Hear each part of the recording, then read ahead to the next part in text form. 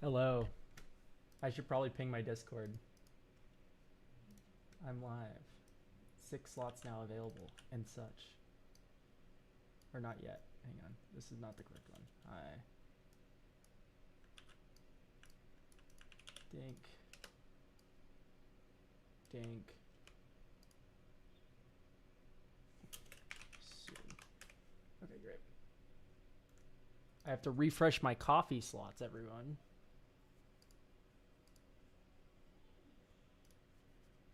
So we're going to go 6 plus 7 is 13. 23rd. And then you type 6 instead of 0 available. And then you save the changes. And then the slots are refreshed for next week. That's how you do it. It's a really complex process.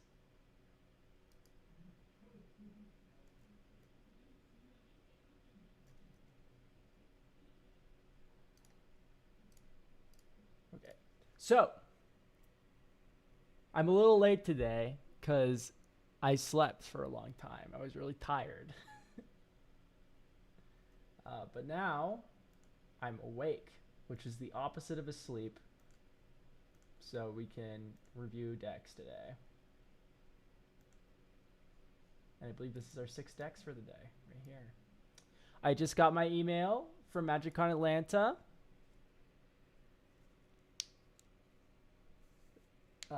I am going to be there now because it's going to be free for me to go. So, love that. So, I'll be at MagicCon Atlanta. Are you going to make more vids with the big zoo? Did you mean tier zoo or like what are we referring to with big zoo? Because if we're talking about tier zoo, probably someday maybe that's not out of the question.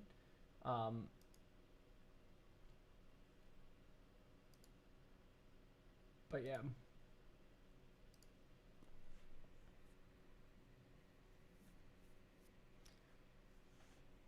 Hello, Klingle mate. Oh, my music's maybe a little loud. Okay. So I don't want to dilly dally. I'm a little late today. Let's not do the doles. If we have someone here whose deck I can review, we'll review it right away.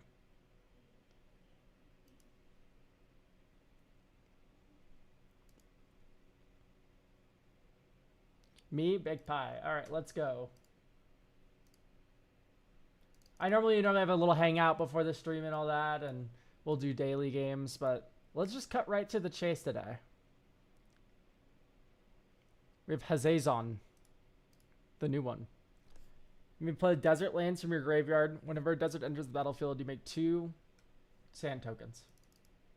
This is pretty standard Hazazon, however, because I'm proxying Azir from League of Legends as the commander, I wanted my main damage source to be the sand soldiers themselves. I tried to avoid cards like Felidar Retreat in favor of other cards that are less of a pain to track in person. Just try to keep the budget below $350. I just want to make sure this deck is performing good at bracket 3-4.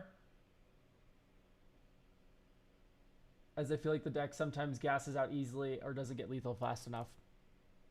3 or 4? You're running Hammer of Purphoros. What do you mean 4?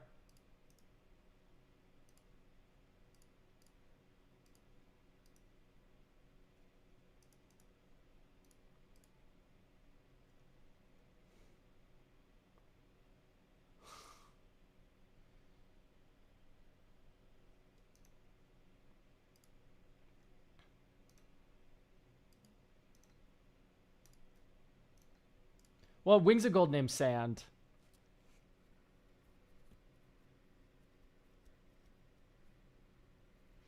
$80 consecutive streams? Holy fuck. Hi, Alec Man.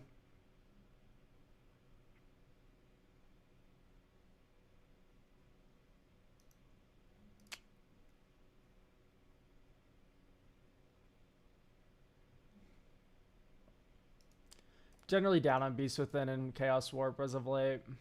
Stroke of Midnight. Even Unbreakable Formation's really bad.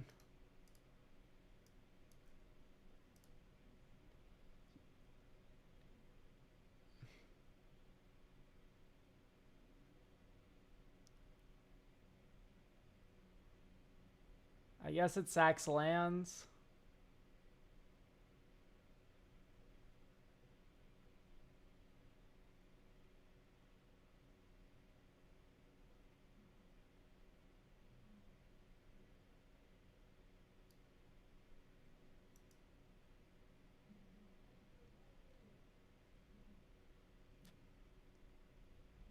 You could do Kodama Arid Archway shit.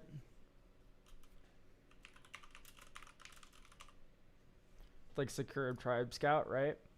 You put a land from your card into from your hand into play, Arid Archway, and then Kodama brings a friend, a new land.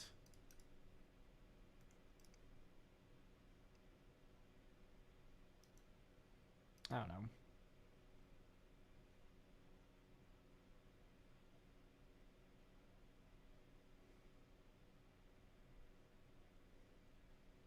Okay. I like this card. I don't like this card.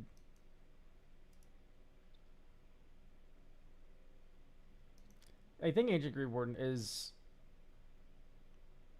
a little much. The Suki's cool. Chocobo's cheap enough where it's okay.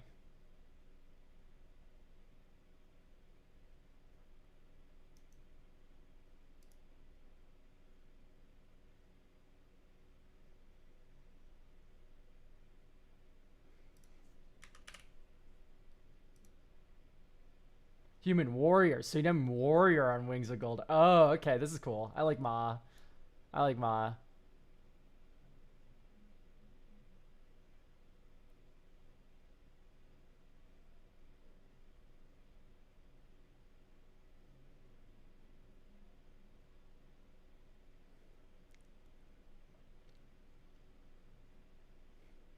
Shamanic Revelation. Yeah.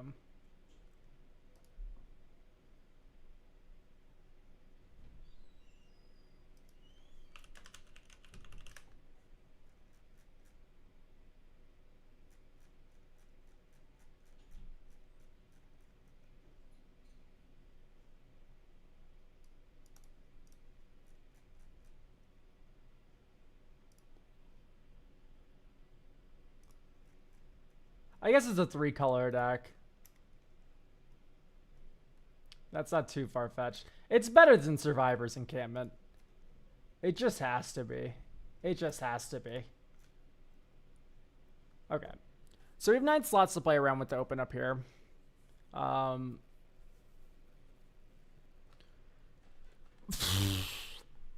Primary thought is like Earthcraft stuff. That might be a bit much.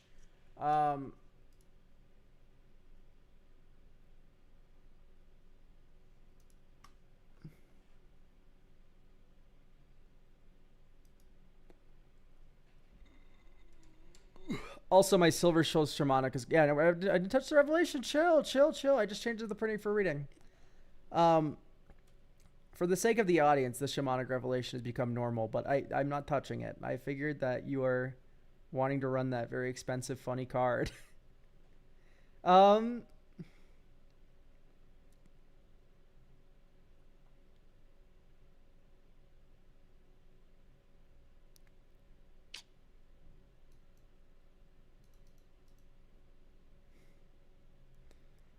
Okay.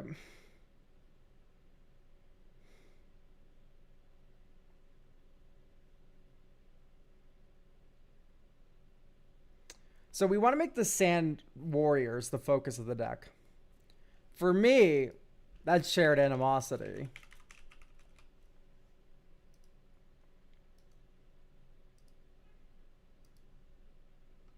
Warrior. Okay, swing. You swing with 6 warriors. They all get +5/+0. Seems pretty good.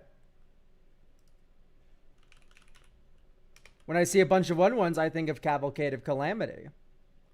Whenever a creature you control with power 1 or less attacks, Cavalcade of Calamity deals 1 damage to the player or planeswalker it's attacking or whatever. You do like Impact Tremor stuff, but I don't know what the best Impact Tremors effect is.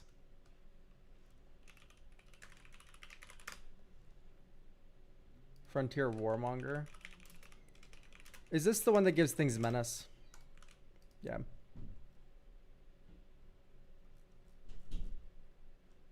Whenever another creature you control enters, does 1 damage to each opponent. Lovicia? Lovicia would be fun as fuck.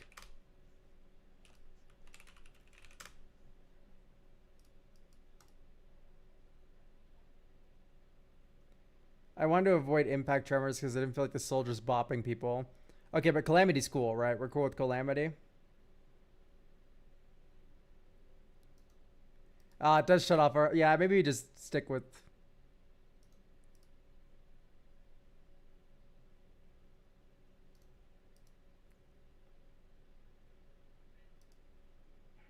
Calamity's cool. Okay, so then we'll do the Devil, Hellrider. What's great about Hellrider is you can make these pings do a lot of damage. If you have, but Torbrand's kind of out of the question because triple red's kind of really hard to do. We're not doing enough non-combat damage for other things to count.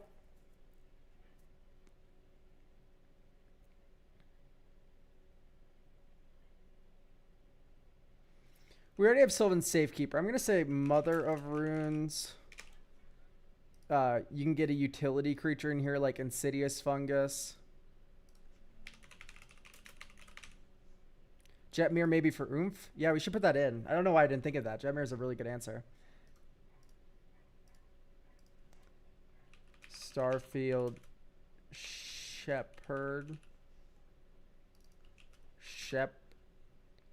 Okay, so you have the Starfield Shepherd. Iconic thing to do for me. Starfield Shepherd is so much fun.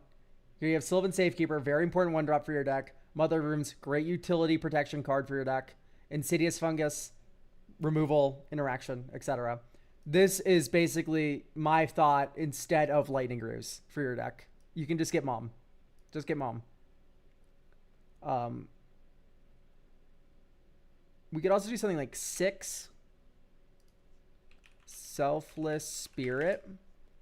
6 Selfless Spirit is an incredible recursive like value protection loop where like I discard my desert, here's Selfless Spirit, play the desert from my graveyard, get 2 Sand Warriors. Maybe some more haste enablers. I don't know. People are obsessed with haste. I don't get it really most of the time.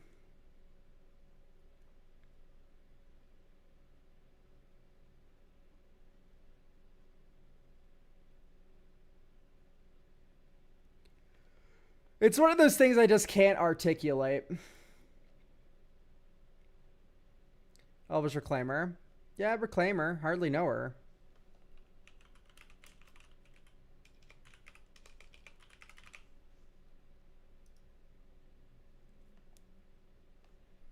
I mean, let's just jam it. See how we feel.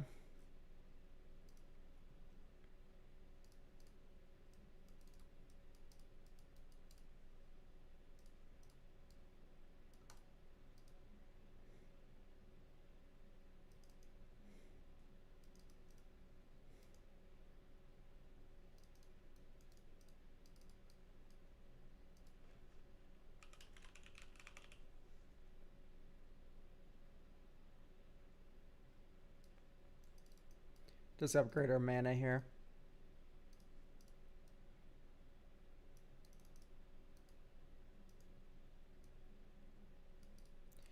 Actually, you can play Sunscorch. No, you can't. You can't. You have to do Cactus Preserve.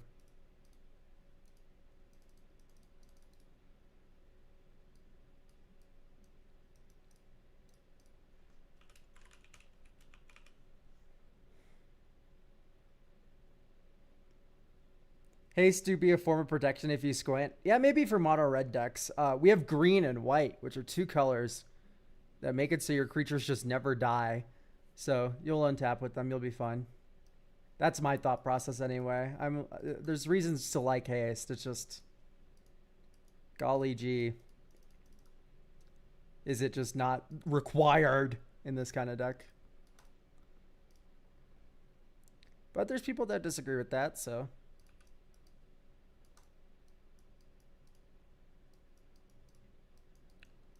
Well, here's Sandwares. Oh, by the way, Warrior.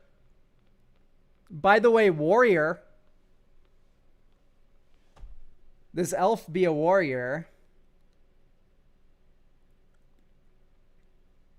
We should probably play a tap land for my graveyard.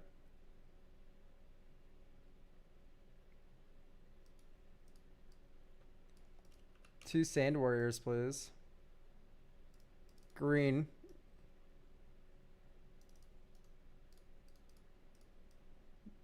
Chef at Dunes. Another 2 warriors. Horizon Explorer. Lander. And then you pass. Someone tries to board wipe you, you go.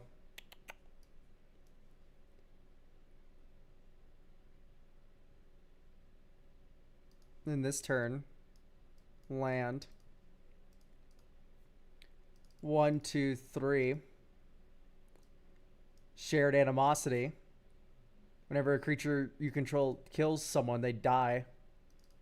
1, 2, 3. Caretaker's Talent. And tap Not Like a Moron so you can level it up to 2. Create a token that's a copy of target token you control. We'll get a Sand Warrior. Oh, we'll get a Lander. Alright, combat. 1, 2, 3, 4, 5, 6, 7, 8. So, this is turn 6. These are all getting +5/+0. +6/+0. +7/+0. So these are all +7 power.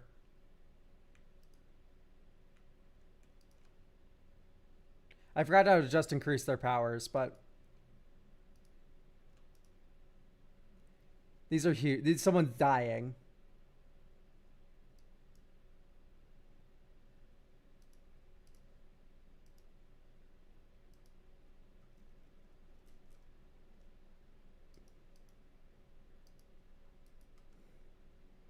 Dune Chanter.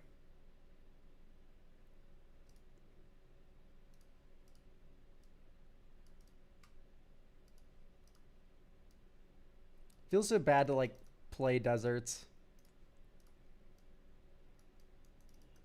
Our mana is like actually just awful, right? I mean, Dune Chanter helps.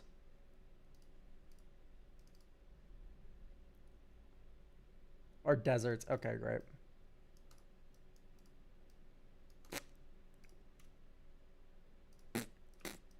These are Sand Warriors.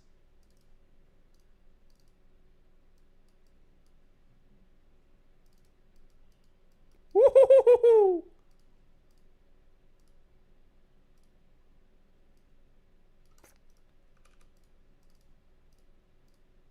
Oh, wow.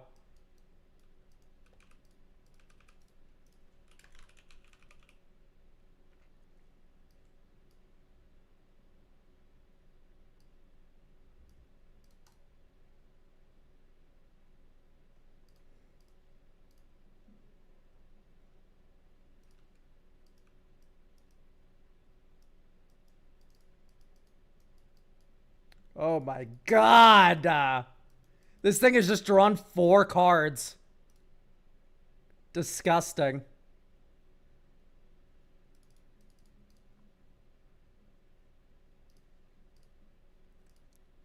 Hey, 1, 2, 3, 4. Knight of New Alara.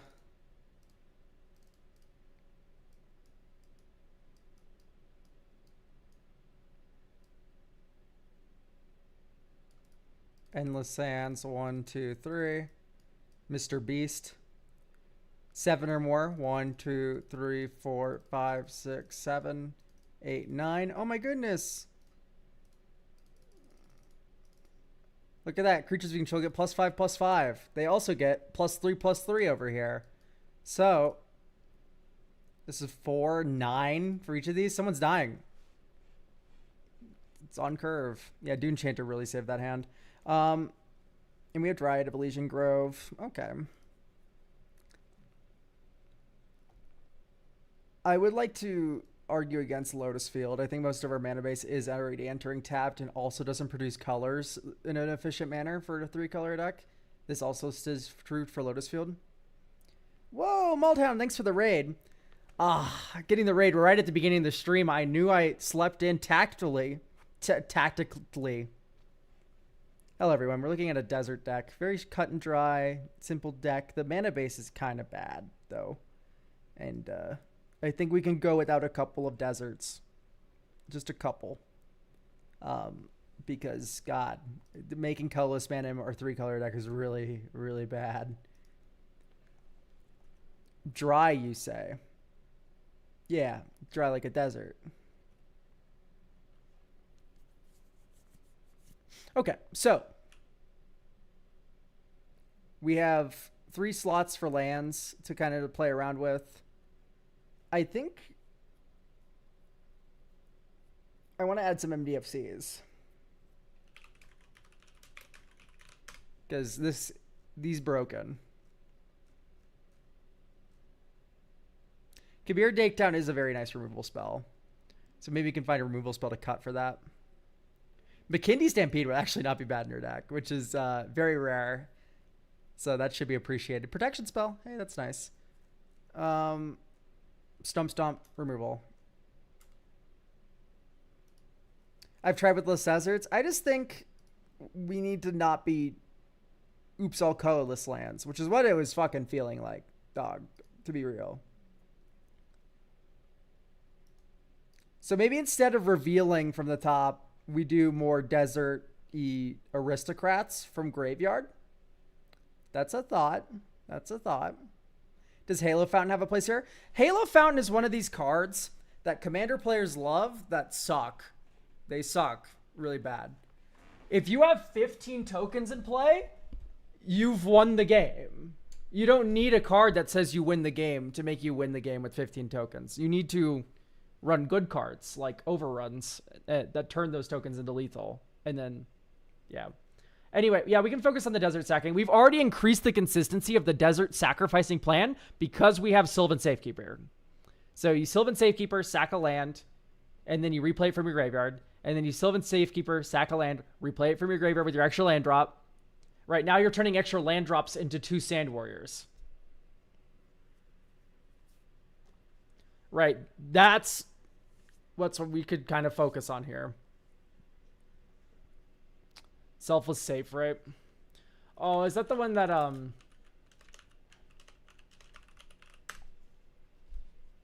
yeah, it is a warrior. It convokes. Yeah, your commander's a warrior too. Yeah, this is a cool card. I like this. This is like a second copy of Clever Concealment. Anyway, we'll play test this and you'll notice that there's basically no difference in the consistency besides the fact that we can cast our spells easier. We don't have red.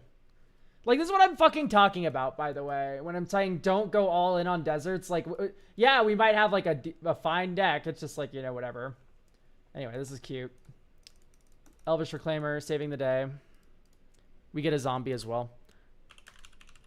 Type desert. Let's do the Gruul Desert.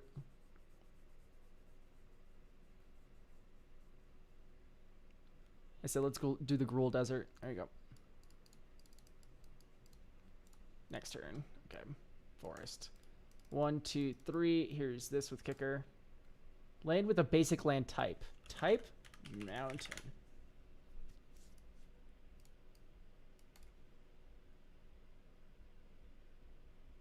Next turn. Green, red, white. Commander. Sun-Scorched Desert. Make 2 Sand Warriors.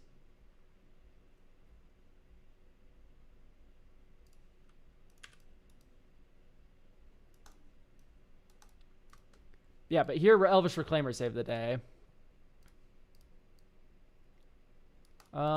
Dunes of the Dead from the graveyard. Oh, we have a zombie token still.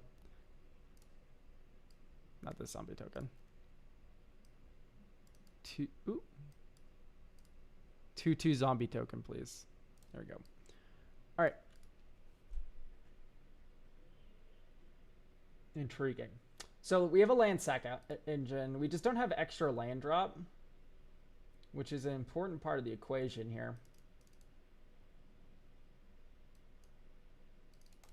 Dune Chanter, Stomping Ground. It sucks we don't draw a card here, but we get 2 more Sand Warriors. I almost want to add like a Enduring Vitality or some other way to turn tokens into mana.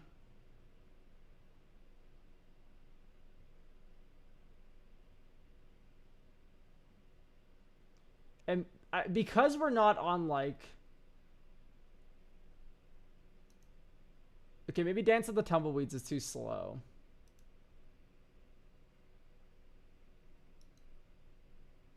Each creature. Okay, that's fine. Great Divide Guide is better Chromatic Lantern. We have a lot of Chromatic Lanterns already, and we don't mind playing them on 3, because playing them on 3 is fine, because then we go Hazezon land drop next turn, and that feels really good.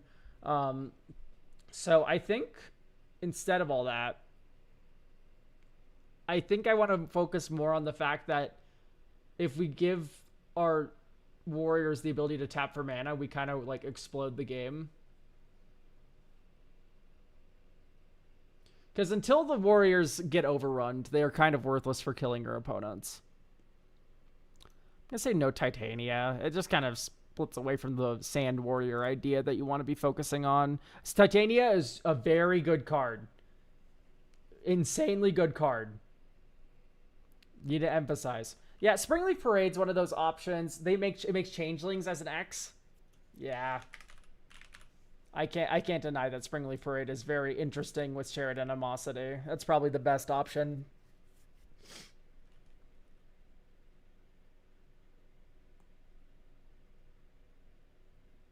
We could just do like another like creature tutor to battlefield kind of thing. Like the best one would be Finality of Devastation, sadly though, which is a bit expensive. Could do Court of Calling. I like that idea a lot, actually, because Court of Calling is a protection spell. So let's go through everything that Court of Calling does for you. Court of Calling is an overrun because it gets Knight of New Alara, which is insane. Court of Calling also gets Selfless Spirit, which is really important to get at instant speed in response to a board wipe. So this is board wipe protection and finishing power. Literally 2-for-1 card. That's perfect. Beautiful. So let's do Court of Calling there. Like, what do you think about Lavicia Cold Eyes as a fuck it Unga Bunga time deck? I think Lavicia is funny. I think she's a bit expensive and not that good. But she is funny. She's also symmetrical, which you have to be careful about. Because a lot of things are warriors. You're just accidentally going to give haste to someone and they're going to fucking kill you. So, be ready for that, I suppose. Nice hand. This is why I'm very hesitant about your mana base still. Like, legitimately, I've made swaps to it already, and it's like...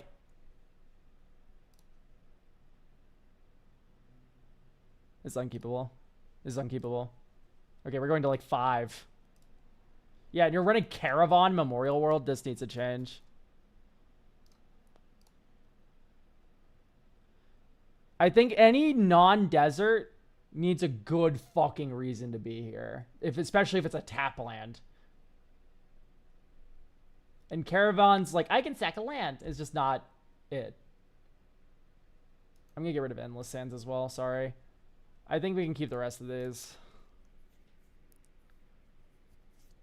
Why is 3-tree here? You make 15 billion warriors. And then we actually have top end to use to cast. Yeah, it's good. It's good. I'm sorry. I'm the first one to shit on 3-Tree City. All right, when available. I think 3-Tree City is fun enough in this deck. How do I go backwards in the stream? I don't use Twitch much. I don't know. That's a good question for Google.com, though.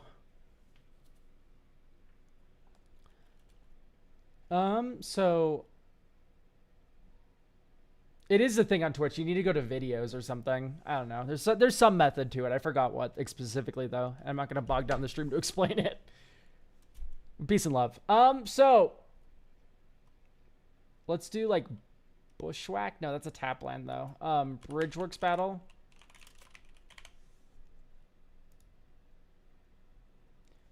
And then we can rock something else. We could do like...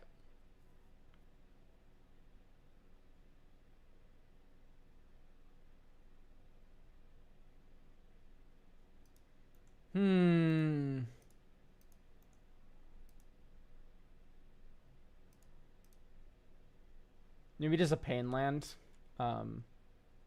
Battlefield Forge.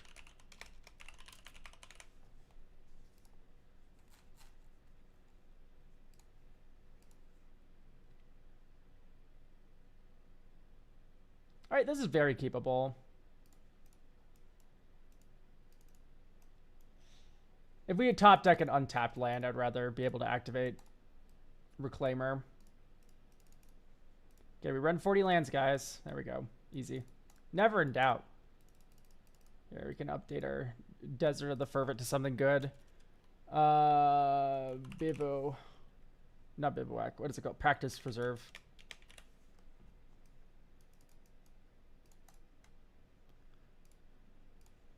White, green, or red, green. Hazazon. Desert of the Fervent. Make 2 Sand Warriors.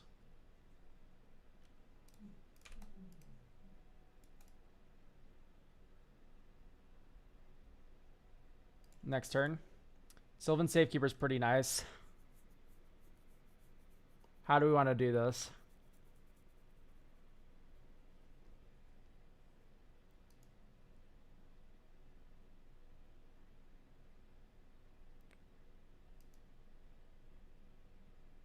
Because this is really awkward.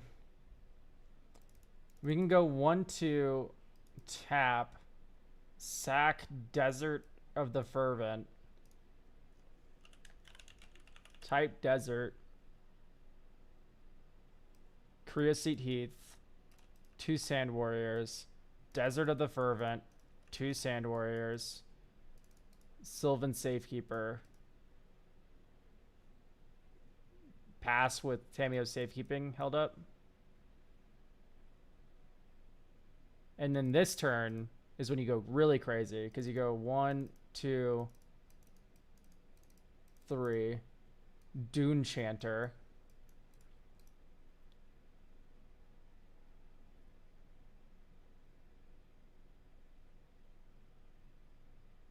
and then you go 1, 2, sack this land, shock it in from your graveyard, tap, and it's thingy. So anyway, you get 3 mana. Shared Animosity. 1, 2, 3, 4, 5, 6, 7, 8. These are all warriors. Are you gonna make more videos with the big zoo, tier zoo? So you asked this question before, and I proceed to ask, do you mean tier zoo? And then you just didn't reply, and now you ask it again, like I didn't read it the first time. The answer is, I don't know, maybe. I didn't even answer. I even answered you. You're asking again.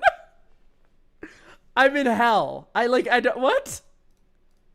The answer is maybe. I don't know. He's a very, very busy guy. We don't overlap in content that much.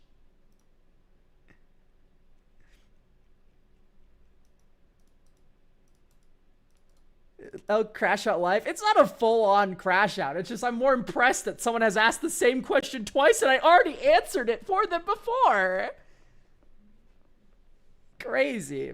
Maybe maybe their cat ate a fucking piece of plastic or something and had to go away for a little bit. It's still funny though. I legitimately, this deck is killing people so hard with Shared Animosity. It's just I think I'm just gonna hand it to you. I think OTAG Alliance, sure. Let me click on random buttons and then we can put this in chat.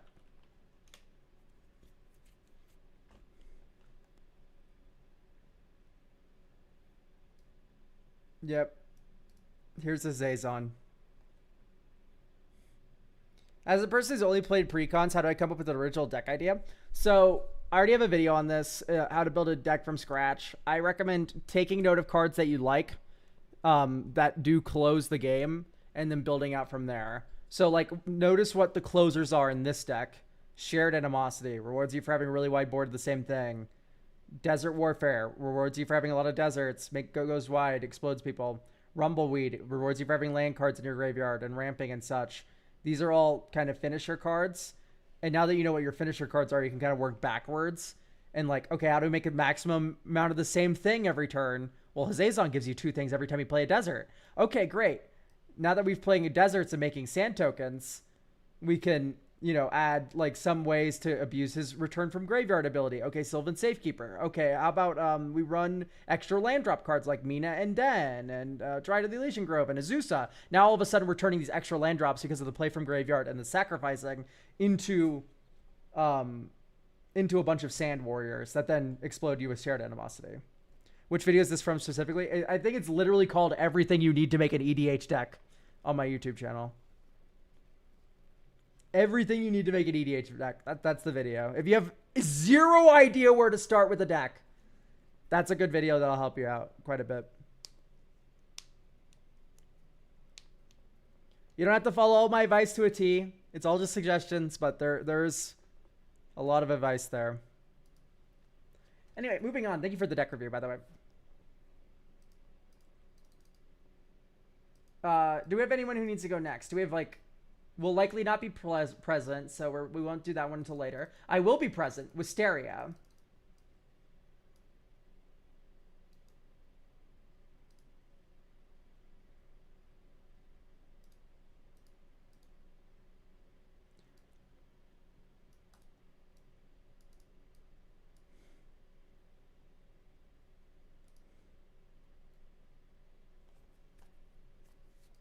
All right, does not seem that we have Wisteria here.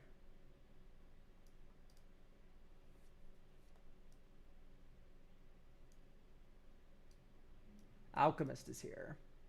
Leo's also here. All right, so we'll do Alchemist and Leo. Oh, this is the Blade Griff deck. Okay, you DM me about this.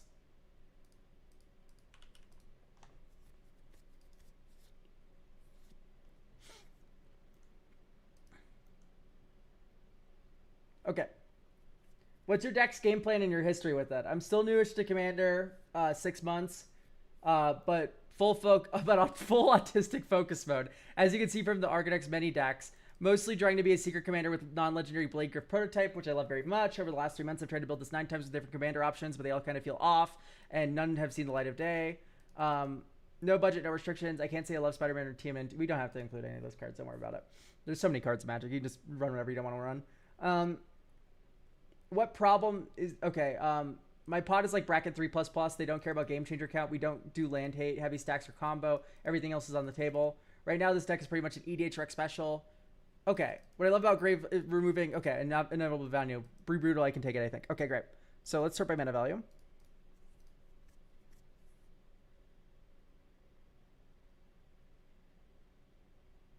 I am dubious of Brutaclad. I think I would like Saheeli more in the command zone for this deck. Am I nuts for wanting that? Do you have to pay money for a deck review? I'm a landlord. I'm a landlord. I just hate the non-wealthy. Are you really a landlord? I think you're an evil troll is what you are. Also, 36 lands is too low.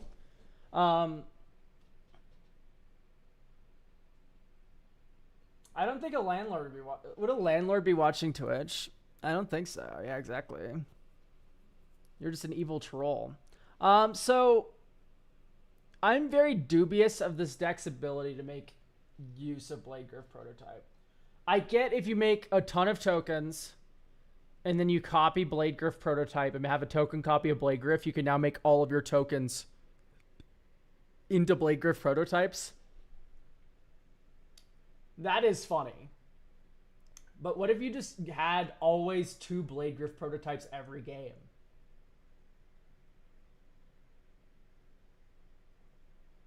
Like, are we married to Brutaclad? I guess that's my question.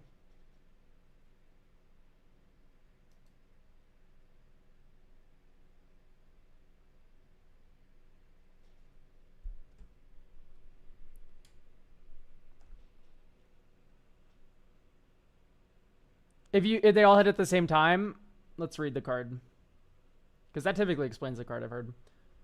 Deals combat damage to a player, destroy target non-land permanent of that player's choice that one of your opponents controls. Yeah, so when you hit them, they all choose the targets immediately.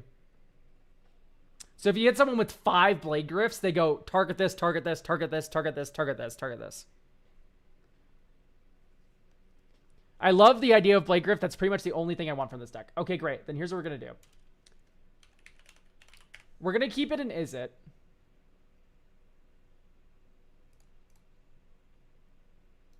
But I think we're just off Brutaclad.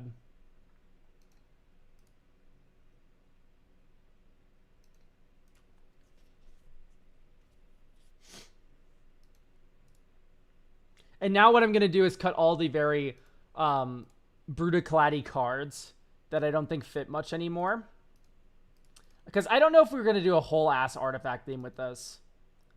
But, oh, Prototype Portal's awful. Honey, baby, darling, sweetie. Bad card. Not good. Very, very expensive and very, very clunky. Oh, it's Helm of the Host, I see. I like the idea of Helm of the Host, but... I kind of want to just, like... I'm almost going to rebuild your deck from scratch. Mox Opal's good, Mana Vault's good. Retrofit Foundry is an insane card. But I think it distracts from what you want from the deck. Because we can definitely build this kind of list to focus on the Blade Griff prototype better.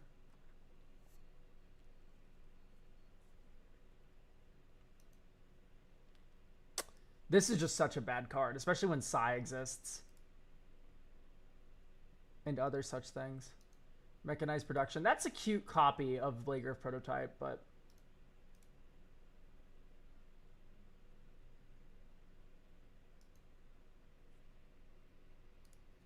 maybe a little too slow.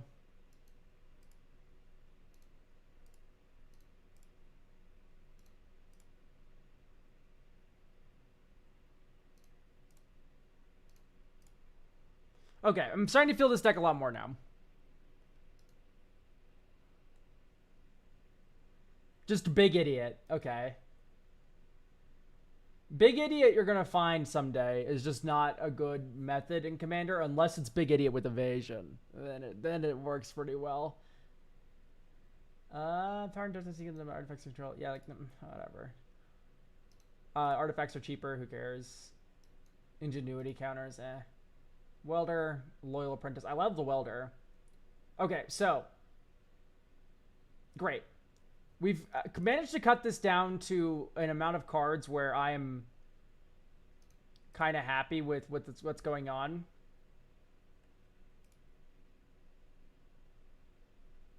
Quasi-dupe. 1 with the machine. I'll draw 5. It's cute, but... right of replication, of course. Copy target artifact, copy target artifact. Okay, so you do this both on Blade Griff. That's fun. Psych Rift. If anything, Psych Rift might be actually betraying you a little bit because suddenly Blade Griff prototype doesn't do anything. I also don't like the Juggernaut. Okay, I think this is what I want to work with. So, Blade Griff prototype's the goal. How do we get it as consistently as possible? Transit Mage. Transit Mage gets a 4 or 5 drop artifact. 4 or 5 drop artifact, that's the One Ring. That's Blade Griff prototype. Hooray. Now...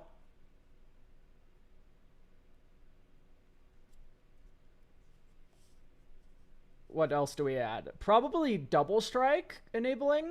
Double Strike enabling could be cool. Have Double Strike. Berserker's Onslaught is the first thought I have. Creatures attacking your opponent have Double Strike with an artifact offering, so it can cost as low as 4 mana if you sack a Blade Griff to it. Okay. That's something. Step 3 to get Transit Mage. That is a possibility. Absolutely. Embercleave was my first thought. No. We want it to be board wide. So when we have like 2, 3, 4 Blade Griff prototypes, all of them get it. So let's do Blast Furnace Hellkite.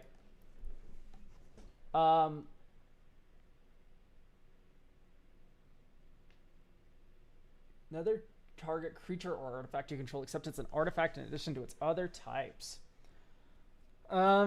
We could do some extra combat stuff as well. Does Trinket have a Discord? Yes, but his Discord's patrons only, I believe. But you get it for as little as $2 a month, so.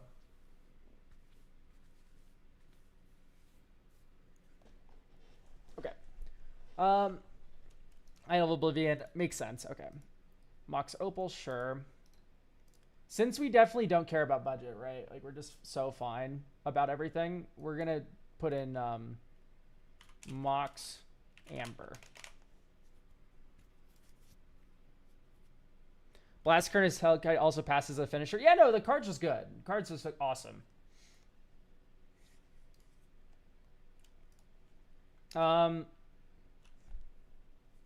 We can maybe do some Evil Displacer Kit and stuff. Because you are...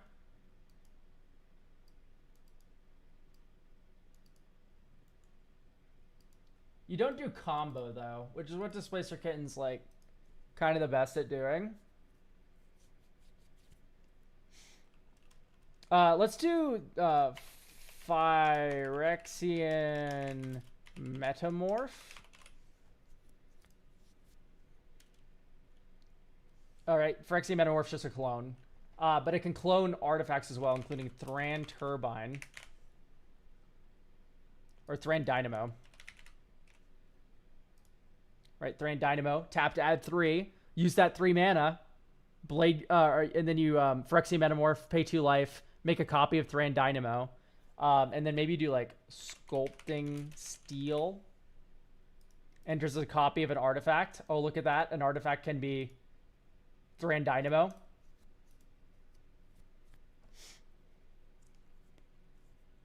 I'd rather not add TMNT cards, YouTube chat, just because the person did specifically say, I don't really like Universes Beyond stuff, and that's totally fine. We are able to build a deck here that that'll work. So, Lorien revealed, huh? We should probably also run Thundering Falls.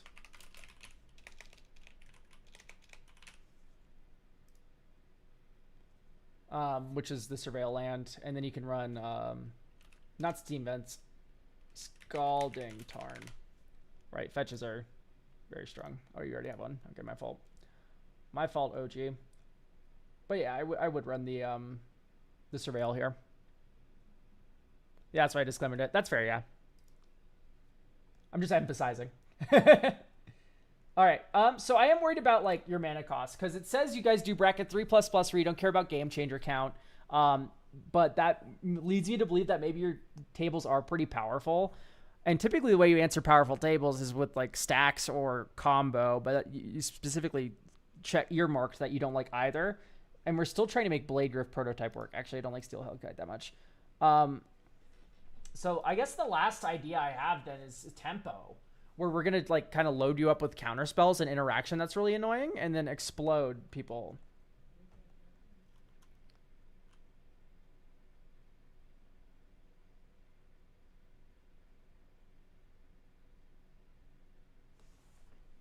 So there's not a lot of wizards in this deck, I feel like. There's just transit mages, which is why I'm not adding step through. If we get more wizards in, we'll be golden, but negate for sure. Yeah, I can see negate. I could also see maybe a little bit of an Eldrazi idea happening where we just have all this colorless mana, so why don't we just like Madness Emrakul the world anew? Right? Like this is a really stupid card. Or does your table not do Soul Ring, by the way? They're like Mox Opal, Mana Vault, Arcane, or fucking like, you know, One Ring, all good. Soul Ring though, leave it in the binder. But anyway, Emrakul's this big fucking idiot that you can Madness for 6 colorless mana. Oh, they don't give a fuck, lol. Okay, yeah, great. We can do Soul Ring then. The fucking Worn Power Stone. Yeah, no, Soul Ring, as it turns out, is just one of the best cards in Magic the Gathering, but they bring out anything but no infinite combos, a land hate, pretty much. Okay. So here's Emrakul the world anew. She says if you have 6 colorless mana, you get to steal someone's entire board. Hilarious. Scour for Scrap. I can buy Scour for Scrap is good, especially if you go the more instant speed route. And then we need some discard outlets for Emrakul. So this is if you want to do Emrakul. If you don't want to do Emrakul, tell me now. But I'm saying that when I see a bunch of colorless mana like this, I immediately think of Emrakul. I immediately think of Emrakul. By the way, this deck isn't really $10,000. It's more like... I'm fine with it. Trust the process. Dope. Okay, so then we can do Frantic Search. That's a good discard outlet. And then you can do Unholy Heat. Unholy Heat's a very good removal spell, especially if you can get Delirium. And great news about getting Delirium, you get to run Fear of Missing Out. Fear of Missing Out is a Delirium card. Gives you extra combats. Hey, that's pretty good with Blade Griff Prototype. Echoes of Eternity be too slow here? Absolutely yes. I would not run Echoes of Eternity. 6 mana, do nothing, into I can now start double spelling on my colorless stuff. Like, that's funny, but it's not good. Anyway, I also want to add the stupid colorless card that's broken. I know that doesn't help, guys, but hang on. Let's get Archway of Innovation. Actually, we're not going to make a lot of creature tokens, though, so... we can do Occult Epiphany. Draw X, then discard X. Create X 1/1 white spirit creature tokens with flying for each card type discarded this way. But if you do X as 1, just discard Emrakul. Pull from tomorrow. Right, X spell. You can also just do blue, discard a card, which casts Emrakul.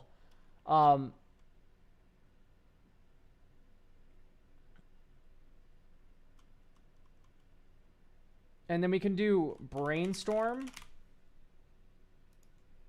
Brain Surge.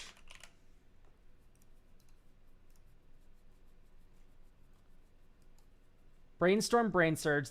These two cards both put cards on top of your library. And the reason why that's good is you can run Portent of Calamity.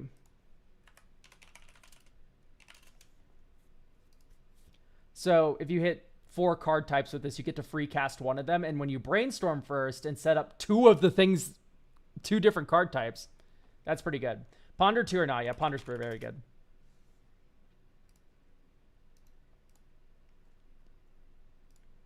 Okay.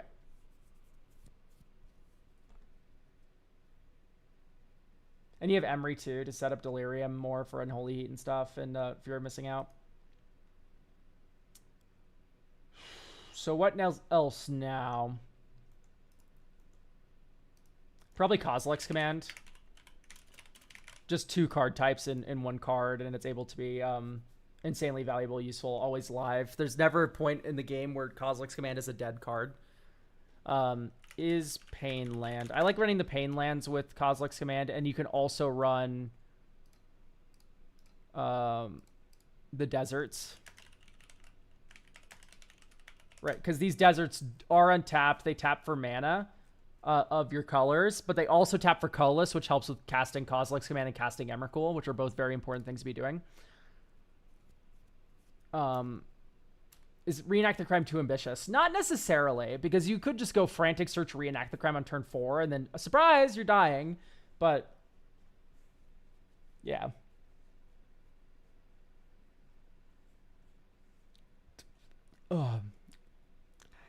Howdy, partner.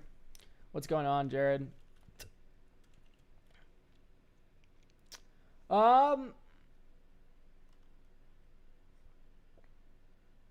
You could do something like Delina. Delina's one of these cards that curves out really well with Blade Griff Prototype. You play Delina on turn 4, and then turn 5, you play Blade Griff Prototype, and then you swing with Delina, and then you start copying the Blade Griff Prototype a bunch of times. Wait, hold on. Painlands might just put me onto Thought-Knot Seer in my Umori Ravos list. Thought-Knot Seer, yeah. Actually, I'm going to put Thought-Knot Seer in this deck as well, because you can make a token that's a copy of another target creature or artifact. And Thought-Knot is just a perfect card to be running in that situation.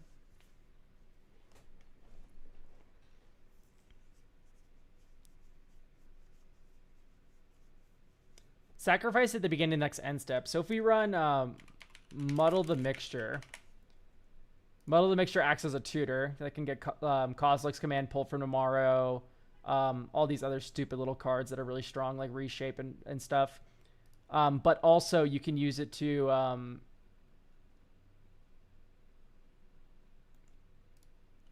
what 2-drop was I thinking about? It literally just left my brain the moment I started yammering. We just put Thought Knots here in. I remember. You run fucking... What's it called? Shit, chat. No, okay. Dress Down. It's a good stacks... Or not stacks card. It's a good interactive card. But also...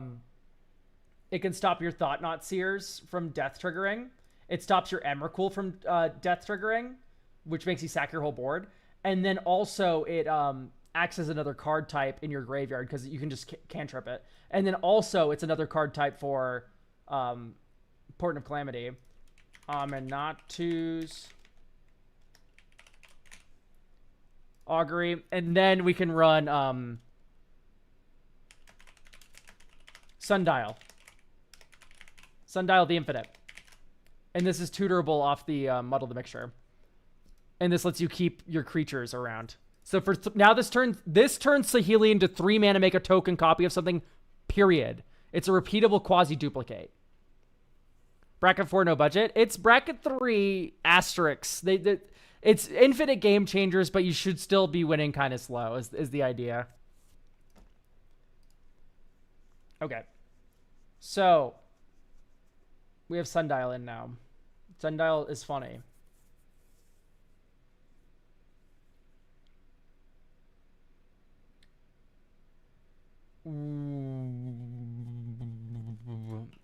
Type land is MDFC. Glasspool Mimic is a clone spell that's also a land, which is good in your deck that cares about this one specific creature that you find funny.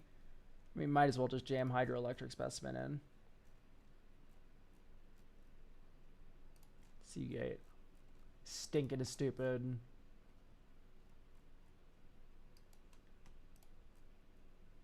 Alright. And then I think you just literally top it up with like...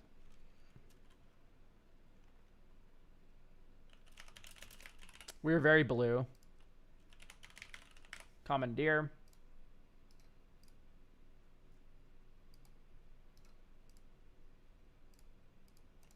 Enduring Curiosity.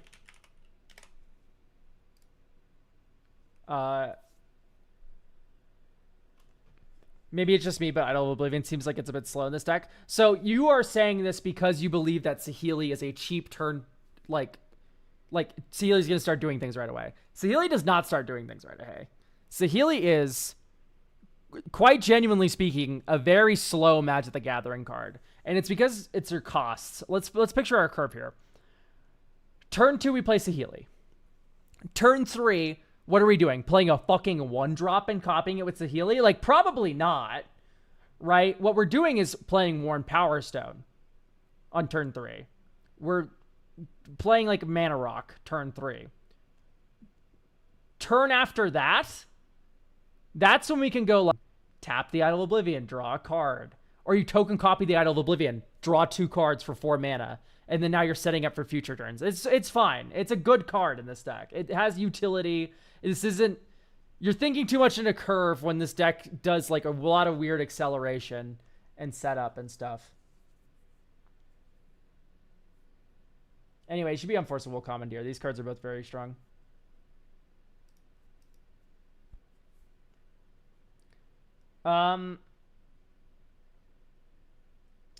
Anyway, this is another 2-card type for Portent of Calamity. And in fact, I am going to be very, very much in favor of any card that has multiple card types, especially if the second card type is enchantment. So we can do like Bident of Thassa.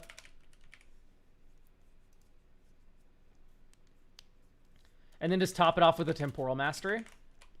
Just because Temporal Mastery is a lot of fun with like Brainstorm, Brain Surge, which this deck has both of, so... Mid-range value to pop off. Basically, I'm trying to build this more as a tempo deck because I feel like that's what's going to shine in this person's play group. This is a super keepable hand. Draw. Polluted Delta. Crack it. Get Thundering Falls. This is where Thundering Falls is really good. Great Furnace Graveyard. Next turn. Island. 1, 2. Saheeli. Next turn. Mountain. 1, 2, 3. Worn Power Stone. Otawara.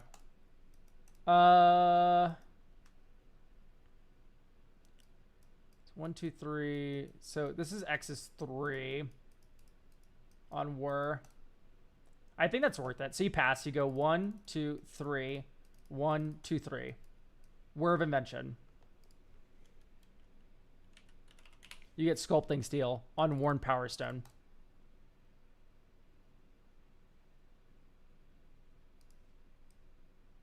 All right, it is now turn 5. 1, 2, 3, 4, 5, 6, 7, 8. Aminatou Zagari. 1, 2, 3, 4, 5, 6, 7, 8. Oh my god, we hit only lands. So Scalding Tarn enters tapped. Thran Dynamo is our artifact. Sorcery. And then we just don't cast the rest of these. Yeah, that was a really bad whiff. Anyway, we fabricate for Blade Griff. Okay. Next turn.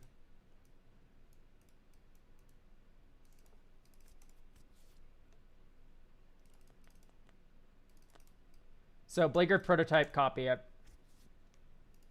1, 2, 3, 4, 5, 6. Scalding Tarn. For Volcanic Island. Seagate, we'll draw 4. Because we should do this before Blade Griff prototype. Anyway, you have a hasty Blade Griff prototype hit you. And then here we go, turn 7. At this point, you kind of just win. 1, 1, 2, 3. Artifacts have hexproof. Blue, 1, 2. Blue, Enduring Curiosity. 1, 2. Blue, blue. Quasi duplicate. Hit with the original. Negate your spell. Also draw a card because we hit you. Inventor's Fair. 1, 2, 3. Enduring Curiosity, copy. Red, blue, copy. Draw 6 cards. 1, 2, 3, 4, 5, 6. Yeah, and this is where like counter spells would feel really good because when you draw a lot of extra cards in blue like this while hitting your opponents and killing them, if you hit counter spells, you just get another turn of hitting them and killing them.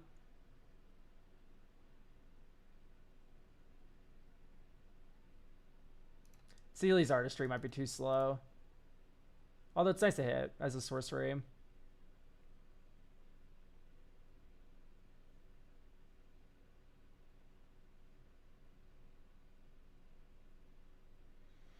So we can run just like would the Magic Mirror crew go on a Magic the Know of it? I mean, if he invited us, I don't know. It's not like we're gonna email him and go like, "Hey, do you want to consider us for your YouTube videos?" It's just like I don't know. It's like not how that works. Okay, we can maybe cut a couple lands. All right, so I want to run more sorceries. I want to run more enchantments.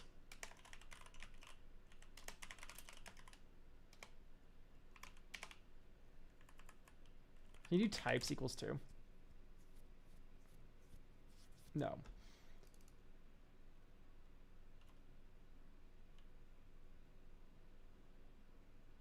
Can you do card types? Like, I don't think this is like a...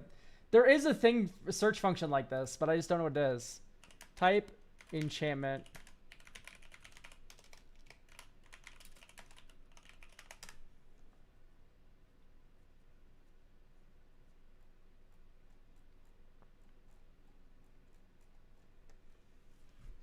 Detective's Phoenix is very good. I am generally a fan of this card.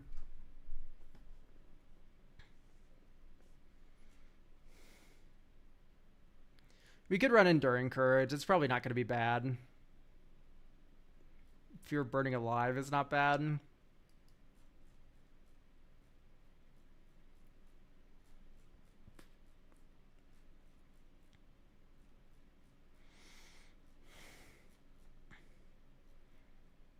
Overlord of the Flood Pits, maybe?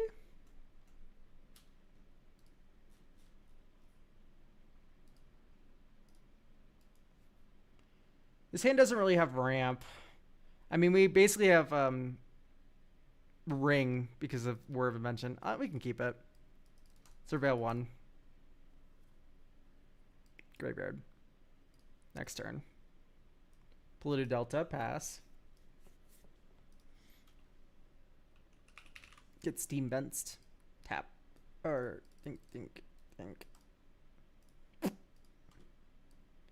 Cascade Bluffs, pass. Next turn. Great Furnace 1, 2, 3, 4. Flash Enduring Curiosity on your end step. Dink. This turn. 1, 2. Create a token copy that's in copy of this. 1, 2. Draw 4 cards.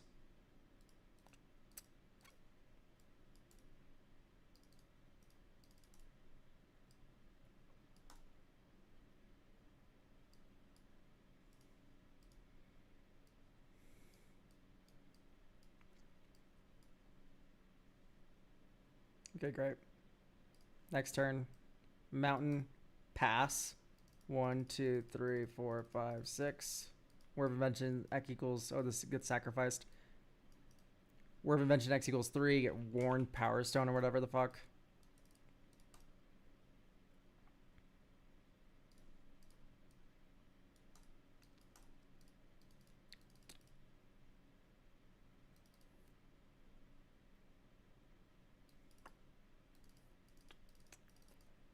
Reshape X is 5.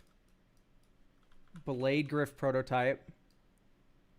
Saheeli copy Blade Griff prototype. Move to combat. Swing with FOMO. Untap. And then this probably dies. But you draw a card. And then you hit again. You draw a card. This goes away.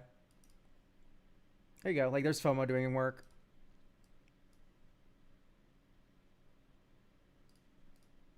So, like, clunky game there. But despite that, you know, you still got to Blade Griff prototype and stuff.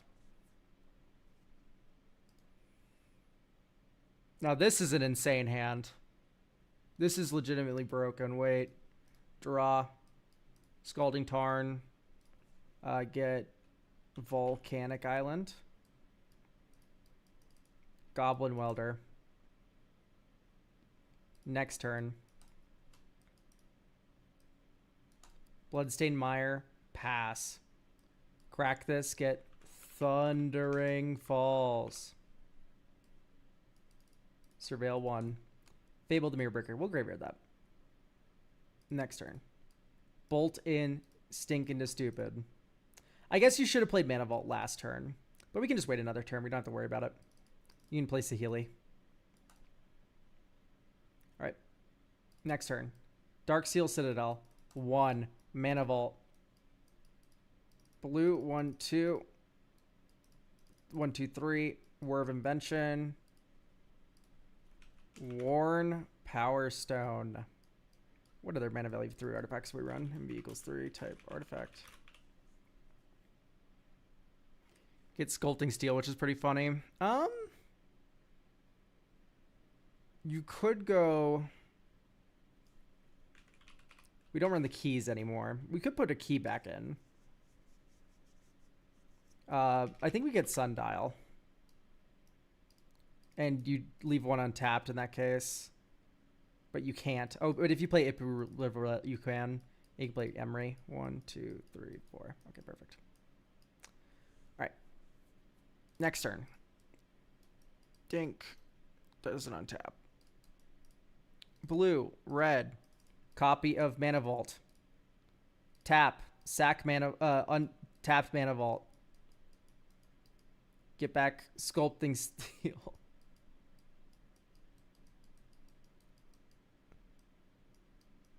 No, Sculpting Steel is just not that good, right? I mean, it replaces the old Mana Vault. Blue, blue, 1, 2. No, we don't have enough mana to do that. Funny. Anyway, end the turn. You can now make mana vaults every turn, which is really funny.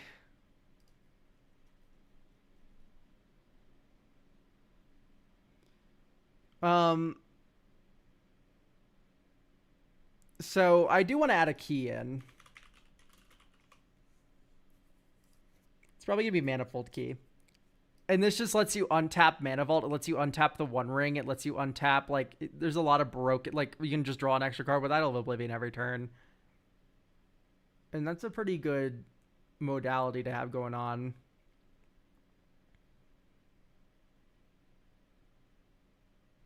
Sculpting Steel is hard to playtest since you're guessing what your opponent has. I mean, I guess, but, like, it's just, internally with the deck, it's good. I'm running this because it's good in the deck. I'm running, same thing, Phyrexian Metamorph because it's good in the deck.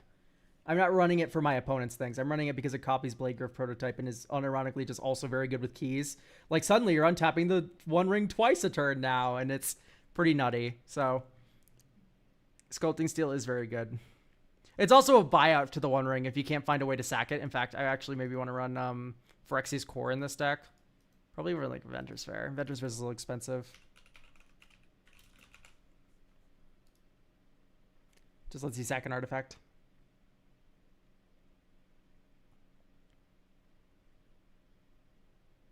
I mean, you either get your best thing or your opponent's busted thing. Yes, but you should just not be factoring in your opponent's busted thing as a part of the card.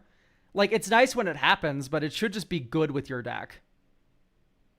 So it isn't really hard to playtest at all, because it should just be good with your deck.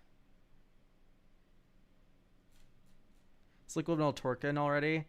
No, but, like, it's... I don't know if it's really required.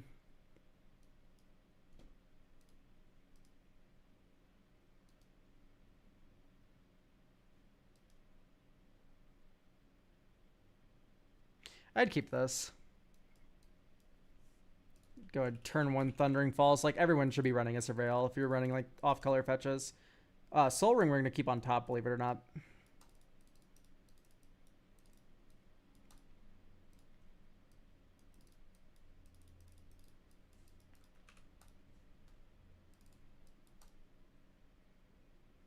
It's actually worth a card in hand more. All right, 1, 2, 3, 4, 5, 6, 7, 8. So you get Resto, draw 5. 1, 2, 3, 4, 5. We have no max hand size for the rest of the game. Here's Mana Vault. Next turn. So, blue. 1, 2, 3. Draw 3 cards. Red, 1, 2. Enduring Courage. Red, Goblin Welder with haste. We don't have an artifact in the graveyard, but it's fine. We could just keep it in hand then. There's no reason to cast it if it has haste. So we'll just cast Fabled Mirrorbreaker.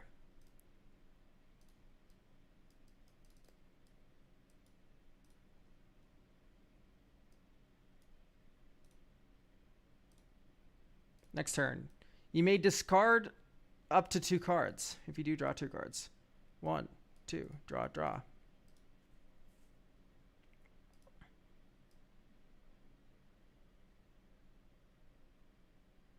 Dink. This is tapped. 1, 2, idle. Blue, red, create a copy that's a copy of idle. Draw.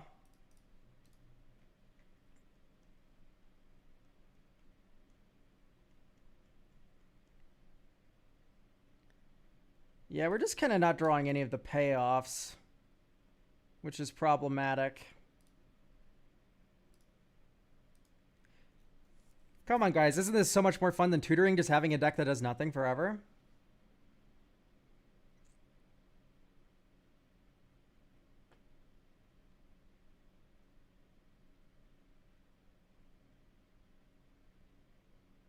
It does a lot of nothing, though. True. Personally, 3-3 Elk, I think your take on tutors is actually kind of sad because tutors are very boring. deck construction, and actually I would just draw the cards that I want to play with instead of tutoring for them.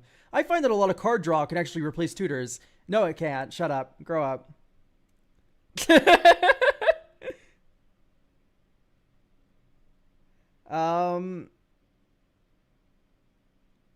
Yeah, we haven't seen Emrakul at all. If we saw Emrakul during any of those games, we smile and kick our legs and laugh. Maybe FOMO comes out. FOMO did do kind of something that one game, but maybe we run more big fucks. I think more big fucks is the answer. Sorry, Scour for scrap. So I would like to get a Buried Ruin in your deck. It is just a good lane to have going. Maybe Urza's Saga comes out. Urza's Saga is just so good, though. We can take out Darksteel Citadel. Okay. We can add now Buried Ruin. Buried Ruin's already in. Oh, it is. Cool. I didn't see. Giant Yorm. Thank you for the prime. So Darksteel Citadel. We have 2 slots to play with. What giant monster should we be running?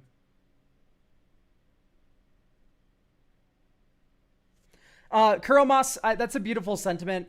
I think the correct answer is there is no absolute correct answer.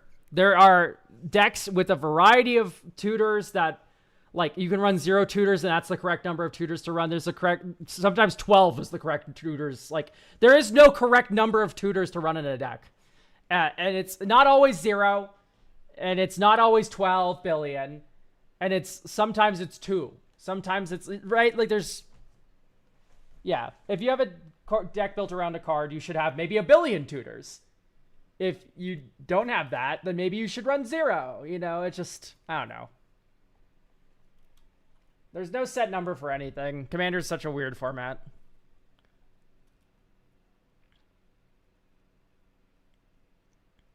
All right, let's think about other cards to add here. I'm thinking about like Big Finisher, Artifact Delirium, etc.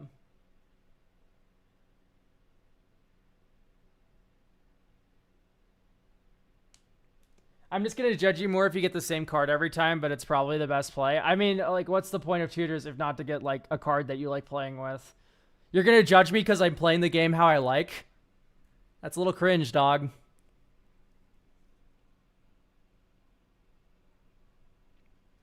So, Cityscape Leveler. Cityscape Leveler isn't a finisher. It doesn't kill people fast enough.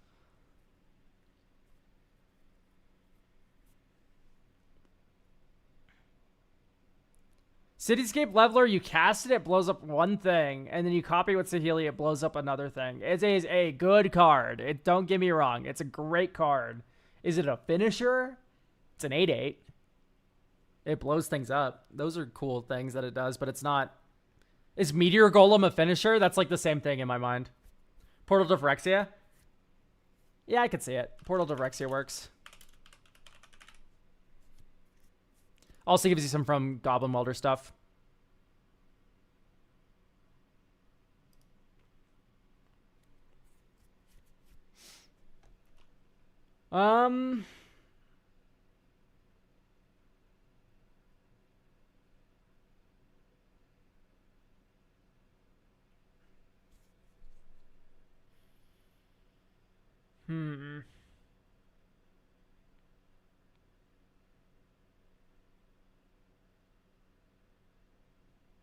Most people want to see variety instead of one tricks. It's my fucking deck. I don't care what you want to see. I want to play the deck that I want to play. You know what I mean? People want to see variety. Here's my 50 billion token makers and impact tremors. This is my deck. Look, I killed you with a different token maker this time. It's no different. It's 0% difference. Ridiculous argument. I'm sorry. I can't believe you.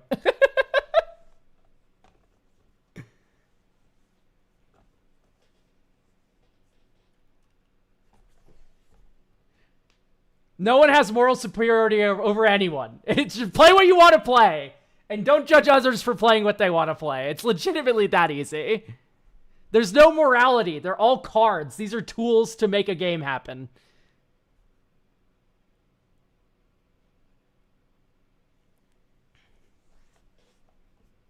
Atali might be distracting for this deck, but can be kind of fun. Fuck, you're kind of right. God damn it, I hate you're right. Motherfucker. Atali would be a lot of fun in this deck. Fuck. Damn it. Okay, let's add Atali. Atali's just iconic. Primal Storm. We can't run the other one. Shadow of a Doubt. The other one's Gruul. We're in Is It, which is 2 different color combos. If we're adding Atali, we just matter-of-factly need Arena of Glory. This is just non-negotiable. Arena of Glory needs to be in the deck if Atali's in the deck. Remove Academy Ruins. It's slower than Buried Ruin. And it's, yeah, just colorless. All right. Draw. Flooded Strand. Thundering Falls. Surveil 1. Graveyard. Saheeli. Urza Saga. Impending the Overlord. Draw 2, then discard. Hello, Emrakul. Let's ditch Welder.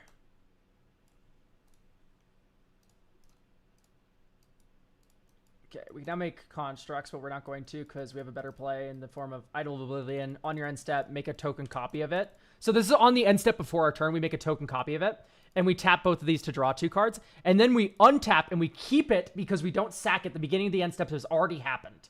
So we get to keep this Idol of Oblivion for this turn. So, Kinzan. I'd post my screenshot about people only using Spirit of the Format in order to say that other people are doing cringe. Oh, yeah, no, for sure. All right, anyway. The Spirit of the Format is Selfless Spirit. I do agree with that take.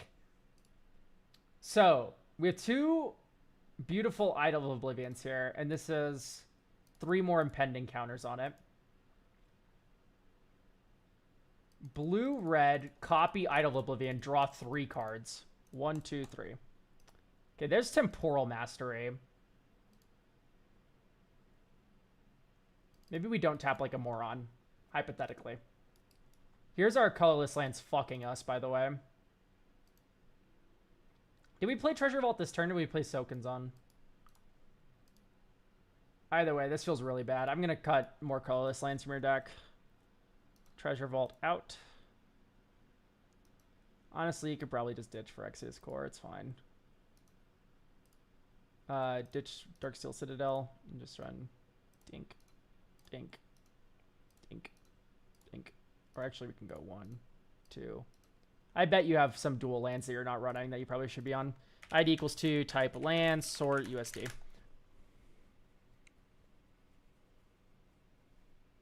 River Pyre Verge. Spire Bluff is very nice. Turbulent Springs, very good. Ta-da. Playtest. Okay, I got to admit, I've been very fucking impressed with Idol of Oblivion. Arena of Glory. Here's Saheeli. Next turn, Thundering Falls. Surveil 1. Fable is a very strong card. I don't know if it fits the curve right now, though. Idol of Oblivion.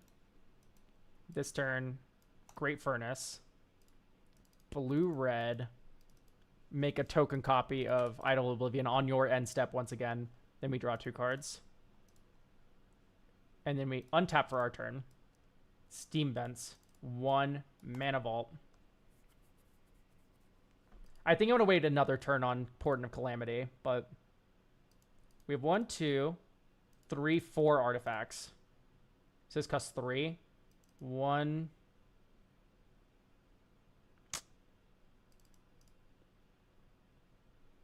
So maybe instead of playing Steam Vents as land for turn, you play Ancient Tomb. And you go 1, 2, 3. Thought Monitor.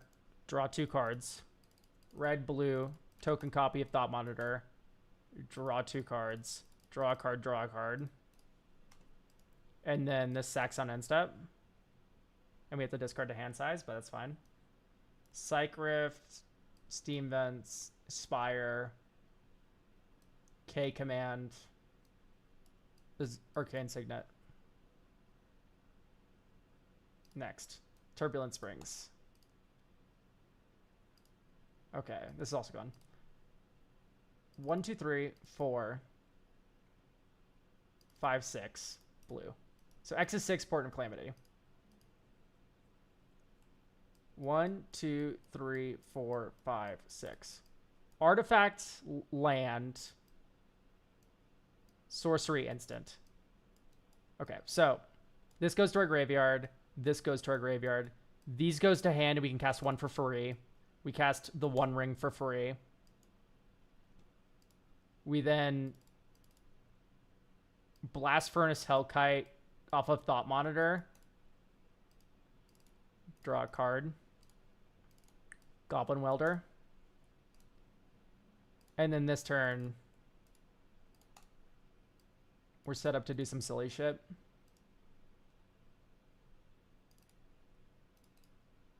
Okay, that is Emrakul.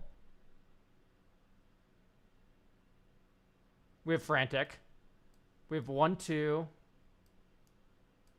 So if we go, we need 2 colorless mana right now.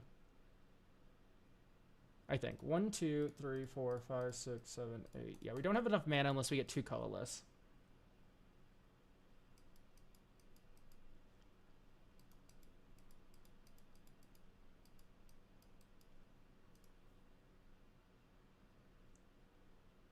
We can get 1 colorless from Buried Ruin.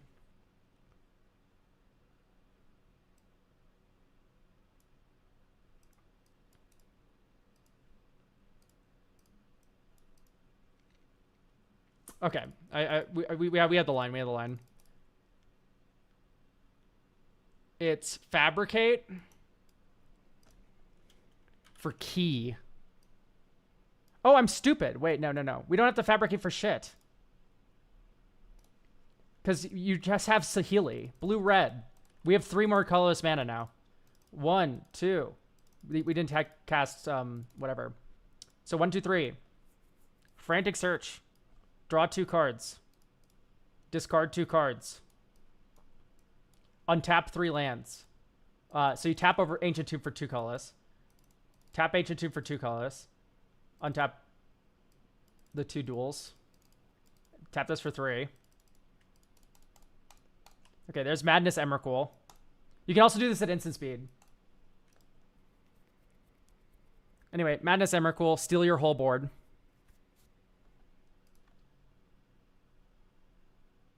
We have Force of Will backup. Feels pretty fucking good, dude.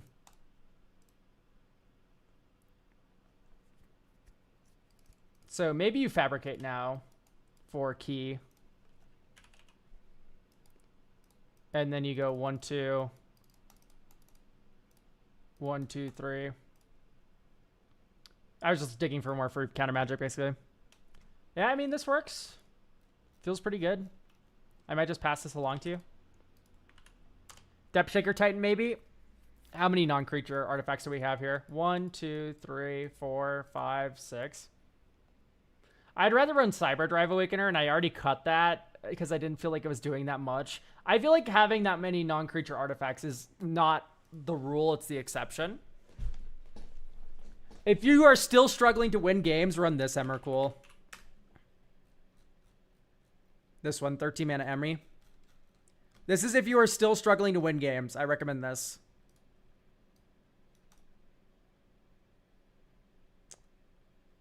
And then maybe you run an Eldrazi Temple. Or you run a Ugin's Labyrinth.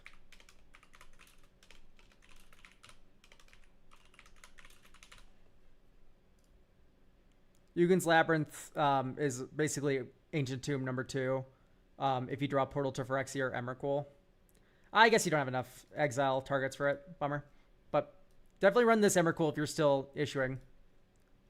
If you still have an issue with winning, you could also do Mindslaver stuff, but that's like too combo-y. This is one and done. The other one, Mindslaver's too much of a combo, I think. Anyway, that's it for that deck. Thank you for getting a deck review. I do think this is going to treat you better than Brooded Clad when it comes to making multiple Blade Griff prototypes, making multiple Thought Knot Seers and stuff. All right, Leo. Are you still here? Yeah, no problem. Thank you for getting a deck review.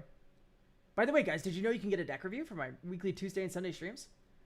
Sunday and Tuesday both have slots available, but I think there's only one Sunday slot left, so make sure you get your deck review while you can. Anyway, Grenzo Havoc Razor. He made it bracket 3, but really any card. Traditional mono red little guys. Grenzo Goad plays defense and keeps blockers tapped. Sometimes the deck has problems with draw and closing effectively. Okay, I have 3 questions for you. Are you already running? You are not. Okay, hang on. So there's a few cards you're running that I would consider non-negotiable. Utterly non-negotiable. Deck is tagged as well, if that helps. It won't. Okay, love Experimental Frenzy. Love low lane count. Do we have Bergie? Okay, no Bergie's a war crime.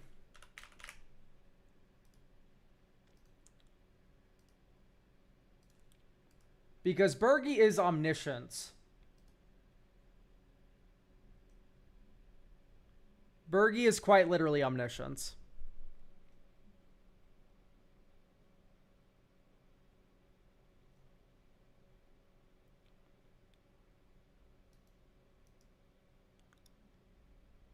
Are they struggling with mana? I mean, there's a lot of things a deck might struggle with, and I think Bergie creates fun play patterns. Like, we're not asking ourselves, what is this deck struggling with? Because it's probably fine.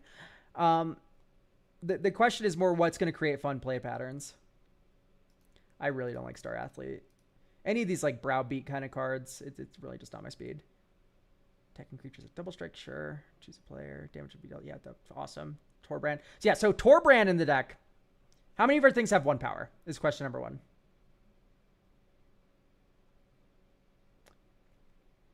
Fucking like half the cards we run. So, Cavalcade. Raid Bombardment. Hellrider. Now, whenever any of our creatures attacks, pings them. Guess what happens when you ping them? It does 2 extra. So you have Hellrider, attack you, bolt you once. Bolt you twice if it's a 1-drop. Or if it's a 1 power thing. Bolt you 3 times if it's 2 power or less. Plus works with doublers, seems good. Yep. Yep.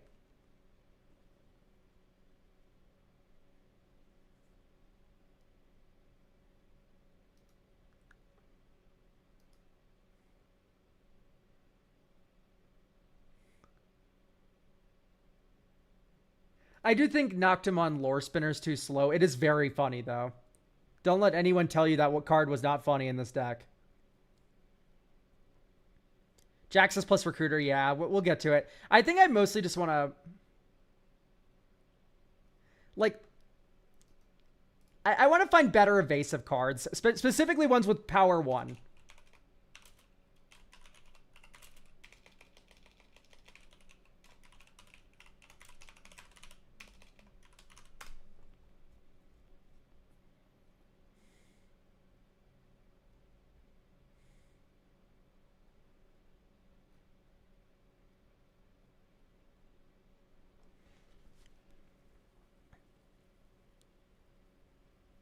Hope of Europer. Yeah, we'll get to all those cards, chat. Don't worry about it.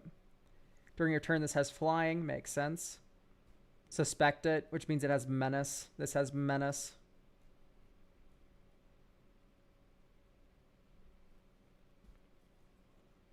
Hope of Europer.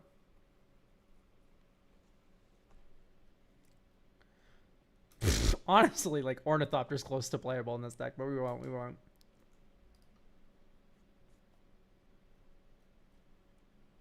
Spectrum Sentinel's kind of interesting, but not really that good.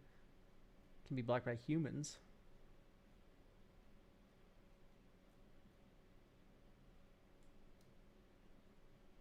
Honestly, it's not that bad. It's really good, actually. Phoenix Chick isn't bad. I think Phoenix Chick was already in. Yeah, Phoenix Chick's already in. If I'm past the 1-drops in... Yeah, the fucking Hobgoblin's a little broken. We might want to put the Wheel of Fortune guy back in.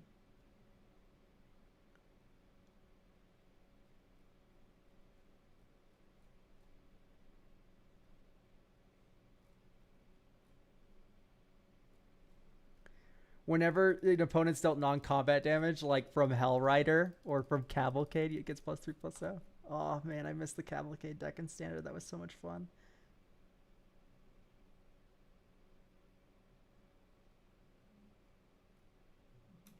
These will suck.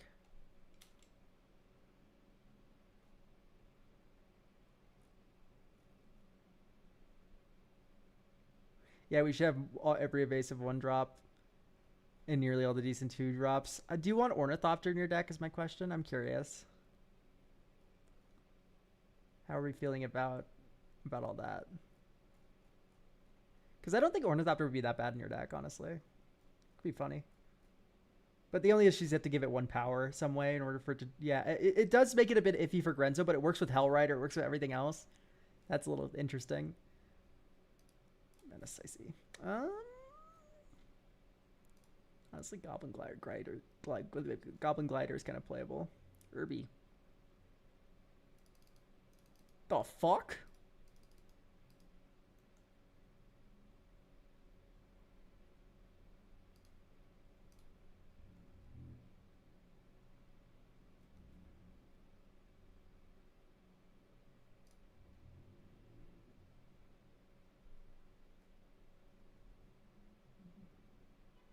That's a really power crept page, loose leaf. They're different cards! They're different cards at different rarities. There's not power creep involved.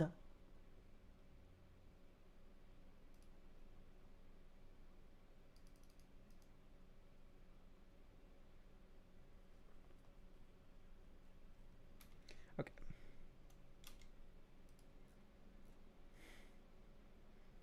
I don't like Twin Flame Tyrant. When we are dealing damage in chunks of 1, adding 2 will always be better than multiplying.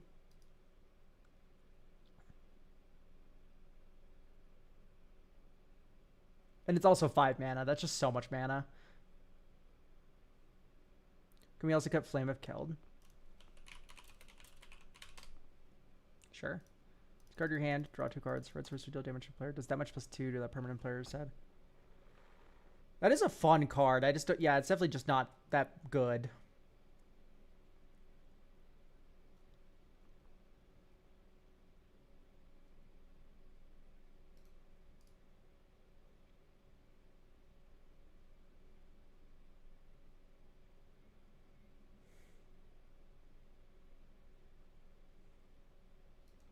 I think Inept is a little bad. Isn't Inept just bad, Lelia? Like, it seems like it's just not going to treat you that well.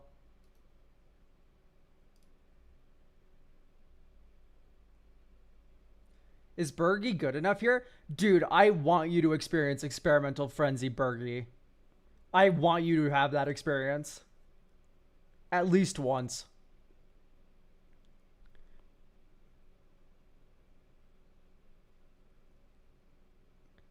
I am literally not recommending Bergie for any other reason than that. If you think you're not going to have fun doing that, then I will take it out. But, like, dude, Bergie ripping, like, 4 1-drops off the top for free?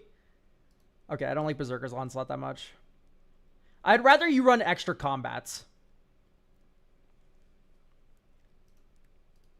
In fact, we could probably do that. Hang on. No. No.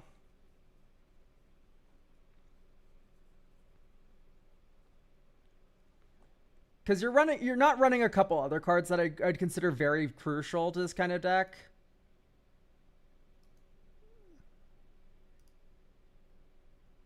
Flame Slash #2 is definitely fine, but...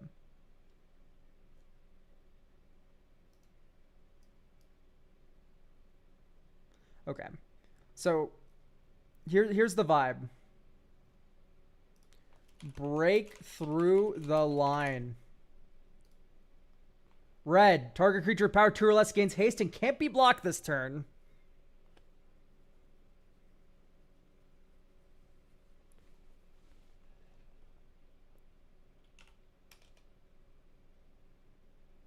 And then there's Hazaret. God of going fast. Right, we already have the other Start Your Engines creature. Honestly, let's run the Start Your Engines lands.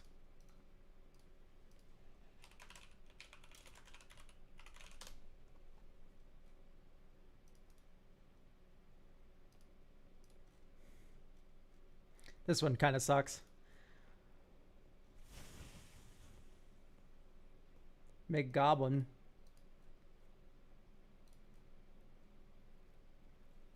Let's get racing.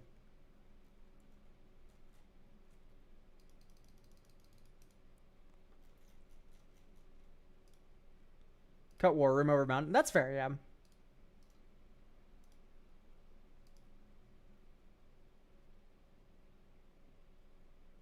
I think maybe you should be running Arena of Glory, by the way. But then I'll stop touching your mana base. This is very important. IMO.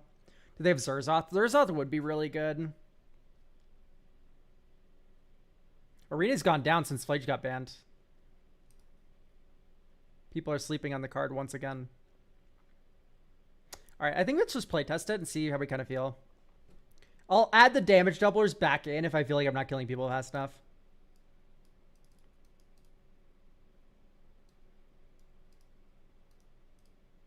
Look, we control a mountain.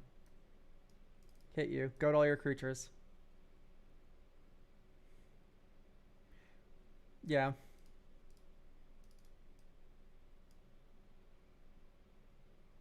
You may cast that card.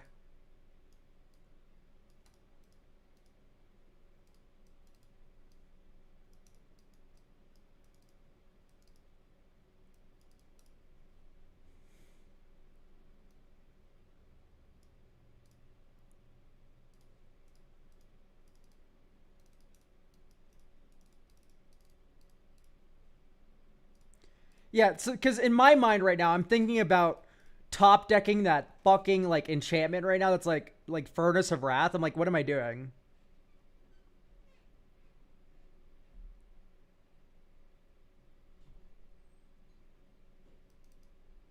Make one of these idiots unblockable.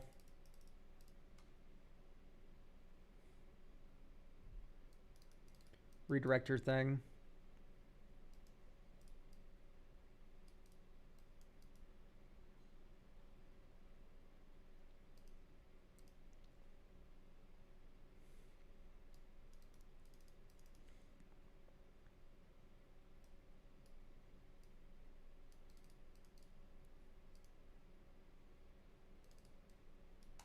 Okay.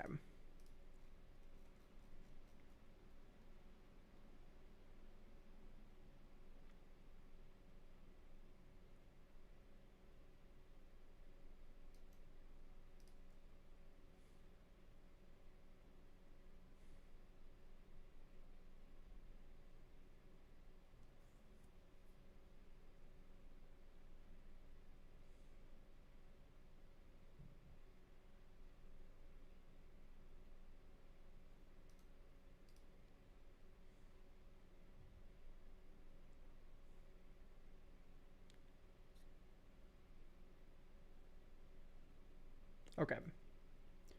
Yes.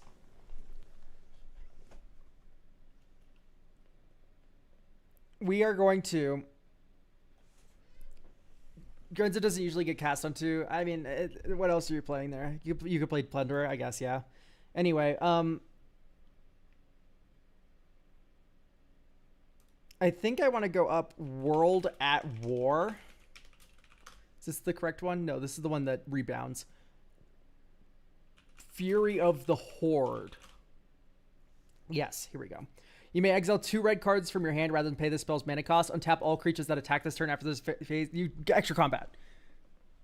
So you're getting 3 cards from hitting all 3 of your opponents, hopefully. Just being able to turn cards in this deck, like random fucking shitters in your hand that are stuck there. Being able to turn that into extra combat steps seems pretty fine.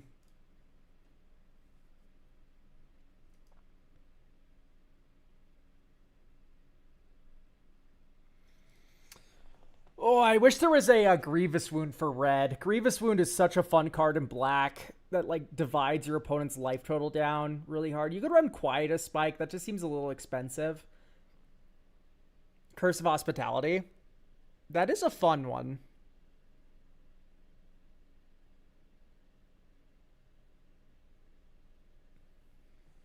Maybe you want to run Connecting the Dots.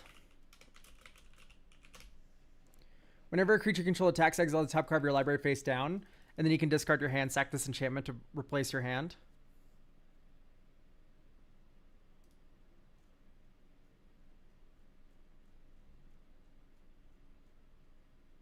Curse of Opulence is funny. I just don't like that it's symmetrical. It can kind of help your opponents too much. I'd keep this.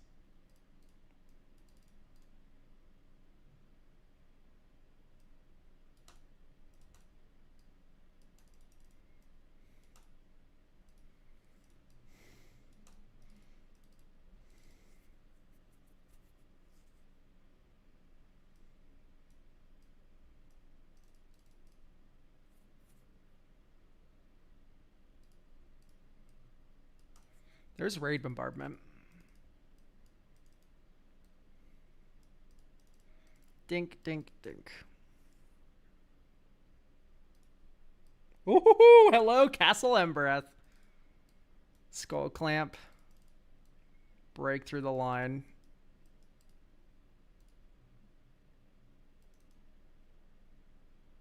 I guess you move to combat first.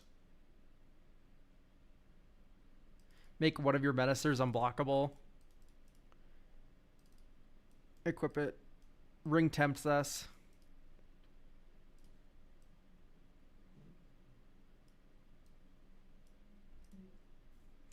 And then draw 2.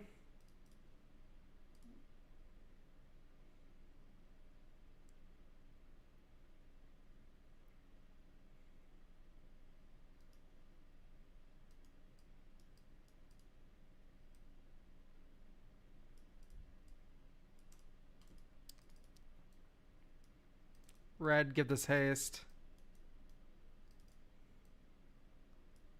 Red, give this haste. Like, look at how good break through the line is.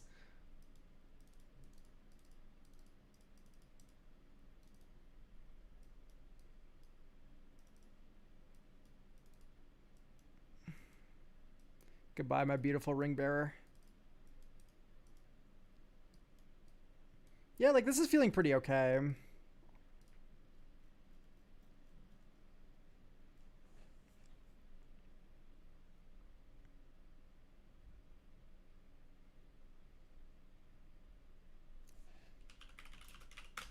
How do we feel about Spike Pit, Spike Corridor? This mode is very nice. Right.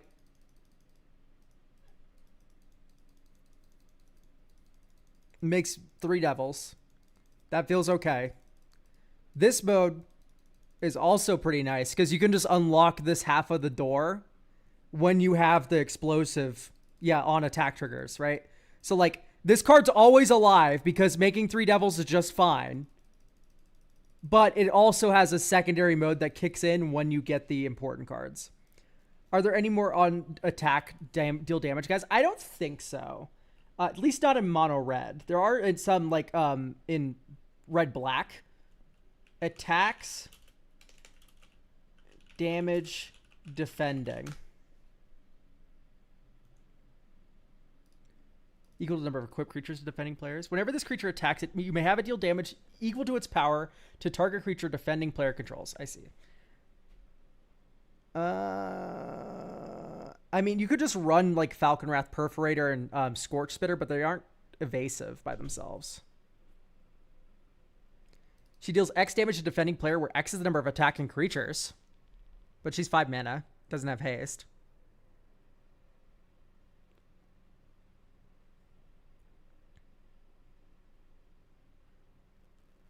Whenever this creature attacks with their former cards, this creature does 1 damage to defending player creature controls. No. Gwen Stacy, right? I mean, we'll get there, ideally. Whenever this creature attacks, it deals 1 damage each. Or no. Hang on, let's just open Scryfall.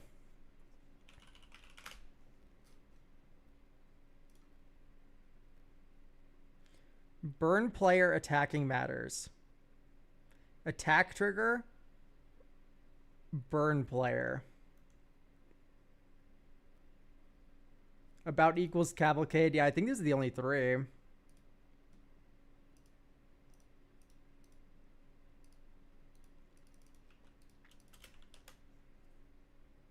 Yeah, we're mostly in Boros and Black to get other ones whenever this attacks. Vengeful Ancestor, that doesn't work. No.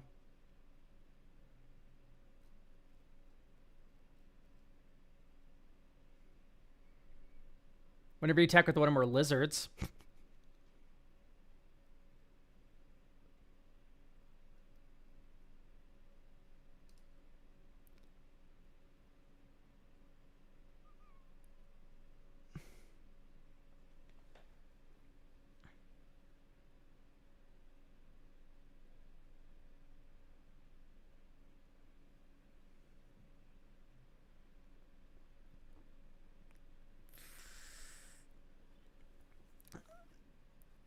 Yeah, Vengeful Ancestor, I guess. Yeah, no, you're right. Vengeful Ancestor works with all these other things. Where you goad all their creatures, and then they're forced to attack everyone.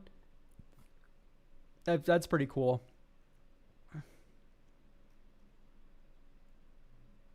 Plus it's evasive, yeah. It is a 4-drop. That's the one thing about it.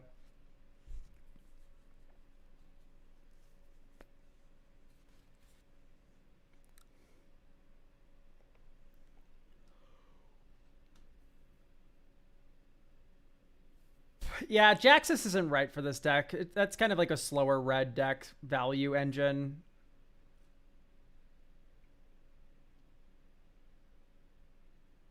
I don't even know if I like Imperial Recruiter in this deck, which is insane for me to say because normally I love Imperial Recruiter, right? But I just think you don't need it. You have redundancy in like good things you're doing with your creatures. You don't need a tutor for any specific thing. It's just a 3-mana tempo hit. That's not that good.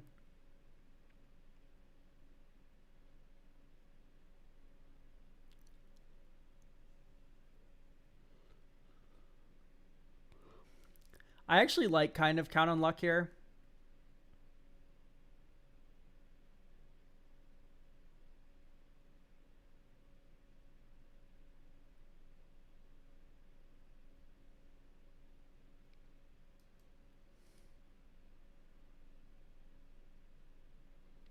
I still think the Noctimoon idiot is like too like slow, but he's gotten a lot better since we added Hobgoblin.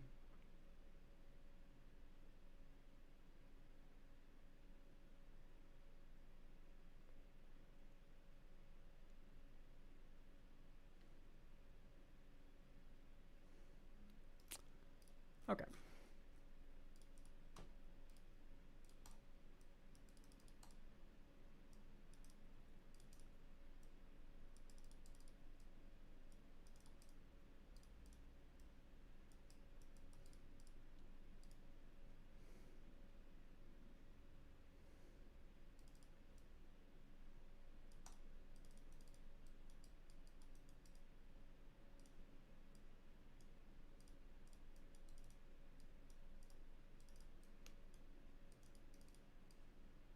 Goad. Like, Vengeful Ancestor would feel very good here.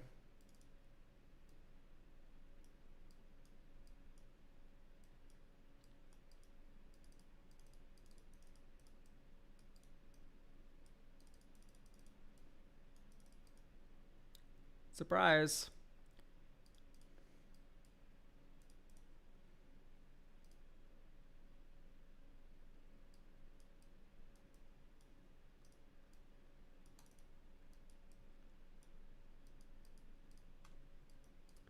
Ta-da.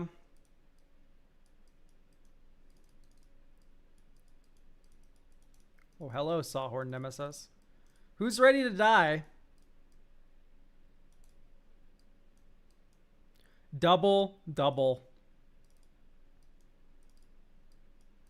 You send Hope of Girapur at the player you think has a board wipe. And then you send everything else at another player to fucking kill them. And then this you sack. Because until your next turn, they can't cast on creatures. So now you just don't have to worry about a board wipe from that player. And you kill them next turn.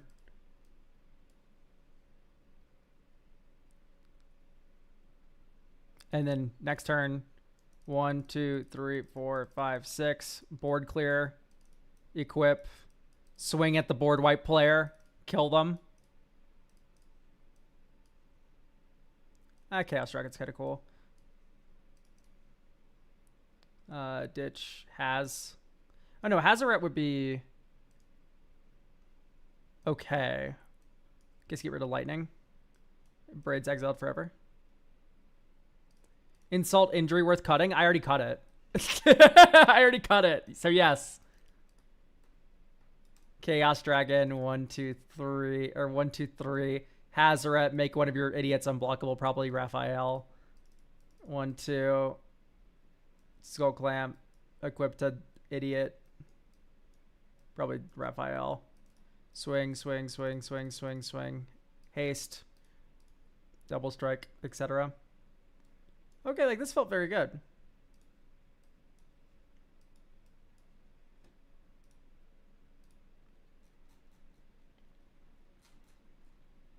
And we didn't have to draw any of the pingers on attack cards. But if you do, you know, you still feel pretty good.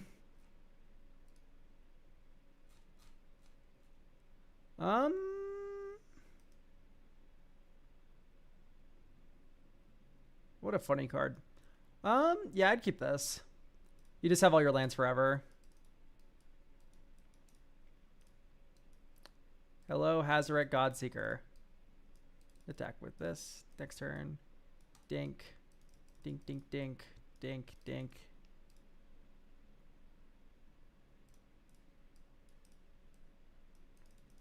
Kirby. Flameblade Adept. Dink, make professional facebreaker unblockable. 2 treasures.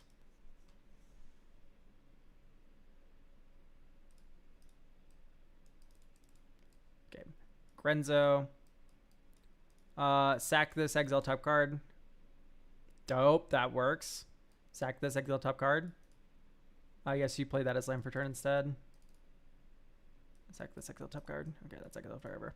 All right, so now you go dink, dink. This will be the final turn of speeding.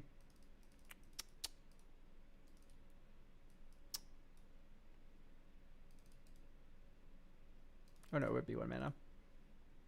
Okay, great. So now Hazaret can attack. 1, 2, 3, 4, 5, 6. Guys, just look how fucking good Mizzium Mortars is. Please play this card. I am literally crying, guys. I know it was already in the deck, Leo. You listen to me, but please, people, play Mizzium Mortars.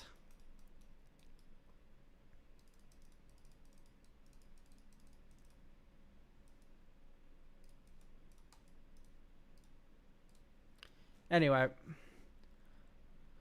Do we have any final notes for this deck? Because the deck feels good right now.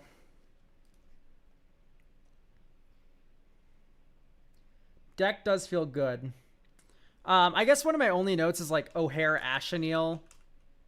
It doesn't have a high ceiling. Or it doesn't have a... It has a very high ceiling. Insanely high ceiling. Ceiling's here. It actually affecting the game like that, it has a very low floor. Yeah, but O'Hare Asheneel is something to think about. If you have a lot of Mayhem Devil games coming out of the woodwork, O'Hare Asheneel could be a thought. The other thought, which I think is a lot more real, City on Fire.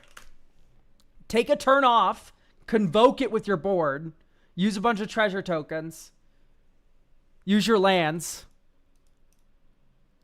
but then triple damage for the rest of the game.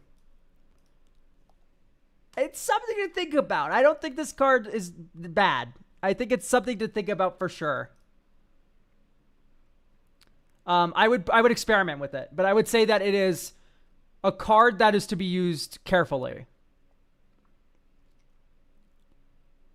Someone did mention Curse of Opulence. There's a chance that this is good enough. Rose Cutthroat Raider is a very good recommendation, actually.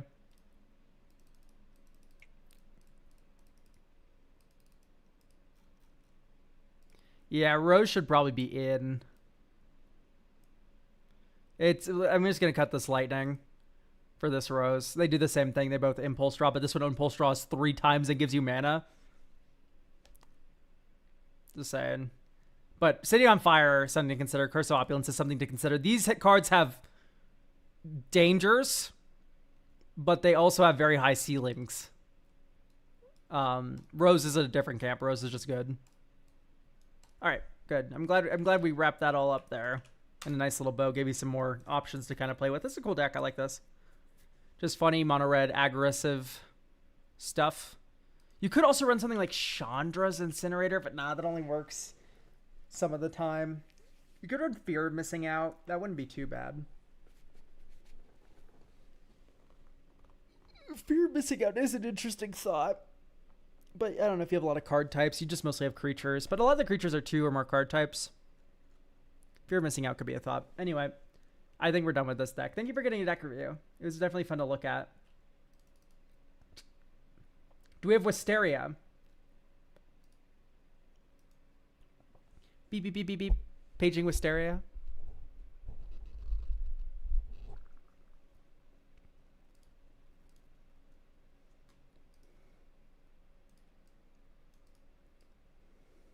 Wisteria is here. Great.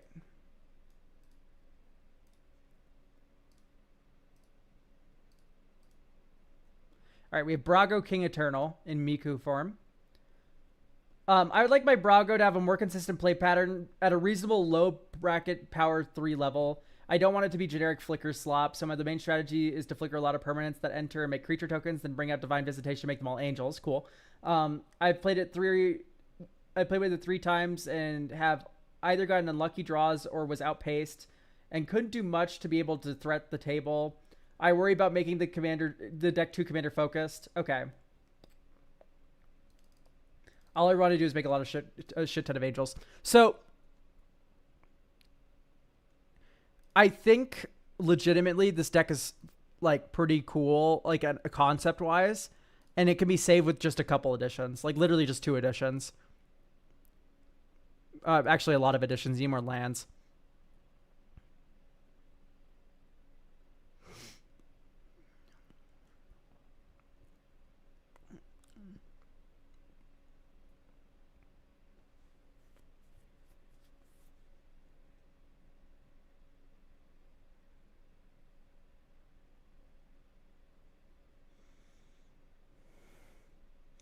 I do think Belonging is expensive, but it does make a lot of tokens.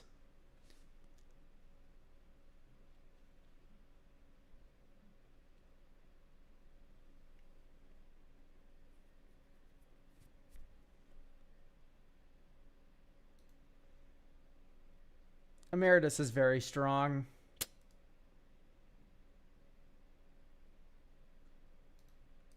I think Abdel Adrian's a bit clunky because they're not comboing with him.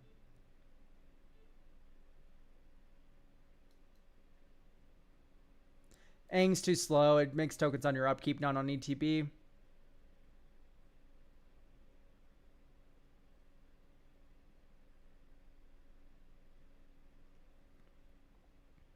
Or dies. It only makes 1 token. Okay, we've made 3 slots. I'm going to talk about the cards I want to add the most, that I'm excited to add. It's going to be Doll Maker Shop. Doll Maker Shop, 1 and a white. Whenever one or more non-toy creatures you control attack a player, you create a 1/1 white artifact creature token. Cool. But the Porcelain Gallery mode counts the number of creatures you control, makes them all that size for 6 mana. So it's easy to cast early, it's easy to cast late, always alive. Number 2, Cathar's Crusade. I hate to be boring, but let's think about what this deck is doing really quickly, chat. And let's talk about why Cathar's Crusade actually fits the mold very well for that, what this deck is doing. So, Cathar's Crusade, of course, is good in token decks. It makes all your tokens huge. But, specifically, it's really annoying to track, right? You make all these tokens, you need to increment all your counters, you need to increment all your counters again, you need to increment all your counters again. In this deck, yeah, I know you hate math, Wisteria, but listen, in this deck, it's a different story. And the reason is because Divine Visitation, what do? You have all these token creatures in play. You have a ready to attack Brago. You play Divine Visitation. You swing with Brago. All the tokens come back all at once and become angels. Cathar's Crusade does the same thing without you having to do math. You swing with your commander, you exile all the token producing cards, they all come back at once, and they all make their tokens at once, and then all of your creatures have the same amount of dice on them. There's next to no math when you do that play pattern. Maybe it takes another turn where you play like a creature or two, and then you have to do a little math, but the game should explode if you play this how I've just described it. Right? Kin Binding is a similar effect. Kin Binding does not work because it only works for the turn, and Brago does not return them. Oh, no, it does return them right away, does it? But it does. They can't attack with the power that they have. But Kin Binding does work, where X is the number of creatures that enter the battle. You could one-shot someone with Brago, but you can't keep the buff on all the creatures. Because you're not... I guess you swing with all the tokens that are already there, and then you flicker every... Okay, no, this works better. This works better. You're right. So instead of Cathar's Crusade, we can run... I think you just run both.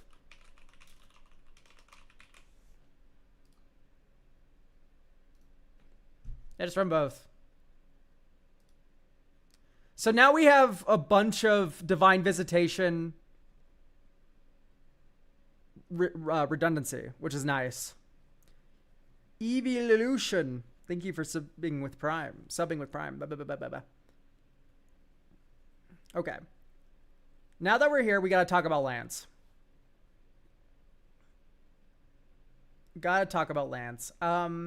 I think Overlord of the Flood Pits has got to go. It's cute, you can cheat it, but that's just not what we're doing.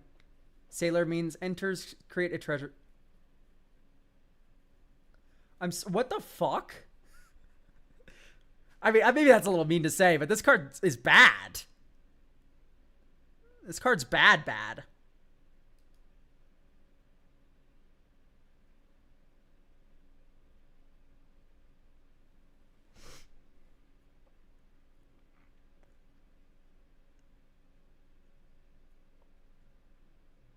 That's all I had. I see you built some of this from your binder.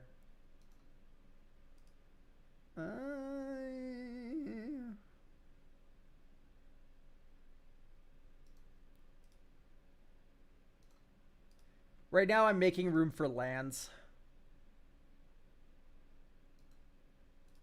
I love you, Jimbo, but I think it's just okay.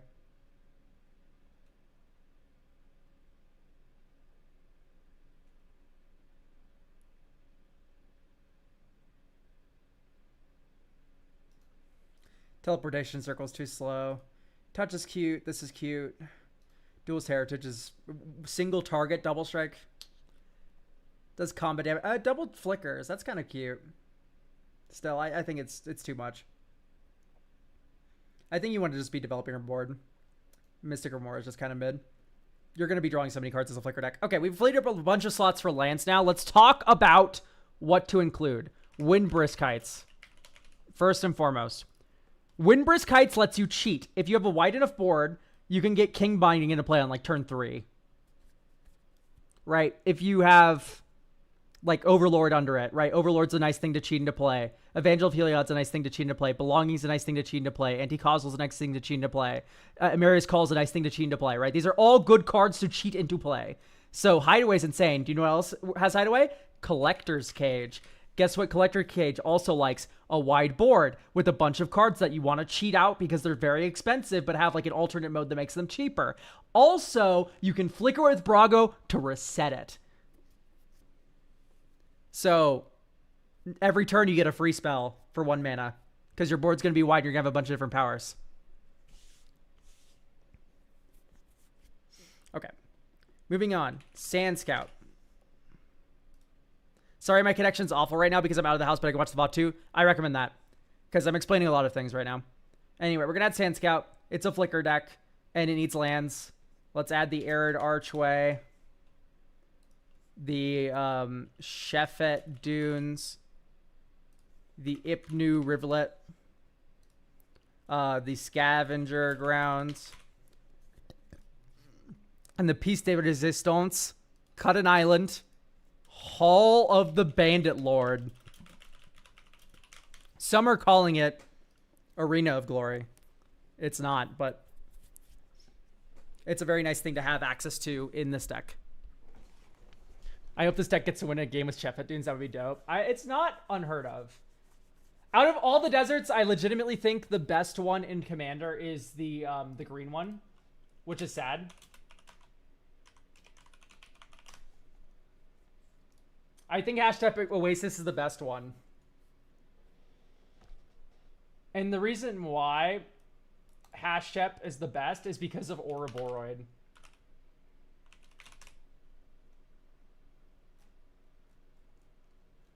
Because now you can activate Hashtag Oasis on your Ouroboros, and then Ouroboros gives +4/+4 to your entire board.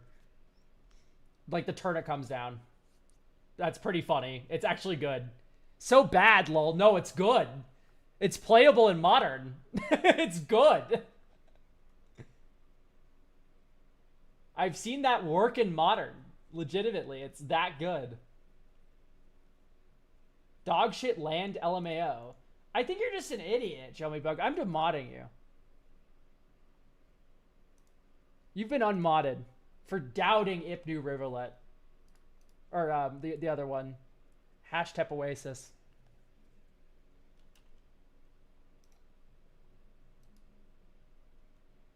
Do not doubt the card. No one actually plays Modern, lol. Okay, now you're getting timed out for a minute. Because I play Modern all the time.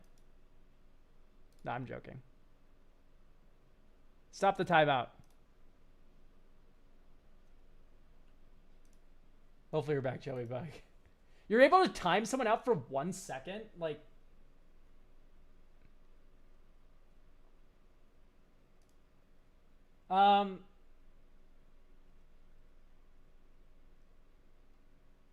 What else to run? Is there just like a 2 or 3 drop that just makes infinite fucking tokens? What does servo schematic say? When this artifact enters or is put into a graveyard. Enters, leaves, token.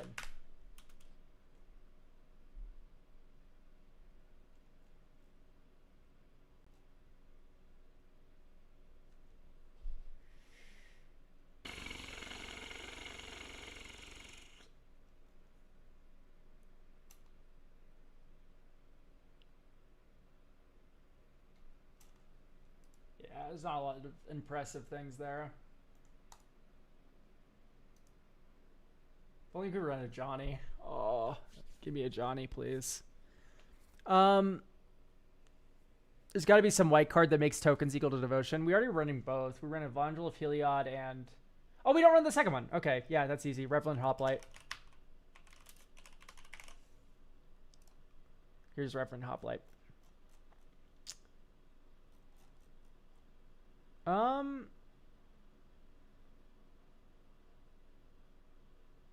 Maybe we want Eerie Interlude. Maybe. We'll see how it feels. All right, here's a Collector's Cage hand. Draw. Plains. Or actually, just start with Deserted Beach. Why not?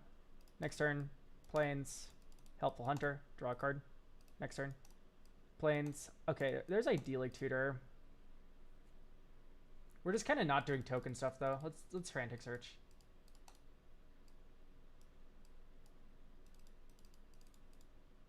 I mean, maybe you keep Island over Witch Enchanter here. I guess you Idyllic Tutor for the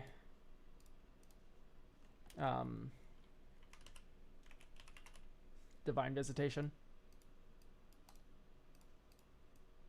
Dink 1, 2, 3, 4.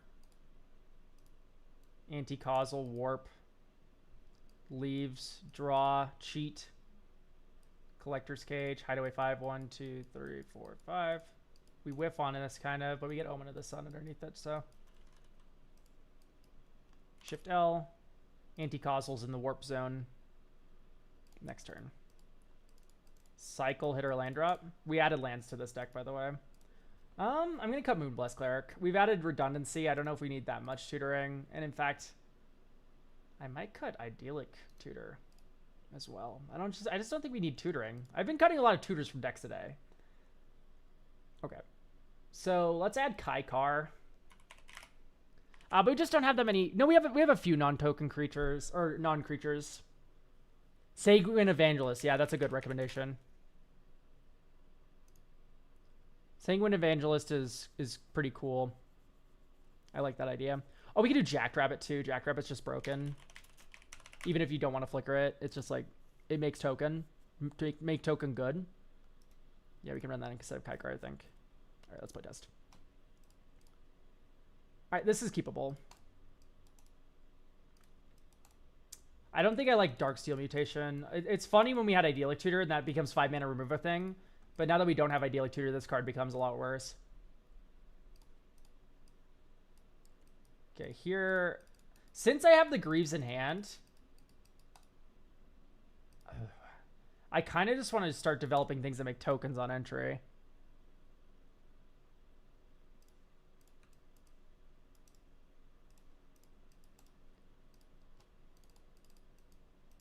Collector's Cage. Nice. Nothing but lands. Fucking gorgeous. Let's put a bunch of lands on the bottom. I know the hideaway cards are not looking good right now, but I promise they are.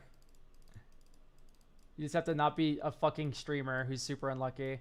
Anyway, Lightning Greaves, Dink, Dink, Collector's Cage. You can play this Plains this turn by making this into 3 power. Or I guess you do that too, Brago. Okay, and then you Greaves Brago. You swing with Brago. Combat damage, Flicker, Whirler, Rogue. You get 2 Thopters. You get a new Collector's Cage. Which Hideaway is 5 again. 1, 2, 3, 4, 5. Okay, here we go. This is the Hideaway looking good. I guess the Hideaway unfucked your land drop. So you can't be too mad about it. Okay. We are going to go 1, 2, 3. Tinker's Tote. You make 2 Gnomes.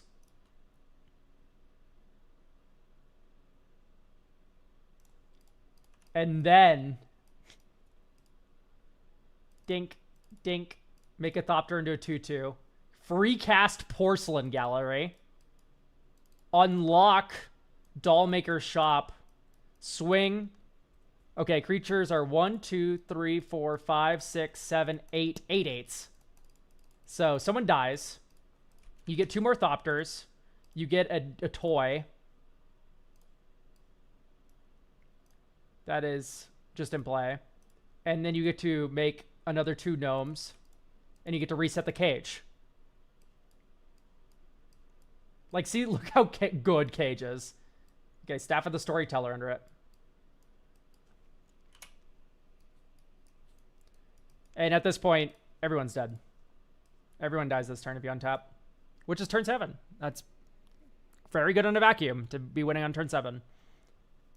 Anyway, there's Porcelain Gallery being insane. And there's Collector's Cage being insane. So, maybe you want to run Muddle the Mixture for Collector's Cage?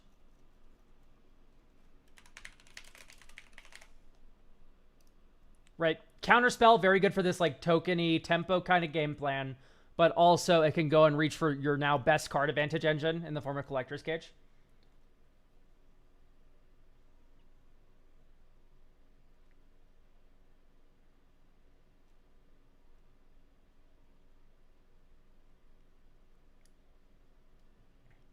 So yeah, Darksteel Mutation out.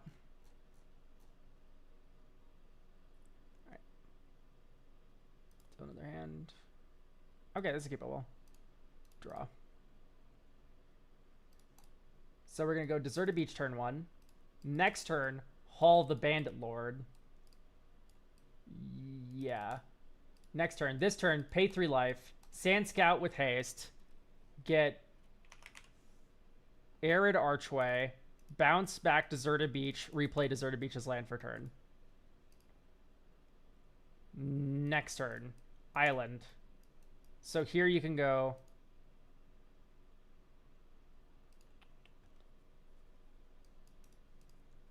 Because we have Felia. So we could flicker our Sand Scout again before playing our land. Which I am a little interested in. So here's Felia with haste. Attack. Flicker Sand Scout. Because we only have 3 lands on turn 4. Look at that. We're behind. You can get Ipnu. Or I guess you get Shefet here. And then you go land for turn. 3 mana Basalt Monolith Lightning Greaves. But Sandscout comes back on end step. It doesn't matter because the land comes in tapped anyway. But yes, we would do all that on the end step. I'm just doing the searching now because I wait for end step and then search. It's like whatever. All right, 1, 2, 3, 4. Commander. I guess you just do this. Greaves Commander.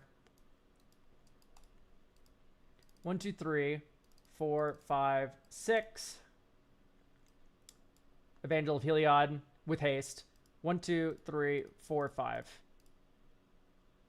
5 soldiers.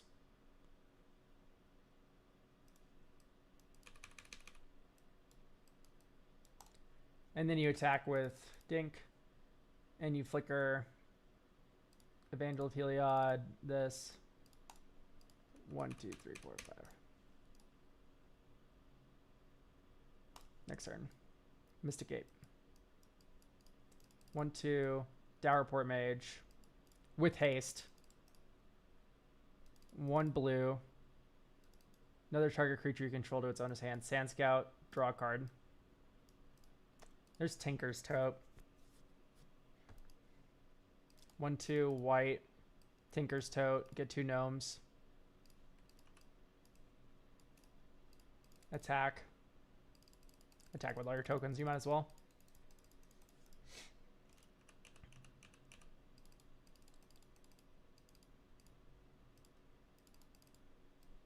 There's no reason not to replay this. You get 6 tokens instead, and then you get 2 more gnomes, and then you draw a card. Okay, and there's Cathar's Crusade. So this turn you win, and it's once again turn 7. 1, 2, and then you go 1, 2, or you can go 1, 1, 2, 3. Witch Enchanter. Oh no, it's not quite, because you need to wait another turn. But we're gonna draw 2 cards this turn.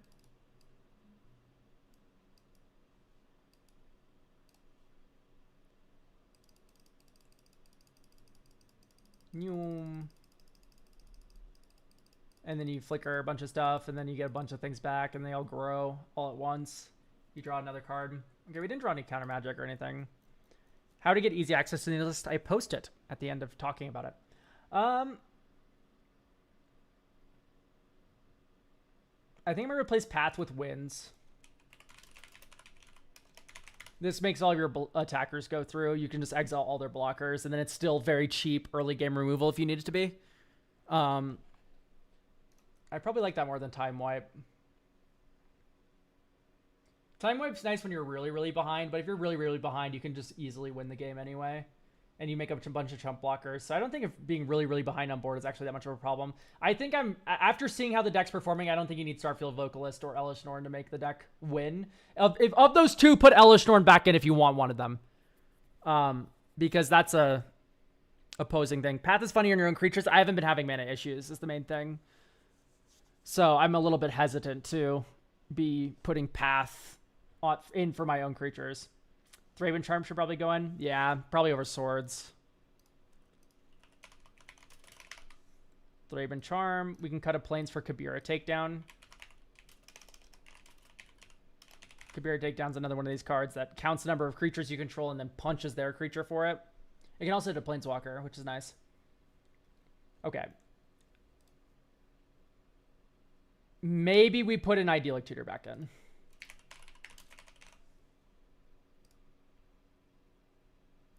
And then you run Darksteel Mutation. And then you run Enduring Curiosity as your last enchantment edition. Right, Enduring Curiosity. It's a curiosity. It makes all of your creatures... It's a Binding of Thassa. Coastal Piracy. But you can flash it in, so you can hold up interaction if you don't want to do anything else. Discard. Draw. Sea of Clouds.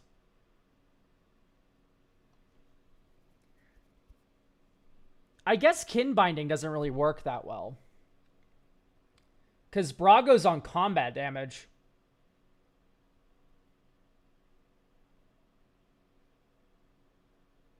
That's a little awkward, chat.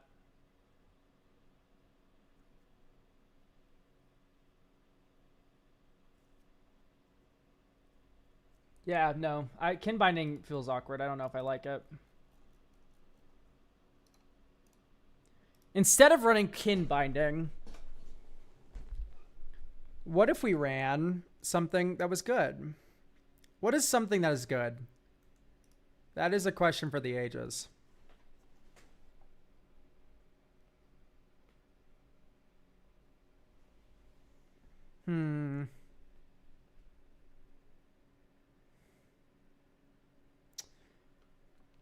Isn't there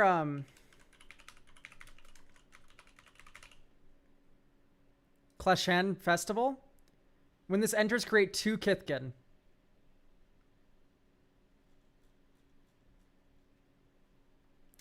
Legion's Landing is not a bad idea. It just, when it flips over, which is going to happen, it does ramp you, I guess. It's okay. That's my verdict. It's okay. Drop Surveil 1. Graveyard. Next turn. Mystic Gate 1-2. Jackrabbit. Okay, I'm going to cut Spellseeker. I just don't think you need to be doing Spellseeker shit in here.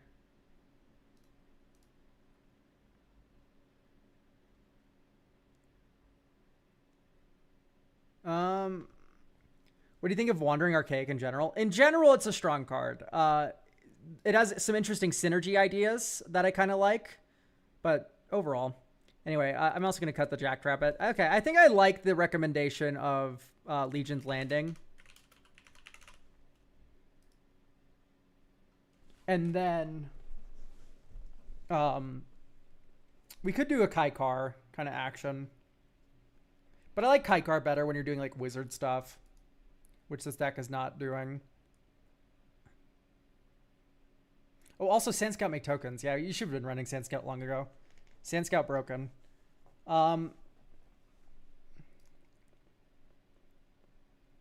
Maybe just Selfless Spirit.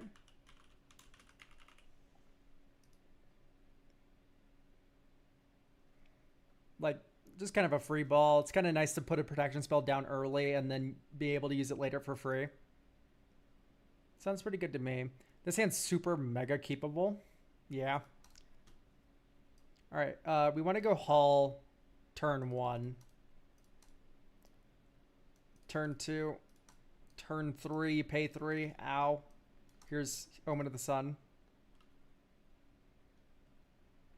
Human Soldiers. And then this turn, think haste. Okay. Divine Visitation.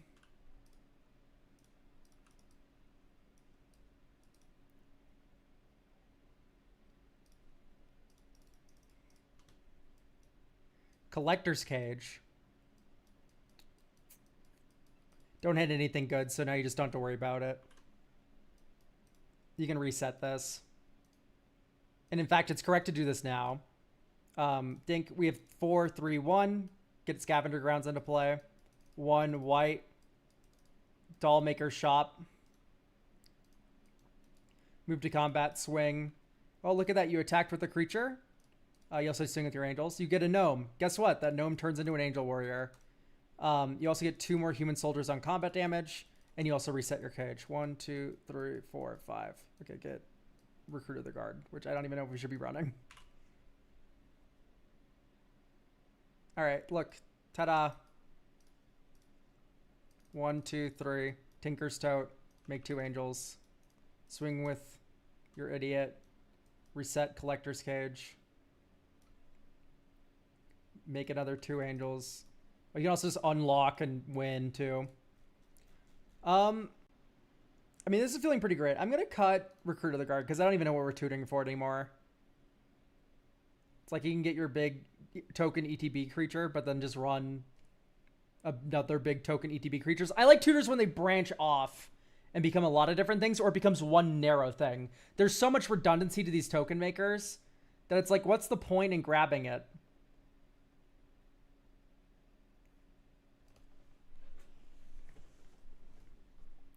Oh, I just realized we're running fucking... Oh, no, Basalt Monolith. That's fine. I'm stupid. Reset my cage. It's Pride Month after all. You guys are queers. Start strangling you. What to run, then? Maybe just another counterspell. Legitimately, like a Dovin's Veto. Yeah, Dovin's Veto.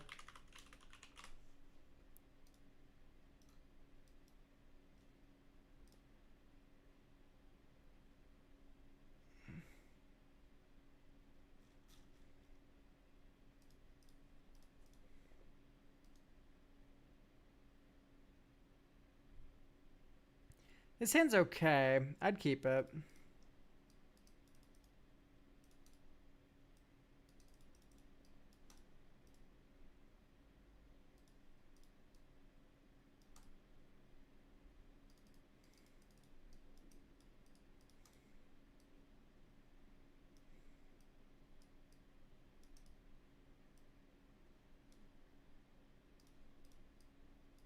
Right on time, Talisman of Progress. Mander.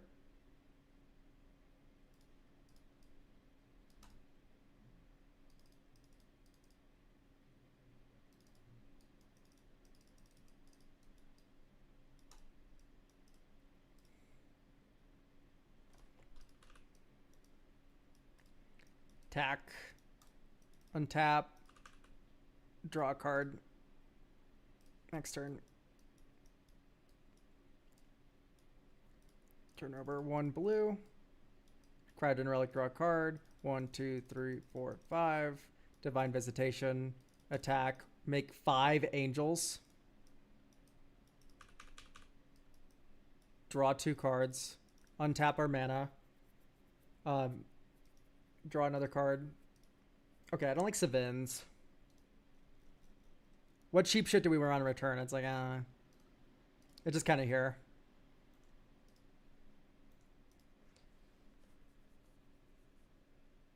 I only went with the amount of tutors because I assumed we'd sooner secure Divine Visitation. Yeah, but now we just have a lot of redundancy to closers. Like, we have the Porcelain Gallery, we have the Divine Visitation, we have the Cathar's Crusade, right? We have all this redundancy, and the reason why redundancy is better than tutors here is because we're doing the hideaway stuff. So having redundancy means we're more likely to hit it off a hideaway card than a tutor. Like, hitting a tutor off a hideaway card feels a little mid. But, so instead of doing one narrow thing and having a wide range of options that can grab them that can also be flexible and grab other things, instead we're gonna go more into the like having multiple top end cards. I think it's a little bit more fun for this kind of list. But the tutor line would be fine too. It's just Collector's Cage is broken.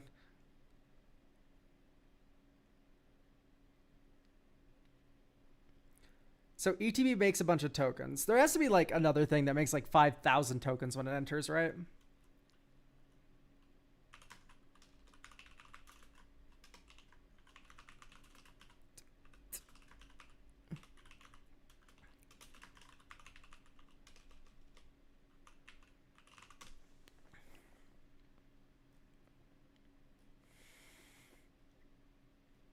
Maybe Abdel Adrian is good enough. So you go...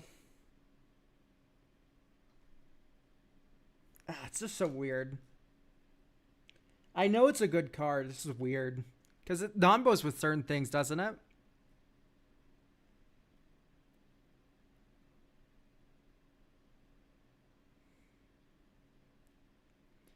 Do you usually have a lot of non-token creatures on the field? I mean, not really.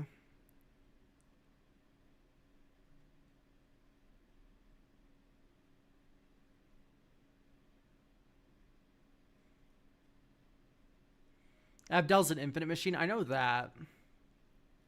But we're not doing infinite Abdel stuff.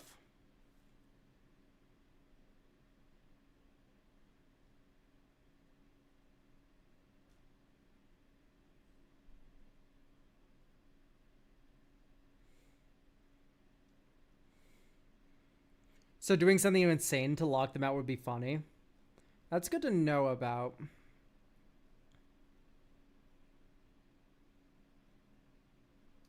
Preston could be funny, but he's expensive and just kind of mid, so...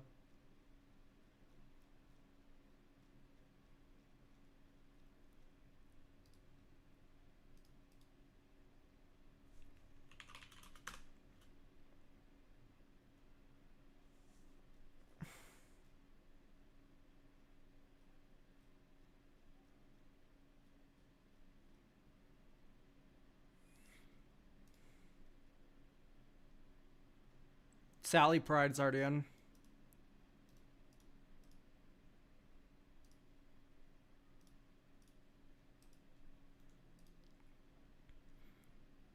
I mean, maybe we just don't need to add anything new like that.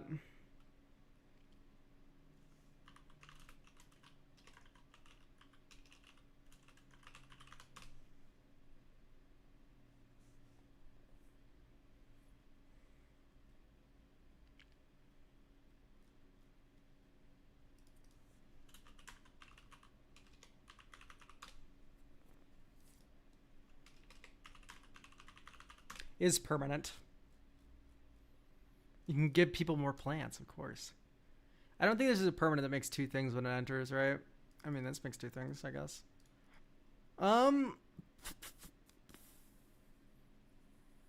Threefold Thunderhulk? No way. Yeah, it's like the mere battle sphere kind of shit. Like, I don't think that's just... It's too much.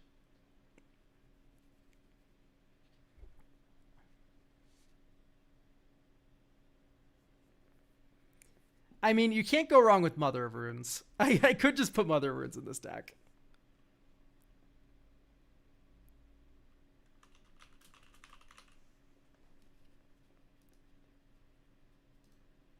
Because this works well with Starfield Shepherd, so maybe we do a little Starfield Shepherd action. Like, Cloud of Fairies is cute, and so is Peregrine Drake, but these kind of scream combo to people and might get you some bad aura. Maybe the cantrip creatures just aren't that good. Like, I think you want some amount of them. But I can see an argument that maybe they're not the best. Elishnorn and Grand Cenobite? I guess. Yeah, I guess.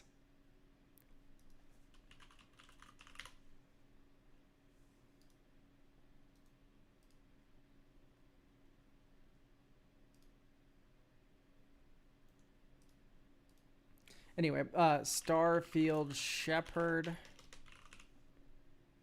What other mana value 1 creatures can we run anyway? Kami of False Hope. But that's not that good.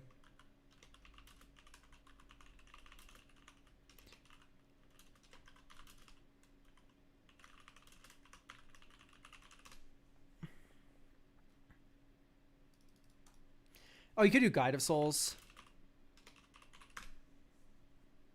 Guide of Souls is pretty worthwhile. Is there like an X?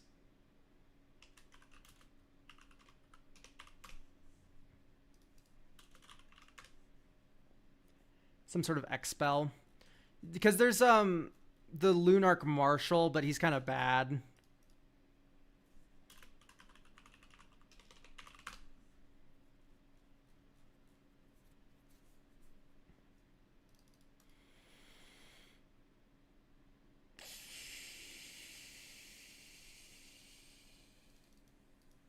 Giver. You could run Giver.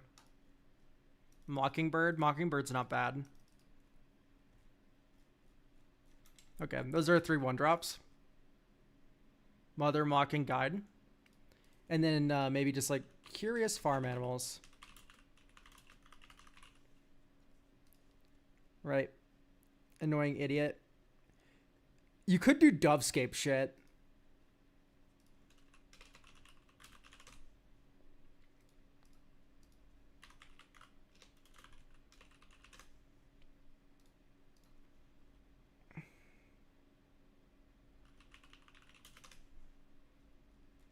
If you mentioned you wanted maybe like a lockout kind of thing,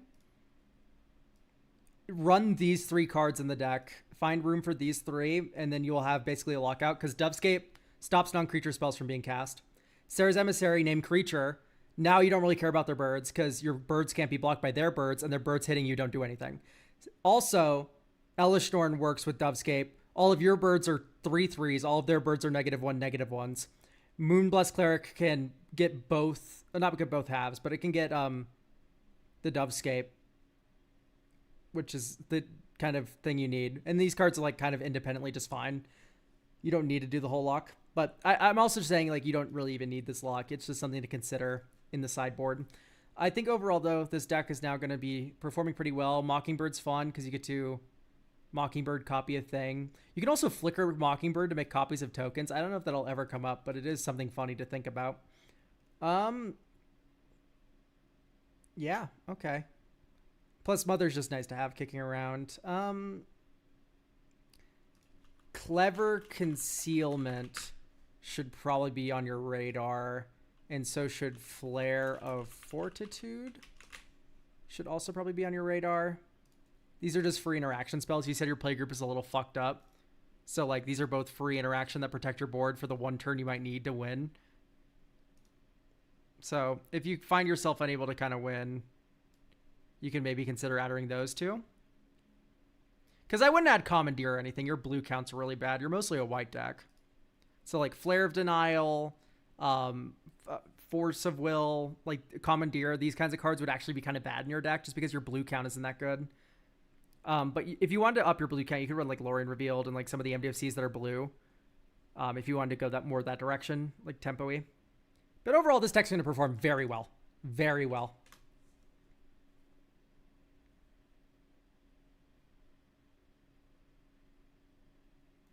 I just want to make sure you have an out to Torpor Orb, because if you get Torpor Orb, you kind of die. You have a lot of counter spells that deal with Torpor Orb. You can sink into Stupor it. That only answers it for a turn. You'd have to counter it when it comes back down. You could run Blast Zone.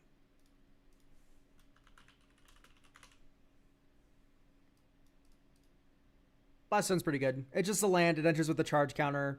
You can charge it up one turn. Next turn, blow it up for 2. But you might want to consider like another like non-ETB artifact. Or oh no, you have Curious Farm Animals. Duh, we added Curious Farm Animals. So you have an answer to Torpor Orb right here. Okay, great. Still, Blast Zone's very good. Heavily recommended to Flicker decks. All right. Beautiful list. It was very refreshing to see a Brago deck that wasn't just like combo or whatever. I hope this isn't too interrupting between decks. Hey, I also have one regarding yesterday's decks. In the Nika one, it ended up playing Glaring Fleshraker with only 9 other color spells. So the thing with Glaring Fleshraker is you want to copy it with all of your shard tokens, which is very funny. So having a bunch of Glaring Fleshraker is actually good. Because if you cast one colorless spell with like 5 Glaring Fleshrakers, everyone dies. Because you'd make 5 Eldrazi spawn, and then you would deal 5, 10, 15, 20, 25 damage off of one colorless spell if you have like 5 shards kicking around. So you should just be running it anyway, even though there's only 9 other colorless spells in the deck. And you can always up the colorless spells very easily. The colorless spells are some of the easiest things to add to decks. Okay, moving on. We have someone who is most likely not going to be present, so please continue without me. We have decks. Hang on. I want to actually make sure. 1, 2, 3, 4. I've missed a deck review. Is someone here who has a deck review that didn't get reviewed? Because I think I might have accidentally closed it. We did Wisteria. That was the deck we just did. Dex is the one that's most likely not going to be present. The one I know that I haven't done yet. Baked Pie.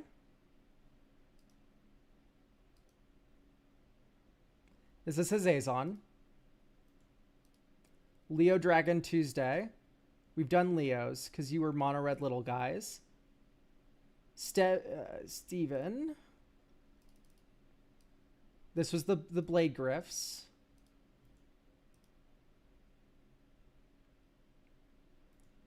Sushi.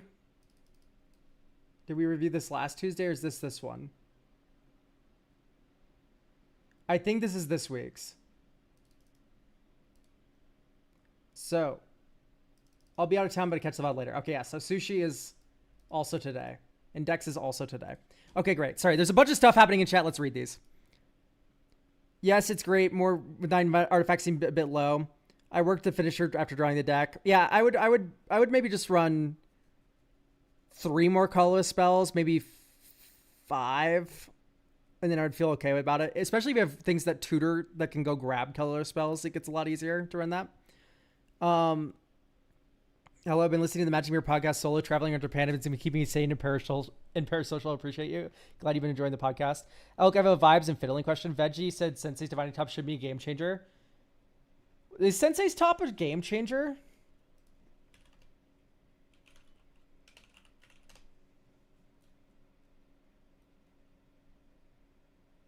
but it also it's not a game changer. It shouldn't be a game changer, but also shouldn't be played in bracket 2 or 1. Do you think top is fair in bracket 2? So it's less about it being fair or like overpowered, and a lot more that it takes a lot of fucking time to resolve. It has, I think it should have nothing to do with power, because I don't consider top that powerful unless you're comboing with it. If you're comboing with it, I don't even like it that much in Miracle decks in Commander, because Commander is a singleton format, and at the end of the day, the Miracle cards in Commander are just like few and far between, and it's better to get them unstuck in your hand with Brainstorms and Brainstones and Brain Surges and Scroll Racks than it is to stack the top 3 cards of your singleton 99 card library, right? So at the end of the day, I think getting cards unstuck from hand on top of the library in that manner is better than this. And then, yeah, if someone plays top, they better go for it. Yeah, that's fair. I think if you're more like broad top deck manipulation, top gets a little better. Also, top is just an insane combo card. And it has high card value in terms of like, as a single card, it's worth a card, top, because it fixes your draws, it can protect itself. And then later, it's a combo piece, which is very nice. But if you don't run the combo, top becomes so much fucking worse. Anyway, long story short, I agree insofar and about time. It's not powerful. The card's not that powerful if you're not comboing with it. And so that should never be an argument for the lower bracket stuff, but there is an argument to be made about the time investment of the card. So, I mean, play it if you want to at the end of the day. All right. I will not be present, so please continue without me. Dex, I apologize if this is an overly lengthy explanation. It's better than too short for a deck review you're not here for. This started out as an arena brawl deck that performed very well in a one-on-one environment, and I liked it enough to try and rework its function well in Commander. It is an artifacts toolbox deck with a salvage sensation package and a pseudo birthing pod with Oswald, and tries to close out the game with a combo. Usually Aetherflux, Noctis, Vexing Bauble, 0-mana artifact to nuke the table. I thought this would work well as a Commander deck for me, as I had no permanent play group, so the toolboxy nature would allow me to find answers to any deck I run into, avoid UB if possible. I wanted to be high bracket 3, low bracket 4. The deck tries to stall the game long enough to turn through the deck and assemble a combo. Main problem is that it wasn't designed to be able for one threats. Hang on, is this the other deck? Am I stupid? Yes, it is the other deck. It's not. I know we had a beautiful Toph deck on screen, but Toph is not the correct answer. Yeah, it's this deck, not this. Okay, great. Avoid UB if possible. That's hilarious because your commander's a UB. But anyway, I won't raise you too hard.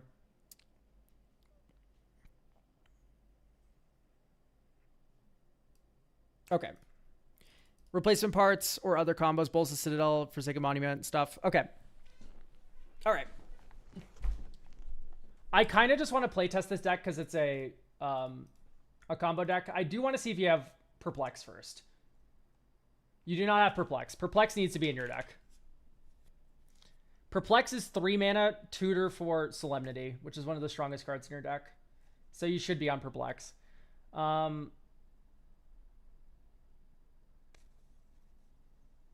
Should probably be on Archwave Innovation. Maybe over Swamp.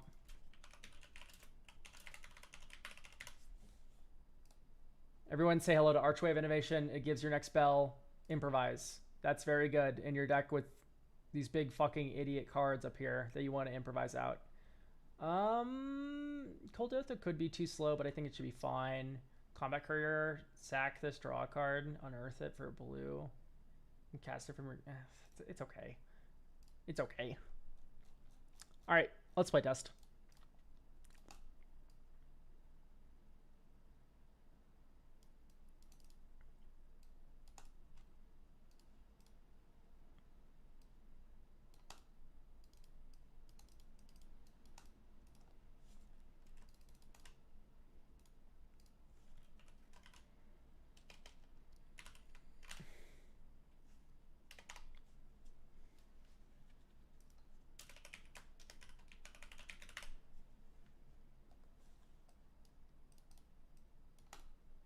Maybe you play Felder Profane this turn. And then this turn you do Seed of the Synod. Dink. Grooves.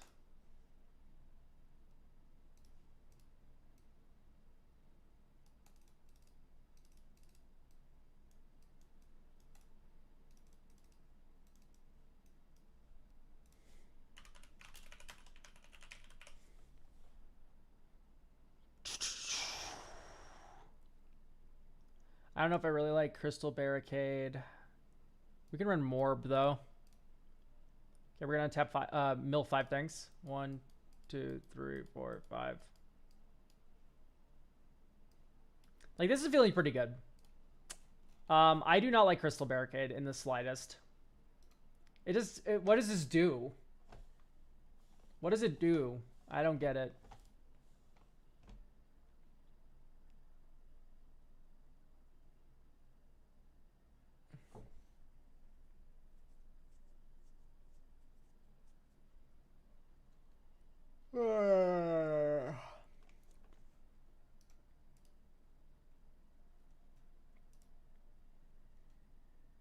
Probably a playgroup thing, maybe, but well, he doesn't say. No. This is not a playgroup thing because the primer said I don't have a regular playgroup.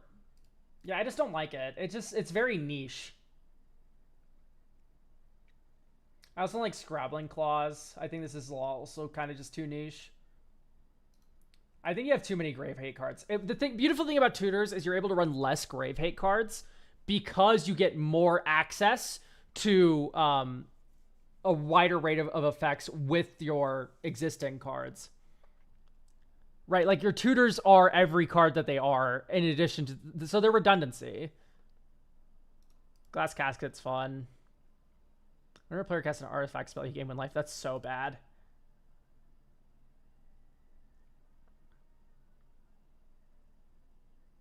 Doesn't Pinnacle Star Change fuck you?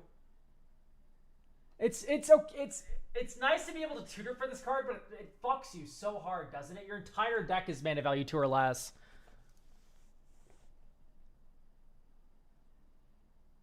And so it's like on the surface, it sounds like a cool thing to tutor for. I don't like Whisper Soul Cloak here either. We're like a full-on combo deck. Aligned Heater Network gets a little bit more interesting, but you're probably just tutoring for the combo.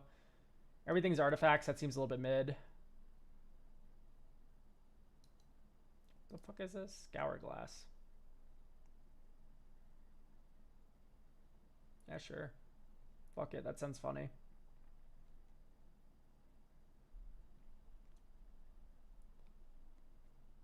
Does the blurb say this is a combo deck? What's the combo? Bolus's Citadel. Is there no top? That makes sense. Top's probably making this deck too strong. Because if you have top, Bolus's Citadel, Aetherflux Reservoir, you combo off and win. But the answer is Noctis, Aetherflux, Solemnity. 0-drop artifact that can sack itself. So like you sack Mishra's Bauble. You play it from the graveyard by paying 3 life. You gain a bunch of life from Aetherflux. It doesn't enter with the finality counter because of Solemnity.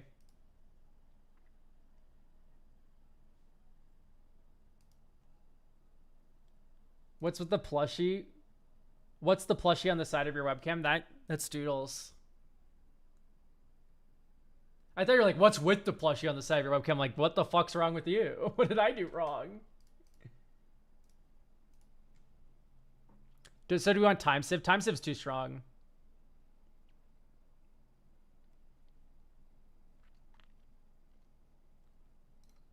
I don't even know if I like Invasion of Fiora. So we have 9 slots to play around with. I think we want more MDFCs. So let's do Lorien revealed.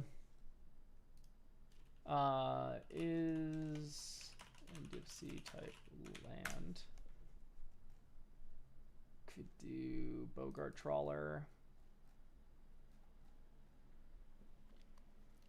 Glasspool Mimic is an interesting idea. Hydroelectric Specimen is also an interesting idea.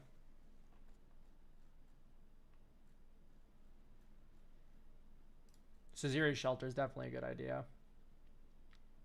Stinking to Stupid. Witch Enchanter. There you go. That fills out the curve nicely. Gives you some more land drops. Pretty nice. You thought it was cool? Oh, that's sweet. My headphones. Here you go. Whoa. Yay, Doodles.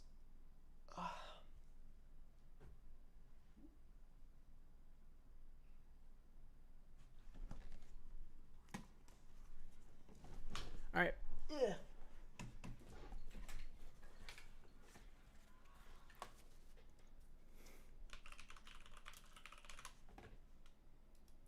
I'd prefer not to spend more than $15 per new card added.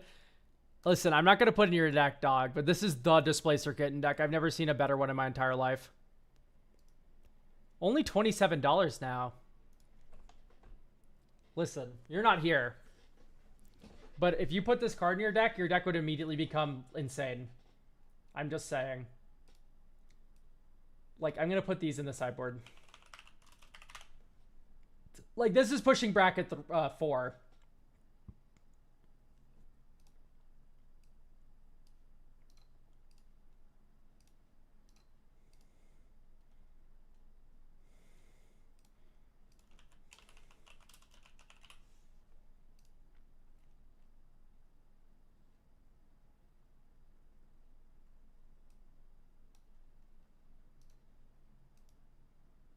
Entomb is a cheap tutor. Ooh, Entomb is a very good idea, yeah.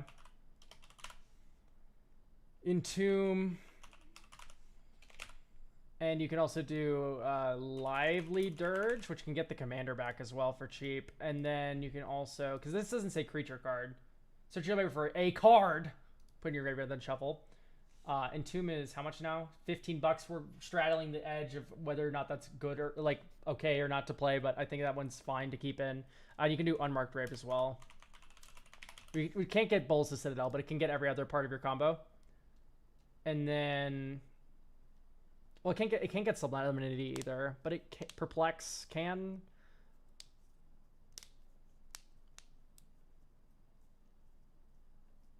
Okay, that's probably fun. Probably cup it up with just a Ponder. Ponder.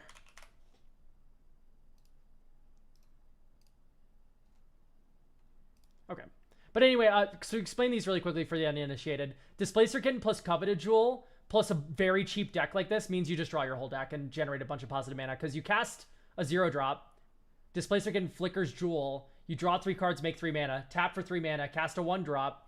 Okay, Displacer Kitten, flicker this, draw 3 cards, tap, make 3 more mana. Okay, cast a 1-drop. Okay, tap this for 3 more mana, draw the 3 more cards.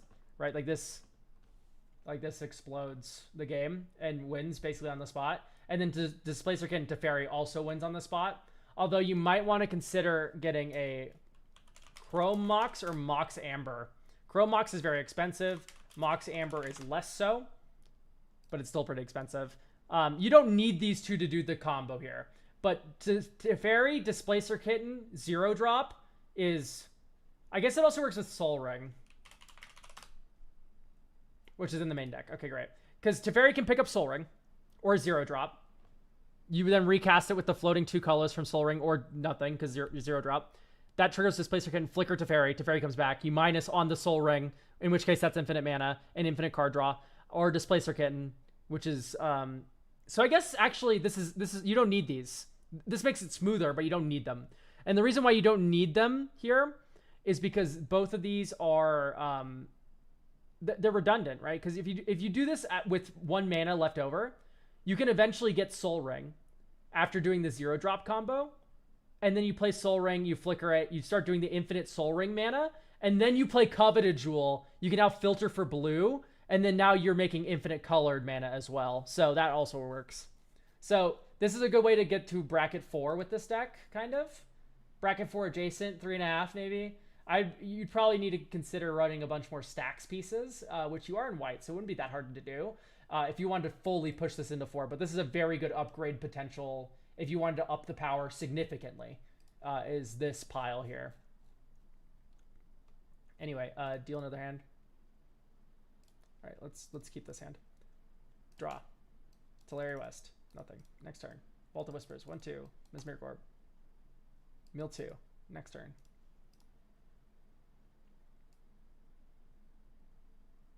Buried Ruin, Chromatic Star, Aether Spellbomb. Tap this for nothing. So I guess then you play Waterlogged Teachings as a... Oh, no, you want Buried Ruin. Or Urza Saga. Okay, I know we just ran through the gambit there, but... Anyway, so we have 3 tap things. We mill 3. 1, 2, 3. Next turn. Glimmer Void. Perfect. So, white. Have we milled a 0-drop? No, we have not. In fact, we've milled 0 artifacts so far, which is fine. I just pass here. And then end step before your turn, you go 1, 2, 3, 4. Waterlogged Teachings. You get Perplex. which seems weird as fuck, but this is correct. Okay, great. Next turn. Planes. 1, 2, 3. Dink. 4. Knock this. Oh, we should have milled a bunch of cards there. My fault. So we didn't actually draw planes. 1, 2, 3, 4. Okay, that's fine. All right. So we play Buried Ruin instead as land for turn. And use that to cast Noctis. And then you can hold up Aether Spellbomb. And anyway, we don't care if Noctis gets blown up here. Urza Saga. We untap 5. So 1, 2, 3, 4, 5. So these all go to graveyard. Then we draw this card. So Urza Saga is going to take over. We're going to get Soul Ring. And then we're going to go black. 1, 2, 3. Oh, wait. So it's 5 total mana to do what we want. So we can keep Glimmer Void untapped. So 5.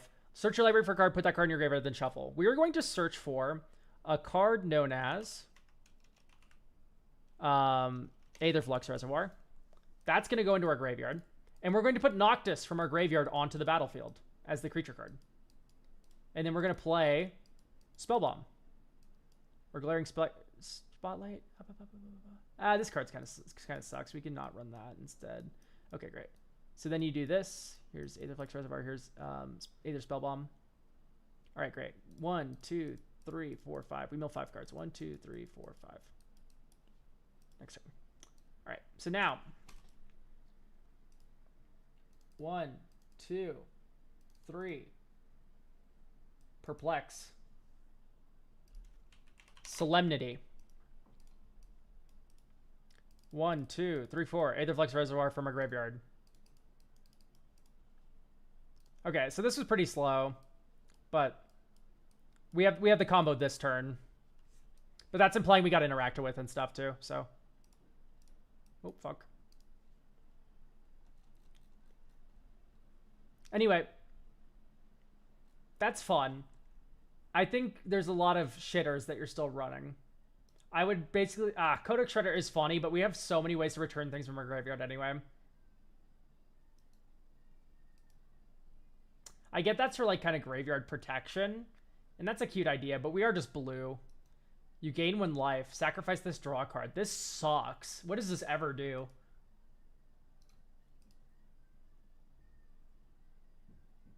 Target player discards a card from his or her hand. Draw a card. I like the Vexing Bauble.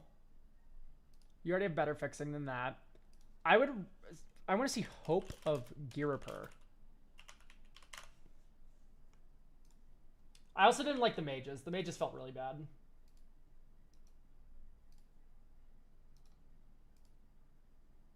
I like Trinket Mage only.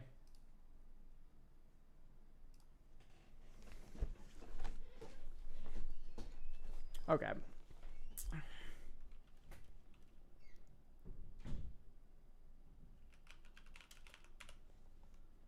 This is a Torpor Orb deck. Let's count our creature ETBs. Are you ready? Thought Monitor, Angel of the Ruins, but this is a land. Yeah. Witch Enchanter, but this is a land. So really only 1 so far. 2. 3.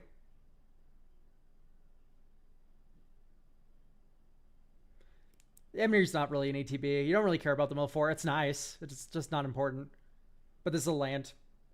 Yeah, literally it's a Torpor Orb deck. Torpor Orb's just insane in this list.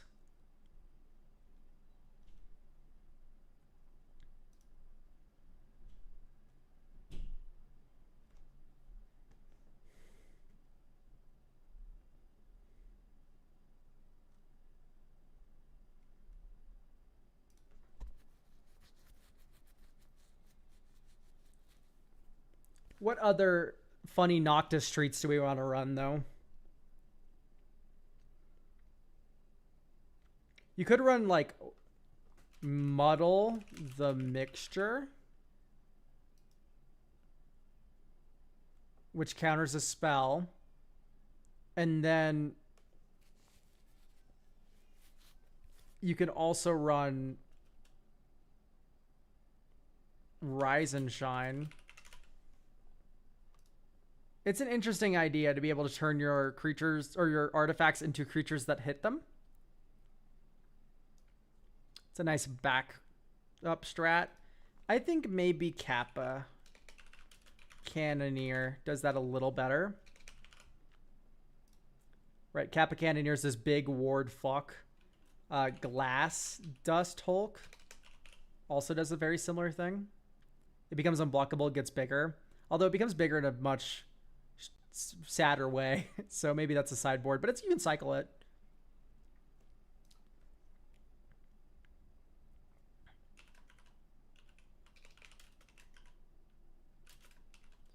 Universal Surveillance exists, but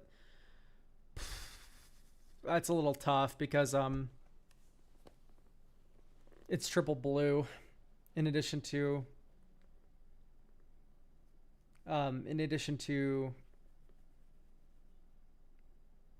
like tapping all your artifacts because it has improvise.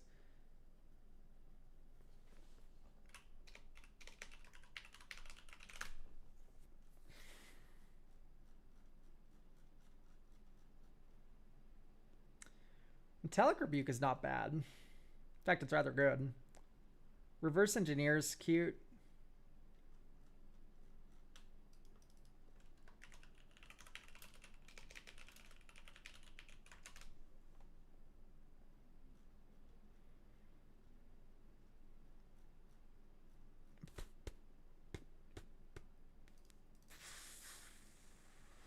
Krang is pretty nice. Avoid UB if possible, though.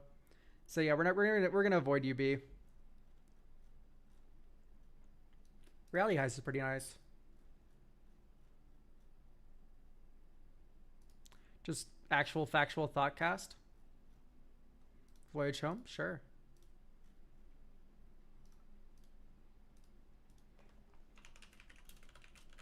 I like the Urza's Bobble idea. We could do Luris. Luris is just another version of the commander.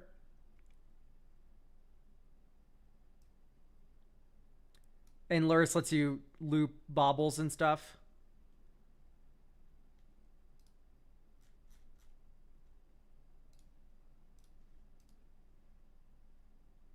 Okay, this is keepable.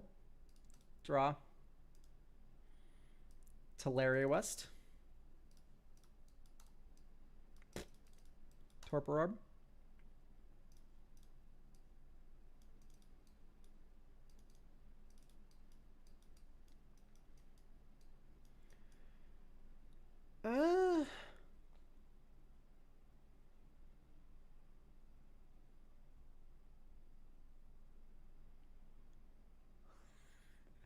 That's cool. That's cool. I like that. We're going to... Yeah, let's do this. Okay, so this turn will be 1, 2, 3, 4, 5, 6. Kappa Cannoneer. Whenever this creature or another artifact you control enters, put a counter on this creature, can't be blocked this turn. Okay. 1, 2, 3, 4, 5. Here's Scour Glass. This gets a counter. It's unblockable, hit you. Blow everything up with Scour Glass. Next turn. Island.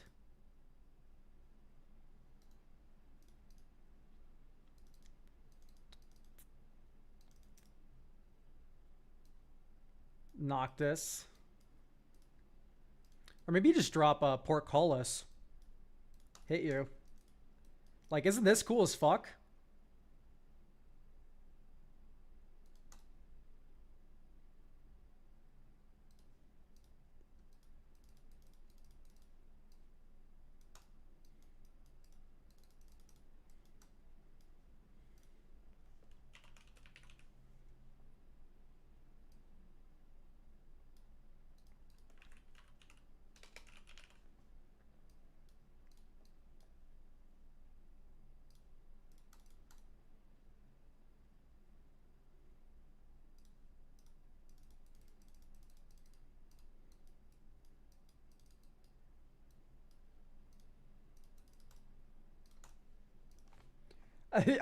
Kappa's gone coast to coast for billion damage. Oh, also, Displacer Getting's really funny. Because if you have Tezzeret, what you can do is like cast Tezzeret, flicker something, minus Tezzeret, get Mishra's Bubble, cast Mishra Bubble, flicker Tezzeret, minus Tezzeret, get Tormod's Crypt, flicker Tezzeret, get Urza's Bubble, get Welding Jar, and then you can start doing that with ones. So you just like fucking... You might need Glaring Fleshraker.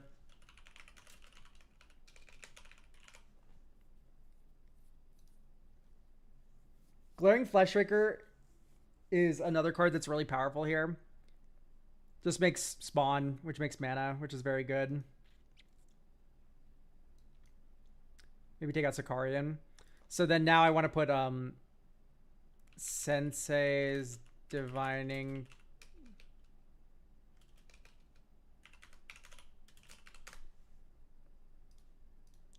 So now we have a new combo where if you have Sensei's Top, Bulls to Citadel, and Glaring Fleshraker, that's another combo.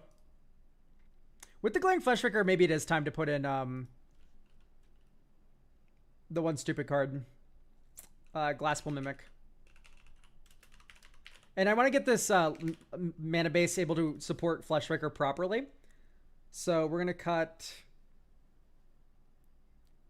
Emergent Zone is kind of nice, but I think it might be too slow. Buried Ruin's kind of not that good because your commander. I know it's kind of maybe redundancy. Exotic Orchard out. Mycosynth Gardens is funny. Rafine's Towers may be a bit just much.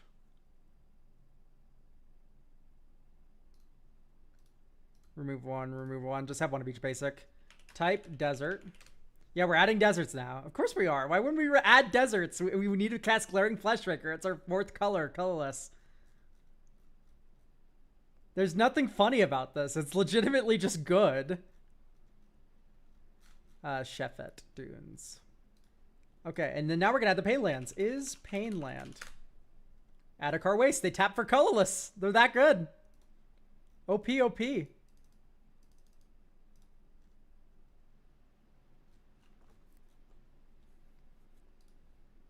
Like, look, this hand could cast Glaring Fleshraker. This hand could cast Glaring Fleshraker. This hand could cast Glaring Fleshraker. This hand could cast Glaring Fleshraker. This hand could cast Glaring Fleshraker. This hand could cast Glaring Fleshraker. This hand could cast Glaring Fleshraker. Okay, this hand couldn't cast anything. But this one could cast Glaring Fleshraker. Right? It's just super consistent now. It's just colorless is free.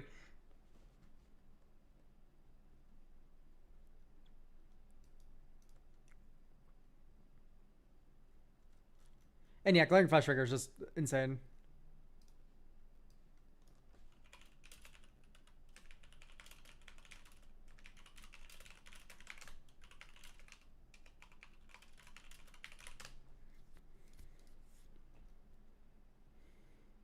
Did you break or something? Sorry, no, I got a DM. Dance of the Manse. I don't really like Dance of the Manse. I see the appeal of it. I see the appeal of it so much. Dance of the Manse. Like, because I like that it can get got off of Muddle the Mixture. That's very interesting. And then if you have a bunch of mana, you're able to go, here's a bunch of artifacts that kill you. Because they get haste, right? No, they don't. So that makes it's a little slow. That's my worry. Disciple the Vault. It's okay. Disciple the Vault's okay. I just don't know if I believe in it necessarily. If we wanted to add something like that, I would add Marionette Master. Because Marionette Master makes your opponent lose life faster than you do. Because you bring this back for 3 life with Solemnity. And then you tap and sack it, and then they lose 4. So you actually outpace them with a Marionette Master. But with the other one, it's just not the case.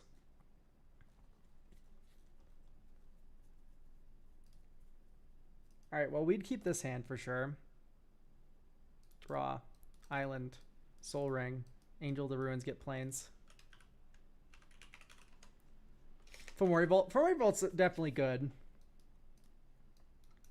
I just don't know if it's much of a percentage point that it's worth like finding a thing we could run instead. Okay, if we were smart, we would have played Godless Shrine last turn, so we could go white, white, 1, Lurrus. And then this turn could be probably just Commander. So this is 6 mana, Salvaging Station.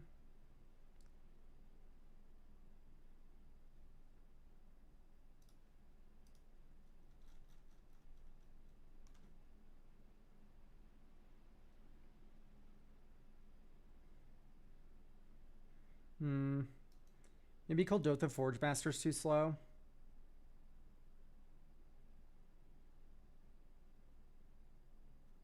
Okay, maybe Lurrus just is like kind of just not the best.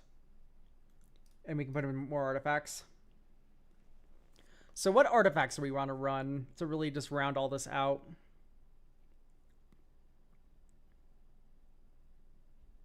Kuldotha is good in certain contexts, but it is slow. I like it in red decks more, where you can give it haste or Goblin Welder it back into play at the end of turn, or etc.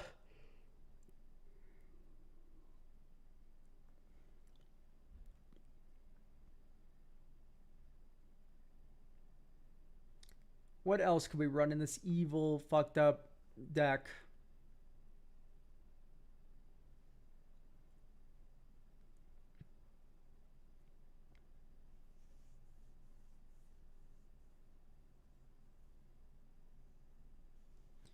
Could run like Power Conduit. Vexing Bobble. Yeah, that's a good idea. I don't know why I didn't think about Vexing Bobble already. Should have thought hard about that one. I'm going to say Disruptor Flute.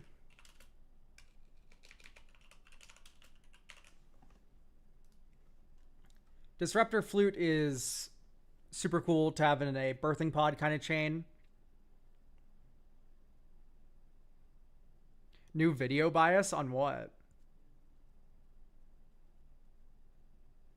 Brawl Trauma seeing Disruptor Flute. Disruptor Flute's awesome. More people should be running it. I'm going to say just like actual Pithing Needle too.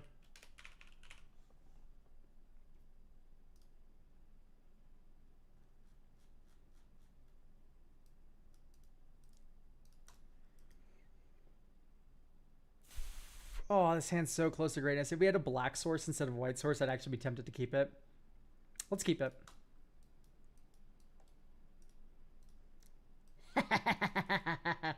Never punished. Always punished. Okay, this is a real keepable hand. It's like all mana. These are all lands. Actually, this is not keepable. Okay, this one is, though. Drop. Tap land. Next turn. Add a card waste. Draw a card. Next turn. Dink dink. Lightning Greaves. Blue. Emery. Equip Emery. 1, 2, 3, 4. Oh, I was praying and hoping we would draw, like, mill over a bobble. Okay, there's a Welding Jar. That makes me want to Aetherflux Reservoir. Okay, we're now 1 Solemnity away from going infinite.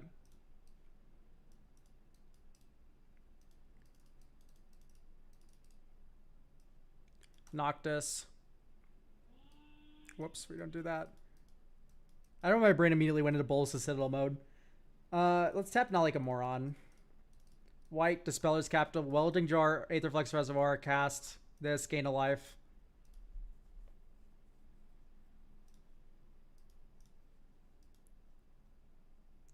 Dragon Fireblade is just not worth it.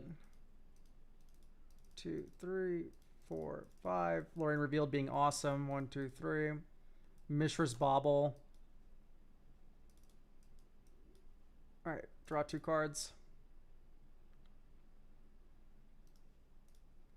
There's Salvaging Station. 1, 2, 3, 4, 5, 6. Salvaging Station. Tap Emery. Play Mishra's Bauble. Sack Mishra's Bauble.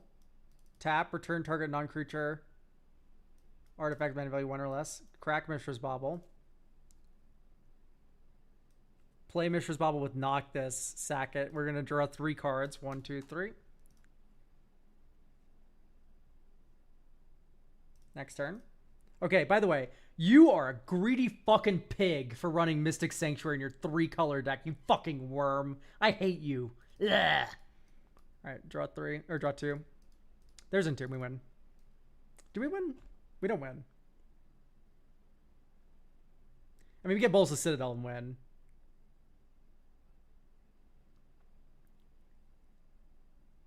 One, two, three, four, 5, 6, 7. Okay, we've not played our land for turn. So Entomb, Bolas's Citadel. And then we go 1, 2, 3, 4, 5, 6. Bolas's Citadel.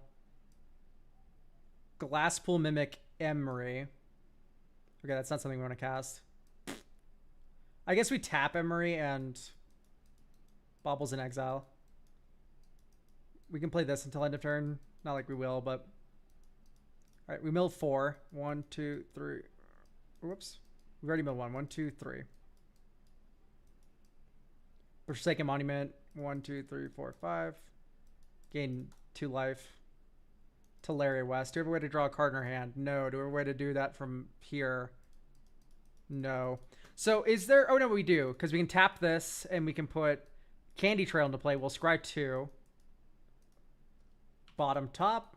Cast Glass Casket. Midgar.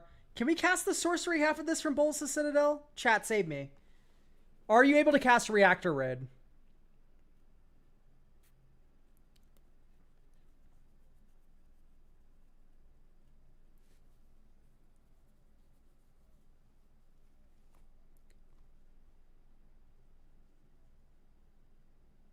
I think it's a land in our library, right? But, like, I don't know. There's other things that act weirdly with this kind of effect.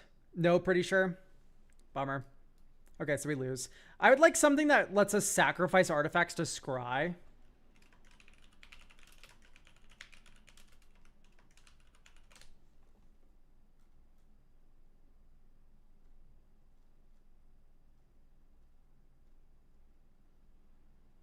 If it's an adventure, I can't see the screen. It is an adventure.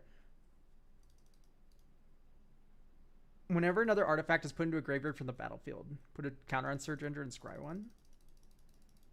Sounds pretty good. Okay, sacrifice artifact, surveil.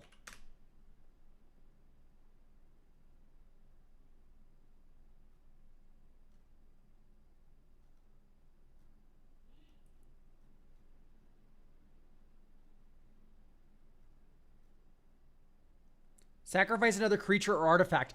Woo! Umbral Caller Zealot. Wait.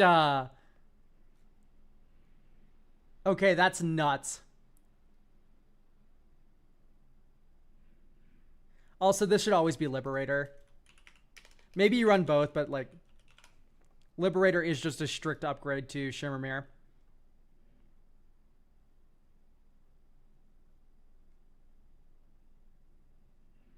Beseech the Mirror. Ooh, fuck. You're right.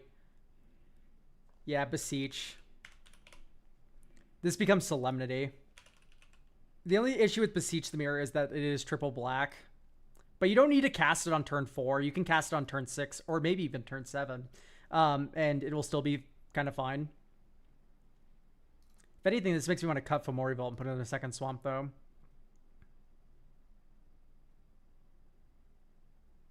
Is Chalice of the Void ever a consideration? Chalice is definitely fine. We just end up fucking ourselves so hard every single time with Chalice of the Void. Because we care about zeros. We care about ones. Those are the 2 best modes for Chalice. And we do both of them in spades.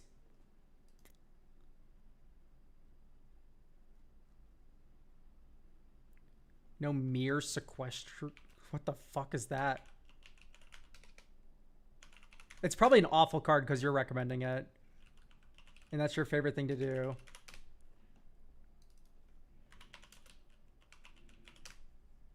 This doesn't exist. I wanted a card with that name to exist so bad. Sequestrian. I'm like, that sounds kind of real. Horrible bait. Okay, I'm going to get rid of Unstable Glyph Bridge. I kind of just like what Scour Glass is doing in that slot better. Maybe Chamil goes. I don't know. Chamil's just kind of fun.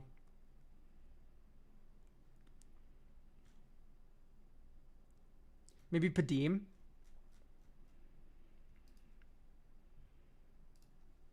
No, what they meant is they're trying to piss me off, Rothak. Fucking. Okay. I would keep this hand.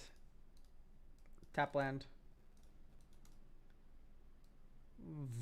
Vault. Candy Trail Scry 2. Okay, top bottom. Sheffet Dunes. I shouldn't have played double black. I should have synced into Stupid last turn. That's on me. We had the Forensic Agitator that was already known info, and this was the correct sequencing. Okay, Vault of Whispers. Unmarked Grave. I think I like doing this more than playing Noctis this turn. I want to get Welding Jar. And then we can Disruptor Flute something. Okay, there's Umbral Caller Zealot. This is one of the best draws we could ever see. Oh my god, that's so good. We did cast another artifact spell, so we get a clue. Okay, we're now going to sack Candy Trail to gain 3 life and draw a card. We're now going to play this, get a clue token. We're now going to sack a clue token to surveil 1. Okay, Graveyard. We're going to sack Disruptor Flute to surveil 1. Graveyard. We're going to sack clue to surveil 1. Top. Okay. Next turn. Arcane. Ancient Den. 1 black. 1, 2. Oh, we only have 2 black. No, terrible. So we need more black mana. So I think how this is going to look. Glasspool out.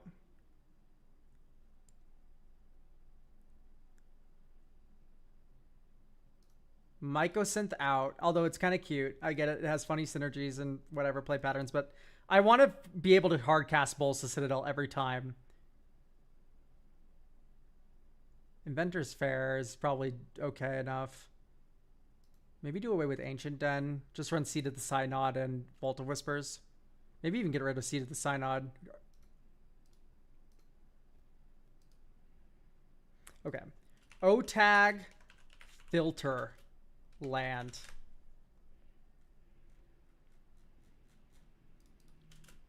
ID equals 2. And then you run Fetid Heath. You run both of the black ones. Because these can filter into double black. So if you have a white source, only white, you can go dink and then make 2 black. ID equals 2. ID colon black. Or no, ID equals 2. O colon B sort USD. Type land.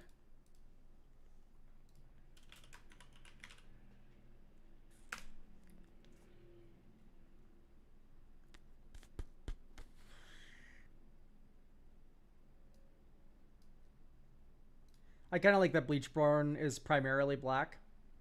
Shipwreck Marsh, slow land, sure. Fast land, sure. Okay, so now we have a lot more black sources, which should mean we're going to get Beseech the Mirror and Bulls the Citadel working with a lot more consistency. Beseech might be too expensive. 17, where we can stretch the $15 per card budget. I'm willing to... I want to try out Beseech a little bit more, though. But imagine this last game, right? Where we actually had these mana changes. Because we don't run Ancient Den anymore. So, like, this would be a filter land. We could have cast Bulls to Citadel. You get a clue. And then you're on a fucking adventure here. Right? Pay a life. You get a clue token. Oh, look. We can't do anything anymore. Nuh-uh. Umbral Caller Zealot. Sack a clue token. Surveil this to the graveyard. 1, 2, 3, 4, 5. Forsaken Monument. Get a clue token. Spire of Industry. Oh, we're bricked. Nope, we're not. Umbral Caller Zealot. Sacrifice it. Okay, it's 1 life. Get a clue token. Pithing Needle. Dink. Get a clue token. Liberator. 1, 2, 3. Get a clue token. Chromatic Star. Get a clue token. Ishgard. Oh, we're bricked. No, we're not. Surveil 1. Glass Casket. Exile your thing. I don't want to pay 6 life for this, so I'm going to surveil it. I don't want to pay 5 life for this, so I'm going to surveil it. Okay, pay 1 life. Clue token. I don't want to draw this. Get out of here. Okay, Mishra's Bauble. That's free. Get a clue token. Torpor Orb. Because we just need Aetherflex to win. Yeah, I'm willing to pay 2. Let's get a clue token. Thought Monitor. Sack a clue token. I don't want to pay 7 life. Sack a clue token. I can't play that. Hello? Oh, this isn't in our deck anymore, so it's getting confused. This is surveilled. This is in the graveyard. Right, sack a clue token, because we don't want to play Corpus for 4 life. Sack a clue token, because we don't want that. Waterlogged Teachings. Instant card. Card with flash. No. Sack Dispeller's Capsule. Beseech, pay 4 life. Sack Tormod Script for the bargain. Aetherflux. Okay, 1 life. Gain 1 billion life. Hollowed Fountain. Sack Executioners, mill 1. Narok Stealth Suit, gain 1 billion life. Get a clue token. Sack the clue token. Okay, 1 life, get 50 billion life. 1 life, gain 50 billion life. Sack a clue token. To move C to the side, not into the graveyard. Okay, Tezzeret. Gain 1 billion life. Bogart Trawler, gain 1 billion life. Mesmir Corp, gain 1 billion life. Metallic Ruby, surveil it. Ponder, gain 1 billion life. Right, and then we win. You get the idea. Anyway, Umberclaw Zealot plus Forensic Gadgeteer plus Bolus Citadel is hilarious. So at this point, do we even want the salvaging station? Yes, it's funny. It's cute.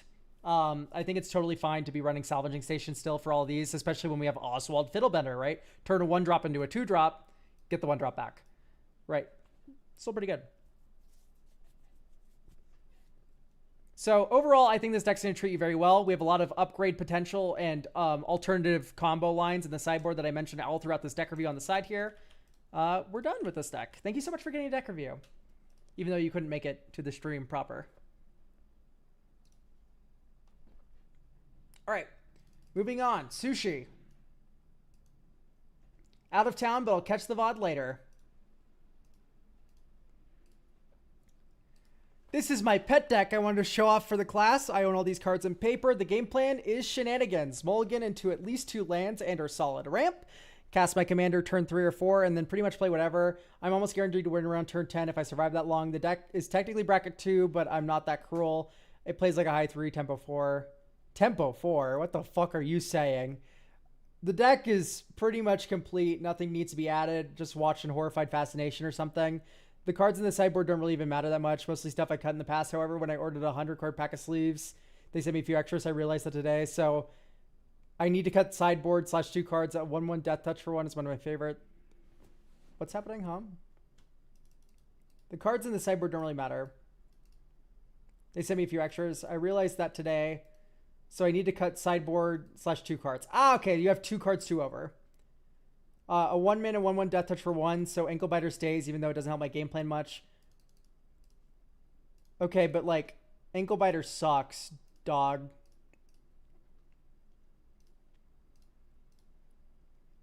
Have you heard of fucking Tower Winder? But still, if it needs to be 1 mana, run Virulent Emissary. If it needs to be 1 mana, it needs to be a 1 mana 1/1 with Death Touch. Run this instead of Tower Winder. Or not Tower Winder, sorry. Tower Winder is the other card I'm going to recommend.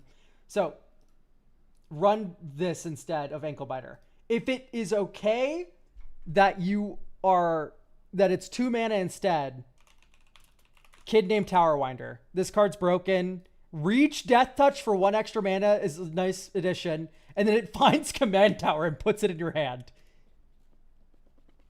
Right, so just consider those. Just consider them.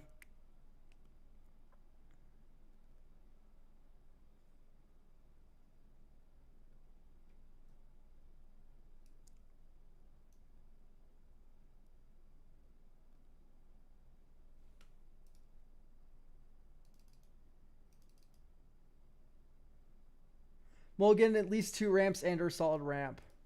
I see. Okay.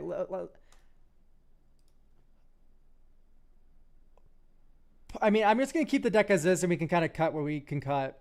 I'd keep this.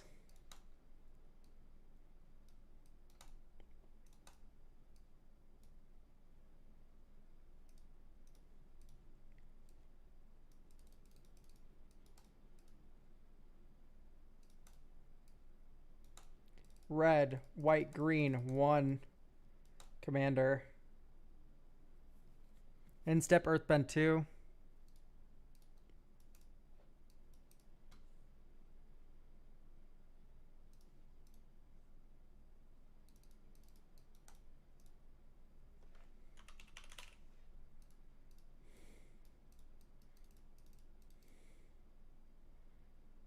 What the fuck is happening?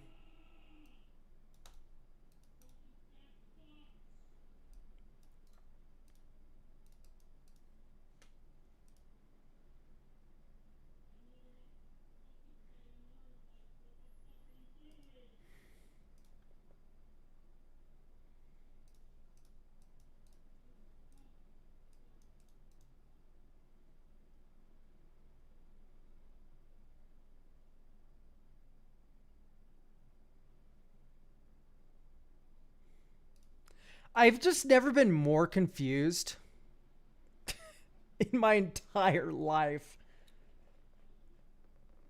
I have just been never more confused ever. So I'm going to cut that Fire Nation warship.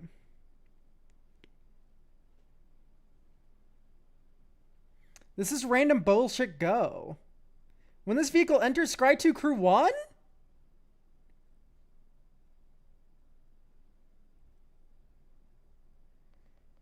Do vehicles work with earthbending? They don't, right? They become 0/0s.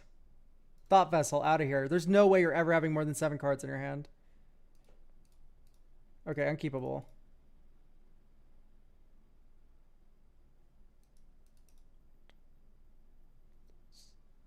Unkeepable. It's like you can't keep this hand.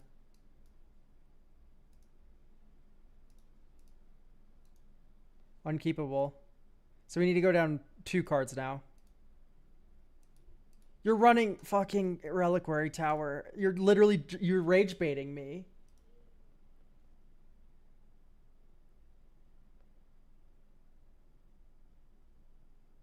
Just watching horrified fascination or something. Yeah, I guess I am. This is scary. I'm being scared. People play Commander like this? I mean, I guess you keep this hand. We have to put like 2-3 cards on the bottom. Goodbye, Aladdin and Haru.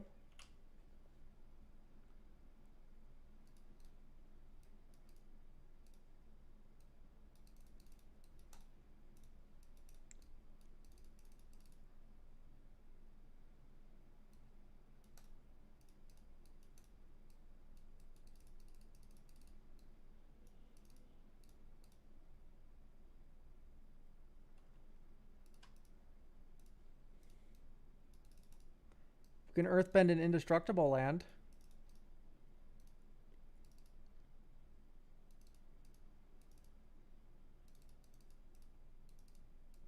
Oh, wait, we can tap for any color. Okay, we're fine.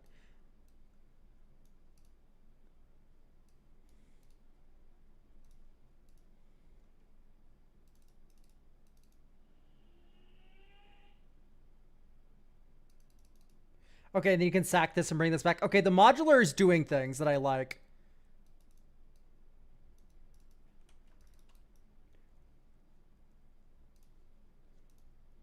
That's fun. Modular Toph is awesome. That's cool. The fact that something happened is magical. If you control an equipment.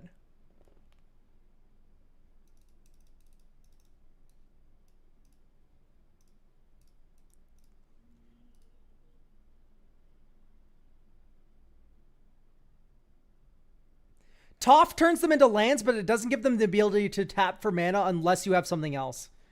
Right? It says they don't have gained the ability to tap for mana. But if you have Great Divide Guide, they'd now tap for mana.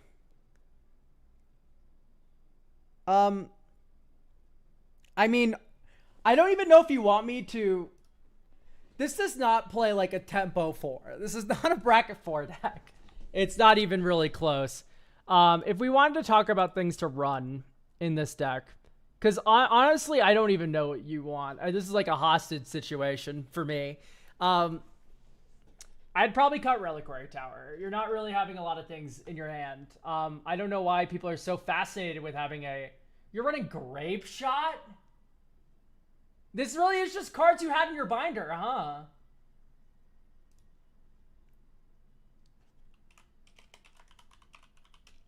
I mean, more power to you. I'm just more, like, horrified that you're this powerful. I'd probably consider Arcbound. Here, I'm going to move your sideboard to considering. And then we can talk about things that maybe I would include in this deck. Because legitimately, Christian, this is not a real deck. Christian, this deck is not real. Also, I woke up kind of late, so it's not like I've been streaming for longer than normal today. It's just like the deck review primer for this literally just said, just watch and be horrified. Nothing needs to change about this deck. I mean, a lot of things need to change about this deck, but there's the direction I would go. Some fun cards maybe that you want to include. Arcbound Crusher, right? You have a lot of artifacts that enter. It gets bigger, you modular, you sack it, you put it on an indestructible land. That's kind of cool. Speaking of indestructible lands,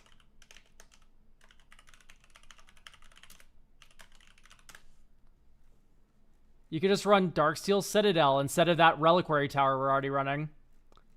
You can run Sylvan Scrying. Sylvan Scrying turns into a land. Malevolent Rumble would be very good consistency spike. It's a ramp spell on 2 that can ramp you into your commander.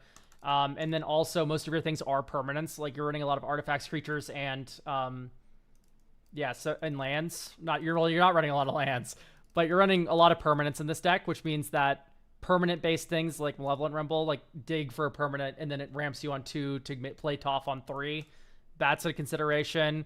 If you're running that, maybe you run Traverse the Uvenwald. Right now you can suddenly, because you have a lot of different card types, tutor for things that are specifically very good for your strategy, like those modular creatures like Arcbound Ravager. You could run Peter Parker's Camera, right? This doubles activate or triggered abilities like Toph's Airbending end of turn trigger. And then once it's out of film counters, you earthbend it and sack it, and then it comes back tapped with all of its counters again. So it's better than Strionic because it's cheaper to deploy and doesn't really mess around with your curve too much. So that would be a pretty decent inclusion as well. Instead of like running some of these weirder like Adventurer's Inn, which just fucks your mana period and doesn't do anything to really help you, you could run Phyrexia's Core, which lets you sacrifice artifacts. Right now you can earthbend an artifact, sacrifice it, bring it back. An actual land base. Yeah, I know. This is obviously not what this person wants though. So I'm talking about cards that maybe assist in other ways. Disciple of Freyalise. I mean, you're never going to get to 6 mana. I'm just not even going to recommend it.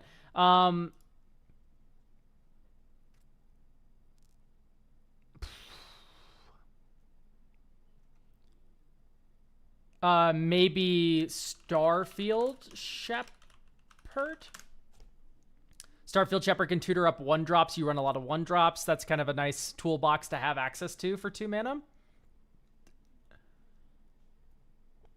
I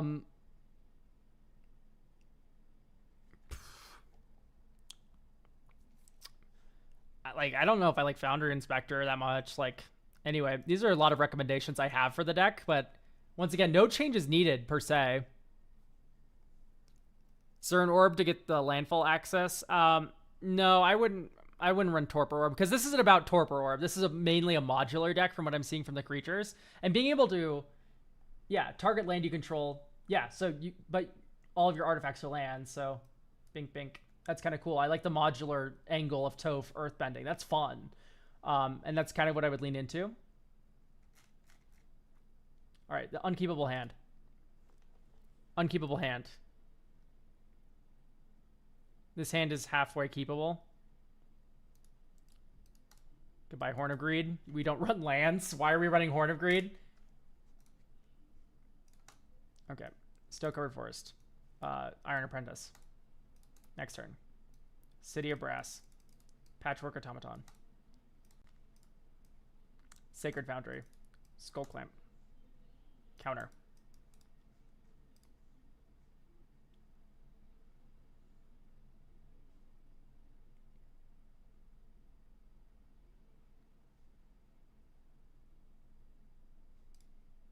Next turn. Exotic Orchard. 1, 2, 3, 4. Tough. Dink, dink, dink. Like, here's where, like, Portal to Phyrex would be really good as, like, another sack outlet. Luckily, we have Arcbound Ravager here. Sack, Iron Apprentice. Put a counter here. And then dink, dink. 1, 2, 3. And then attack. And then you got an extra counter from this. I don't know. Equip this to the Iron Apprentice now. Draw 2 cards. Dink.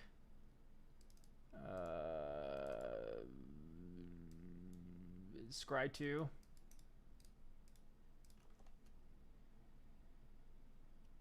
Bottom, top. Next turn, 1, 2, 3. Dink, dink. I mean, like, it's hitting people and doing things. That's impressive.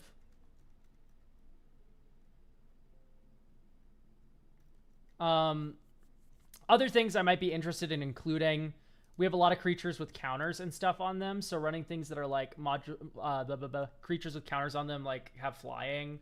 Abzan Falconer comes to mind. Kodama of the West Tree gives modified creatures you can trample, and when they hit, you actually get to make land drops, which is kind of nice. So you have options there for like things that are modified, things with counters on them. They now have rules text. Of course, you're fucking running Doubling Season. Yeah,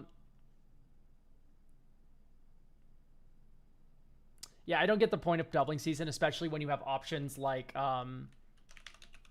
Hardened Scales, which doesn't double, but it does add 1 to every counter that you move around, and that's really good for modular.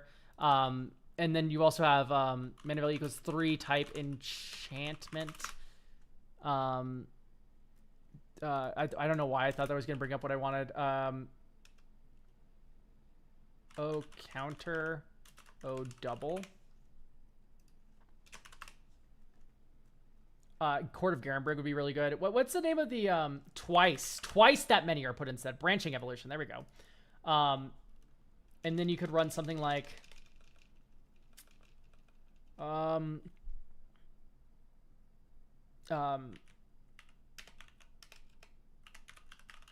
Inspiring Call. This is a card to have on your radar. Because it draws a bunch of cards and protects your board. With weapons manufacturing, I do like engineered explosives. Engineered explosives is 0 mana value for an artifact that has Sunburst. So if you can do it for 1, you can do it for 2, you can do it for 3 in this deck. Maybe even 4 if you have a treasure token accidentally kicking around. And then you can sack this to blow up everything of that mana value. Of that mana value, not of that mana value or less. If you do this for 3, you're blowing up 3 drops and not 2 and 1s. If you're doing it for 2, you blow up, etc. But this is very good with munition tokens, right? Because you have all these munition tokens laying around. Then you X0 this, pay 2, sack it, blow up all your munitions. That's something. Terra Symbiosis, yeah, Terra Symbiosis is really good.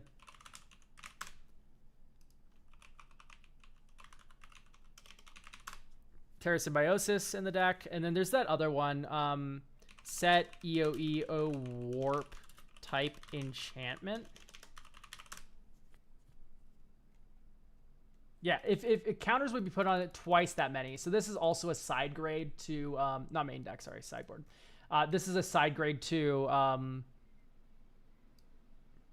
branching evolution, right? Because you can warp this out for 1 and then do your thing, but it does cost 1 more to actually cast properly.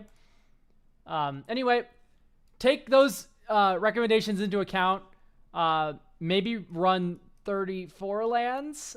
I'd try to push it up to there. There's a lot of MDFCs in this world, like Sejiri Shelter and Kabira Takedown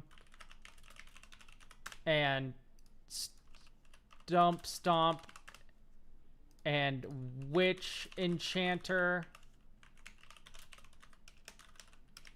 that are lands in addition to being good spells.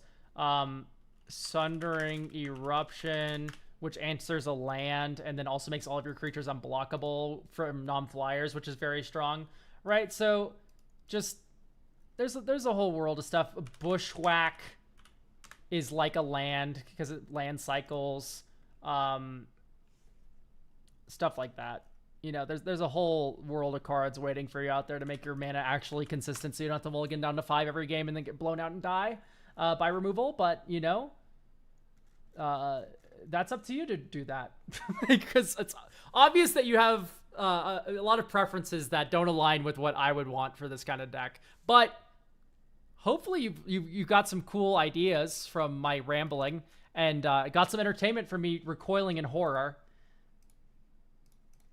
All right, I'd keep this hand. Draw Forest next turn. I guess I'd play Outgrown Warrior. City of Brass. We're running Evolving Wilds. We're not even running Ash Barrens. That's so bad. Manescape Refractor. Mountain.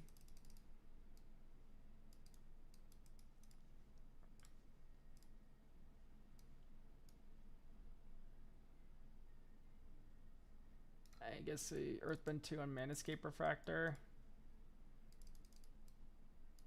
Pull it in.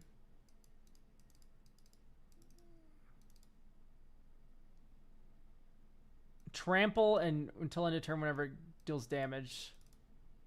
Draw 2 cards.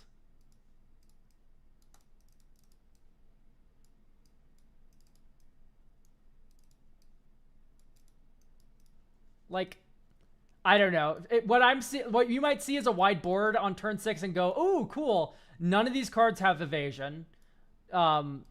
If you get board wiped, this comes back, and like one other thing that you metal Earthbend comes back, and then it doesn't even come back as a creature. And then all of these go the fuck away. I mean, I guess you get a bunch more counters here because you can. No, you can't even Arcbound Ravager onto it. Yeah, bummer.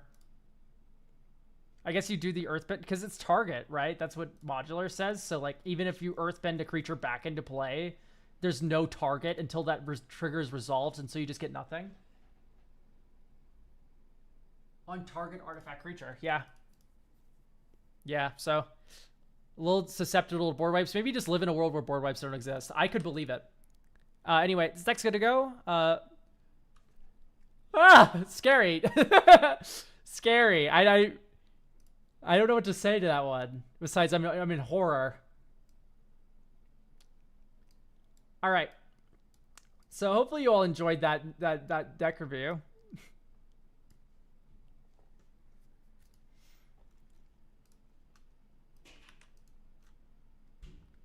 So we have 1 slot left for Sunday. We have, I think, every slot left for Tuesday still. So 6 slots left for next week's Tuesday stream. 1 left for Sunday stream. So if you want Sunday, you should probably get it now. But otherwise, no rush. Hey, listen, I'm gonna see you next Tuesday. Wait until Monday. I don't really mind. YouTube, that does it for us. Of course, links down in the video description for info about how to get your deck reviewed and stuff like that. Thank you for joining us over there on YouTube.